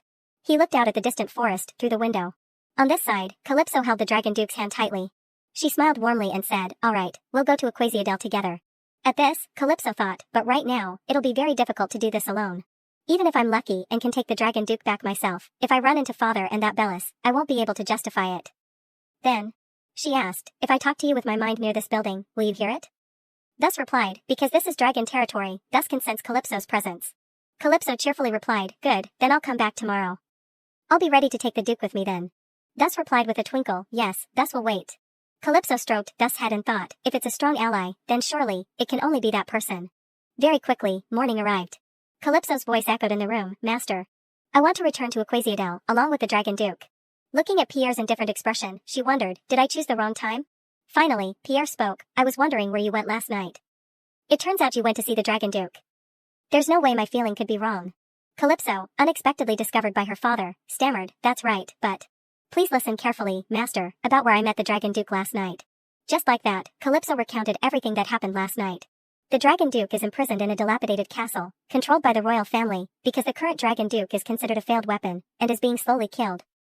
She explained everything. After listening, Pierre asked Calypso, so you mean you need a strong helper, right? Calypso replied with a bright smile, yes. She secretly calculated, I just need to convince Master first. For Bellis, I just need to ask Father to use his power to threaten him. At this moment, Pierre said, you said you wanted to bring the Dragon Duke to Equasiadel. Clearly, if I weren't here, that would be a crazy statement, wouldn't it? The Dragon Duke's presence in the Dragon City of Akina is due to a solemn oath passed down from the first emperor. Therefore, the Dragon Duke can do anything here, but cannot leave without the royal family's permission. Calypso pouted and replied, I know it's impossible to leave the city. She dejectedly thought, actually, Master is the best candidate for the helper position, but only if he accepts my proposal. Otherwise, it won't mean anything. It's okay. If Father doesn't want to, I can act on my own. I've run away, and survived on my own before. If the worst happens. Although I don't want to, there's no other way but to turn back time once again. At this moment, Pierre put down his glass and asked, you plan to stay here, right? No, you said you wanted to live here, right? Calypso honestly replied, yes. Pierre asked her, is it because of this? Kidnapping the Dragon Duke? Calypso replied, I didn't intend to do that, but that's right. Pierre nodded, so that's it. So it's true that you intend to stay here, leaving me behind? Calypso replied, yes, leaving Master behind. Pierre glanced downcast and said, it's still not enough, is it? Calypso didn't understand, what is it? Pierre replied, it's genuine affection, enough for you to change the way you address me. At this moment, a gentle breeze blew through. The atmosphere between the two also became slightly heavy. Pierre asked again, why do you feel so hesitant? I've never scolded you. Next time, tell me what you want to do first. If you want, I can destroy the castle for you. I mean, next time, let's act together from the beginning. Calypso asked in surprise, you'll really help me bring the Dragon Duke back? Pierre nodded, yes. Calypso was extremely curious, why? Why help me? Because you feel pity? Pierre replied, I'm here as your father. I just want to respect your wishes. If you want to do it, just do it. Calypso felt a stir in her heart, those words from Master are better than an answer of pity for the Dragon Duke. I'm happy, right? At this moment, Pierre asked her, do you have a rescue plan? Calypso nodded, I thought of one. Pierre was pleased, I'm looking forward to it. You always bring surprises. But, Pierre glanced at that moment. Looking towards the door behind them. He said, let's hear the plan later. Immediately afterwards, a knock sounded. Their room door was quickly pushed open. A person appeared, saying, greetings, Mr. Pierre. I am the deputy butler of this castle. By order of Duke Pantherion, all guests are being directed to the Dragon's Tooth Hall. The scene shifted to the extremely bustling and noisy hall. The hyena, Hyra, from the other day was yawning, with his hand covering his mouth. Calypso, not far away, recognized him and said to Pierre, Master, it's that hyena. That's the one I saw. At this moment, Bellis appeared behind her and asked, when did you see him? Calypso snorted and replied, you don't need to know. She inwardly exclaimed, that startled me. I almost answered. At this moment, the others started whispering about their family. Isn't that Pierre Equasiadel of the killer whale family? I heard he's as difficult as the head of the family. Better not mess with him. How strong are aquatic creatures on land anyway? If they hear us, they'll make a rude fuss. Calypso cursed inwardly, they haven't received the news yet. Pierre, noticing her annoyed expression, said, if you're uncomfortable, I'll deal with them. Calypso explained, no, I'm fine. Pierre replied, I can destroy the whole house if you want. Calypso gave a wry smile, Master knows how to joke too? It's a joke, right? The little girl suddenly felt extremely uneasy. At this moment, there were more discussions. He's just like his grandmother, in solving everything with force. Pierre coldly retorted, Bellis is the one who resembles my mother. Because he's loved and cared for specially, he naturally resembles her. As he spoke, he glared at the gossiping crowd, scaring them witless. Suddenly, at this moment, Calypso's expression turned serious. She looked at the person who was gradually approaching. Calypso thought to herself, the first time I've met him in this life, right? She remembered his harsh words at that time, you are Calypso Equasiadel, the one engaged to my son, aren't you? Remember this well. If your existence harms even a single hair of my family, I will make you pay with your life. At that time, Calypso had to live as if she were dead. That person was the Black Leopard, Duke Devana Pantherion. Calypso could absolutely not forget him. Pierre, being perceptive, asked his daughter, why are you frowning? Calypso vaguely replied, I just don't like that uncle. Pierre coldly looked in that direction, murmuring, I see. I'll keep that in mind. At this moment, Duke Devana spoke from above, on behalf of the royal family, I would like to express my deep gratitude to the beast men who have come here. However, I must announce some unfortunate news to everyone. This year, the Dragon Festival will not be held. Distinguished guests, please return by the due date. At this moment, a curious person raised their hand, that, Your Grace, why was the festival cancelled? Duke Devana replied, that's a good question, Chief of the White Foxes. I'm sure everyone is curious, so I'll announce this as well. The current Dragon Duke is unwell. Therefore, after discussing with the royal family, we decided not to hold the dragon festival. Calypso scoffed, talking as if there was a real discussion. Even a child who can't speak would see the contradiction. You heartless bastard. He continued, the situation of the next festival is still uncertain. The schedule will be announced later. Hearing this, Calypso thought to herself, looking at the current situation. Next year's dragon festival will probably be postponed as well. In other words, tonight will be the first and last chance. Calypso tugged lightly on Pierre's collar, signaling him. It's simple. At this point, there's no other choice, right? Pierre nodded in understanding. We have to kidnap him and quickly return. A moment later, Bellis came over and asked, what are you plotting? You were very suspicious in the hall. He stared at his younger sister, making Calypso curse inwardly. This is why I hate kids with sharp senses. I don't intend to reveal everything anyway. She feigned ignorance and replied, I don't understand what you're talking about. But first, sit down. I have something to tell you. Bellis quickly sat down on a chair and asked, what do you want to talk about? Calypso sat up gracefully and replied, I might not be able to keep my promise to you about one of the things I said. At this moment, Bellis spoke up, reminding her, wait. Sit properly. Your dress is almost flipped over. Calypso sulked, even Master doesn't nag, so why are you like this? And it's all covered up. I told you that I definitely wouldn't go back, right? Bellis nodded, yes. Calypso told him, it seems I won't be able to keep that promise. Bellis asked her again, what do you mean? Calypso replied, I just changed my mind and decided to go back. Bellis asked again, together? Calypso nodded, yes. Why do you keep asking? At this moment, water bubbles appeared in the room. And they seemed to be surrounding Bellis. Calypso realized with surprise, this is hydraulics affected by the caster's emotions. The water is created sharply due to feelings of anger, or sometimes it can explode, but there are also cases where it breaks down due to sadness. But that, compared to anger. Is this guy happy? Bellis was puzzled, unsure what his sister meant by looking at him. He quickly realized the water bubbles surrounding him. Bellis quickly retracted them, hiding his embarrassment with a few coughs. Then he asked, what about the head of the family position? You said you would return together, not stay in such a mediocre place. Calypso replied, that's still the same. I won't become the head of the family. A breeze passed, and the two siblings remained silent for a few seconds. Calypso chuckled and said, all right, we'll see about that. I don't know what you're hiding, but if you tell me during this journey, I might consider turning a blind eye once. Calypso thought suspiciously, just by telling you, you'll overlook it? This guy acts so casually. Thanks anyway. The little girl thought and chuckled to herself. Immediately, Bellis assessed her foolish face. The scene then shifted to nighttime, with Pierre carrying Calypso through the night. Calypso said to her master, I can jump down myself. Pierre asked her, why bother when you have a good tool? The next second, Pierre disappeared from the roof of the building. Only the wind whistled past their ears. Calypso gaped, assessing the situation. It's like a super-speed taxi. So fast, master. Very quickly, father and daughter landed safely. Calypso whispered, our master is amazing. You tore through the night air. Pierre said coldly, I don't know what you're talking about, but we've arrived. In front of them were still the hyena and gecko. The two had to hide behind a bush, waiting for the two to gradually walk away. Calypso familiarly pointed and said, master, it's over there. There's a hole there. However, she quickly realized. It's been blocked, hasn't it? It's been blocked in just one day? As expected, the plan had too many flaws after just one day of reconnaissance. Pierre spoke up, if we just need to get in. How about that spot? He pointed towards a broken part of the glass window. Calypso assessed it, it looks like a small hole. It seems I can get in. Since we found a solution, I'll throw myself in there. What are you doing, master? Pierre, taking off his coat, said, you could be injured by sharp objects. If winning without injury is difficult for you, then I just need to protect you like a father. He quickly wrapped his coat around her. Calypso, looking at herself wrapped tightly, cried inwardly, but isn't this too much? Pierre started to channel his magic, instructing her, well then, I wish you a safe return. He quickly launched his daughter towards the hole, like an arrow. Calypso watched the hole getting closer and closer in front of her. Thinking to herself, it'll probably be fine, right? Calypso, wearing her master's coat, went through. With an impossibly cool expression. She didn't disappoint her father, landing skillfully as well. But as a result, the cloak was torn, while her body was fine. She thought to herself, I have to admit it. All the small things master gives me are his own form of love.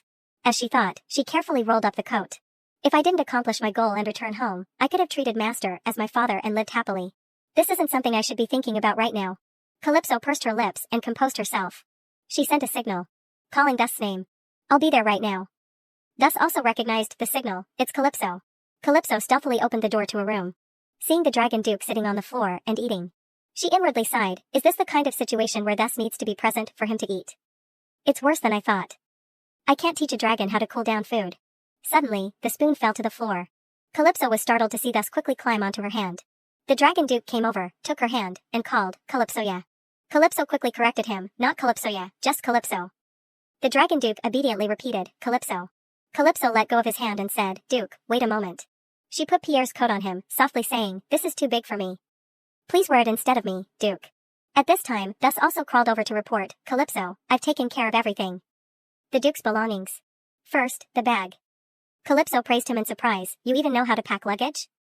Thus puffed up his chest, replying, Of course. I'm a loyal servant. Then he took out a notebook and said, This is my notebook. It's full of things I've written about the Duke. Calypso gaped, A snake who can write? He even writes very well. Calypso said, Thus, I'm very grateful you gave this to me, but why? You'll be coming with me anyway. Unexpectedly, Thus said, I'm not going. Calypso asked in utter surprise, What are you saying? Without the Dragon Duke, you cried and whined. Thus puffed out his cheeks in denial, I didn't whine and cry. Calypso held out her hand and said, Yeah, since you didn't whine and cry, stop talking nonsense and let's go. We don't have time. Thus vehemently shook his head in refusal, No. I have a skill that only works here. Calypso asked in surprise, What? At that moment, Thus' body suddenly lit up. The dazzling light blinded Calypso. Then she murmured in surprise, What is this? Thus, are you really? Thus, in the form of the Dragon Duke, nodded, Yes, it's me. I'm a creature derived from the Dragon Duke. I can endure like this. For a few years. Calypso asked with a blank expression, You mean? I guess you thought that if both of us left, we would be caught. Thus just smiled and nodded slightly. Then he took Calypso's hand and said, Calypso, please help the Dragon Duke. I'm counting on you. Calypso gritted her teeth, suppressing the chaotic emotions within her. Then she said, Thus, I am the dragon's bride. So, when I turn 10, I will definitely return to this city. This is an unchanging, somewhat sad fact unless I become the head of the family. So, after 7 years, I will come and get you. However, if it's to save him, a pure creature like him, then this is nothing but a wonderful opportunity. I may not be a good person, but I love good creatures. Thus nodded and replied, Yes. That much time is enough to learn everything. Calypso wondered, I asked him if he's okay. The innocent, carefree, kind snake. At this moment, she took Thus' hand and threatened, Repeat after me. If you don't do this, I won't take the Duke with me. Thus quickly replied, I will. Calypso said, Killer whale, keep your promise. Swear on the name of the sea. Thus hesitantly repeated after her, despite not understanding what it was. Calypso frowned and reminded him, Say it louder, or I won't take him with me. Thus quickly increased his volume, Swear on the name of the sea. Calypso continued, All right. I, Calypso Equasiadel, swear on the name of the sea. Thus, I will definitely come back to save you. Immediately after, Calypso led the Dragon Duke by the hand and fled from this place. She thought to herself, Master said that if I get close to the second floor window, he'll be able to sense it. Immediately, a refreshing stream of water poured in from the window. It quickly wrapped around the Dragon Duke, lifting him up. The boy's expression was extremely panicked. Calypso wondered, Is he afraid of heights? No. It's like, he doesn't want to leave me. The two children hugged each other and went outside. Very quickly, they teleported to where Pierre was. Pierre said, You took quite a long time. They're coming this way. Calypso was startled, Is that true? Do they know about this? Pierre said, Probably. When the Dragon Duke climbed through the window, the glass broke and made a noise. Calypso thought to herself, Escaping now is good, but the important thing is whether they've realized the Duke's absence yet. She said, Master, let's wait here for a moment. Conceal our presence with the power of water. Pierre immediately created a protective circle of water. The hyena quickly appeared. He had panicked when he heard his allies report earlier, What? There's no one here? Are you sure you sensed correctly? The gecko replied with a pale face, I'm sure. The trap I set has been triggered. There were definitely signs of movement. The hyena said, It wasn't a wild animal, was it? There's no way they would linger after smelling the scent of predators like us. After all, there's still no one around. It could also be that our trap was triggered by a strong gust of wind. The two of them just left the place, assuming it was a mistake. Calypso thought to herself, Should I be glad that they're fools? The hyena still thinks it was a mishap, so it keeps grumbling. Forget it. While we're here, let's look around one more time. Seeing them leave, Calypso also spoke up, Master, let's go. She thought to herself, They are more careless than I thought. That's probably because they think that the Dragon Duke has no way of knowing the concept of escape. Anyway, even though it's dangerous, what's important is that we've confirmed it. They don't know that the Dragon Duke has escaped. Now, the only thing left to do here is pick up Thus as soon as possible. The castle gradually faded into the distance. The Dragon Duke turned his eyes in that direction. The scene quickly shifted to a luxurious room. Two children were sitting together on the bed. Calypso asked Pierre, Father, where are you going, leaving us like this? Pierre replied, I have something to take care of. Calypso pouted sullenly, Why do you have to go and leave us like this? At this moment, she suddenly remembered that notebook, the Dragon Duke's report written by Thus. Since she was free, she turned around and took it out to study. The report was written as follows: a newborn dragon duke needs to learn. Learning here includes the basic emotions that humans inherently have. Dragons mimic the emotions of the first person they bond with. Therefore, learning is extremely important for the dragon duke. Very, very much, she realized. Dragon duke, so that's why he didn't wipe thus tears. However, I can feel how much he cares about this. The dragon duke's name is Echion Pontus. Echion. No one else knows this but me. No one is curious, and no one calls out his name. Calypso said to the dragon duke, your name is Echion, a name similar to the dragon city. It suits you very well. Just as the city shares its name with you, I wish it were also kind to you. It's okay, Echion. You being here means that someone warmer and gentler than the city itself is by your side. But never think of anyone as your savior. That truth is more pathetic than you think. Right now, you are having difficulty communicating, so you may not understand what I am saying now, but someday, you will understand. At this moment, the dragon duke's body suddenly trembled uncontrollably. Calypso continued to speak to him, now, just remember this. Salvation is something you give yourself. She thought to herself, I'm not someone who talks much, based on an uncertain future. But I really hope he lives his life that way. Calypso sighed, there's still a long way to go. The dragon duke spoke up, mine. Calypso asked, doubtfully, the blanket? Do you like it? You can keep it if you want. The dragon duke held her hand and said, yes, mine. The next morning, in another place. People whispered and gossiped, I've never seen that carriage before, who is that? That's a Quasiadel. You know, the killer whale clan. It's good that the fish finally left the dragon castle. Right? They didn't belong in the dragon castle anyway. Hey, watch your words. Haven't you heard what they did in the dragon castle's dining hall? Calypso heard all the gossip, cursing under her breath, such fools. Their carriage gradually moved away from the castle. Calypso turned to Pierre and asked, Master, are you really not going to tell me? Pierre coldly replied, you'll know at the right time, about 2 weeks. Calypso curiously shook her father's shoulder, why won't you tell me?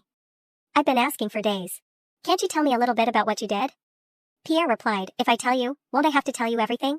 Bella sat on the side listening to the father and daughter's conversation. Then he spoke up, 2 days seems like a long time to wait. Calypso frowned, thinking to herself, finally, he spoke. She called out to Belus, you definitely said that you would consider turning a blind eye at least once before we leave. Belus replied, I haven't changed what I said. Hurry up and explain. Hearing this, Calypso only smirked slightly. She removed the cloth from the dragon duke's head and said, say hello. Belus's eyes widened in surprise.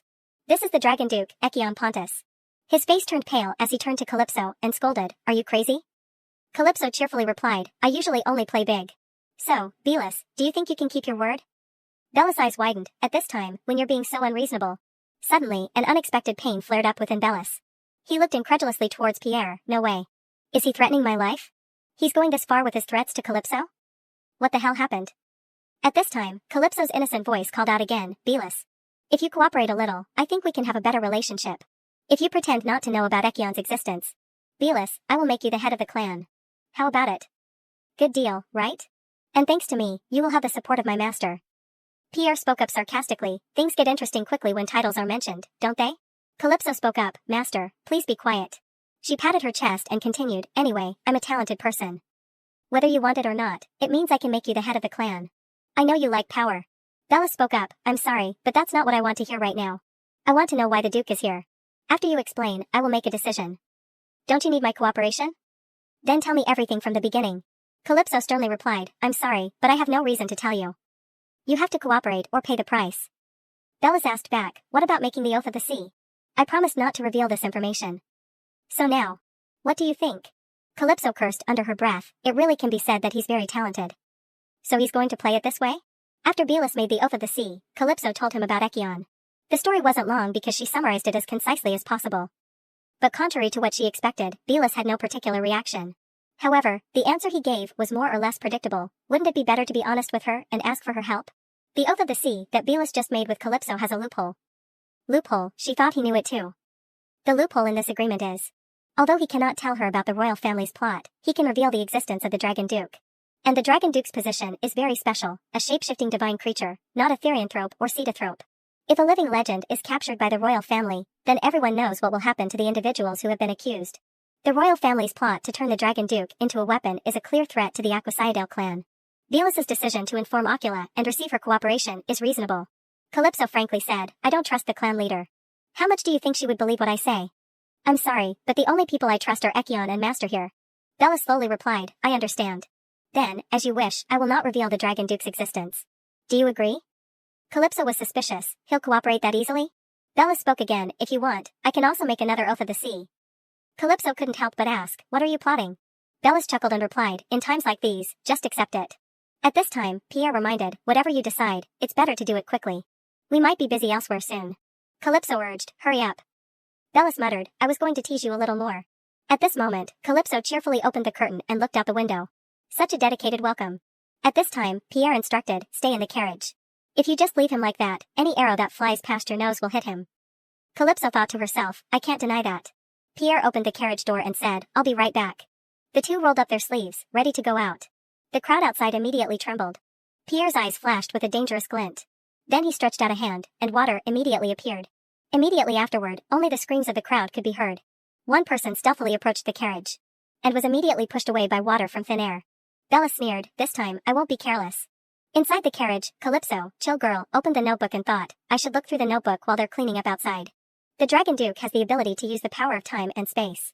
Reading up to this point, Calypso suddenly stopped. Then she turned to the Dragon Duke and asked, Echion, thus said that you have the ability to transcend time and space. Although you are too young to be able to teleport, there is one thing you can do right now. To do it, just hold my hand. And let our foreheads touch. Can you? Let me see my parents again? Calypso thought to herself, if the time-space compatibility is good, I can show the time and place I want. She said to the Dragon Duke, please, let me see them again, even just once. The Dragon Duke's eyes flashed. He said, I will help you, Calypso. Very quickly afterward, Calypso saw an unfamiliar scene. She stretched out her hand, thinking to herself, I think I'm not really there, my body is transparent. And it's still the body of a 3-year-old orca. But, these streets are so familiar, my house is very close. After passing this flower wall, if I go through this door, the familiar house appeared before Calypso. She told herself, don't get your hopes up. If today is a workday, Mom and Dad might not be home. Who would have thought a familiar voice would reach her ears? Honey, did we leave the window open? I feel like there's a draft. The mother shook her head, no way, all the windows in the kitchen are closed. Come on, drink some tea to warm up. Calypso realized, it's Mom, Dad. Mom. Dad.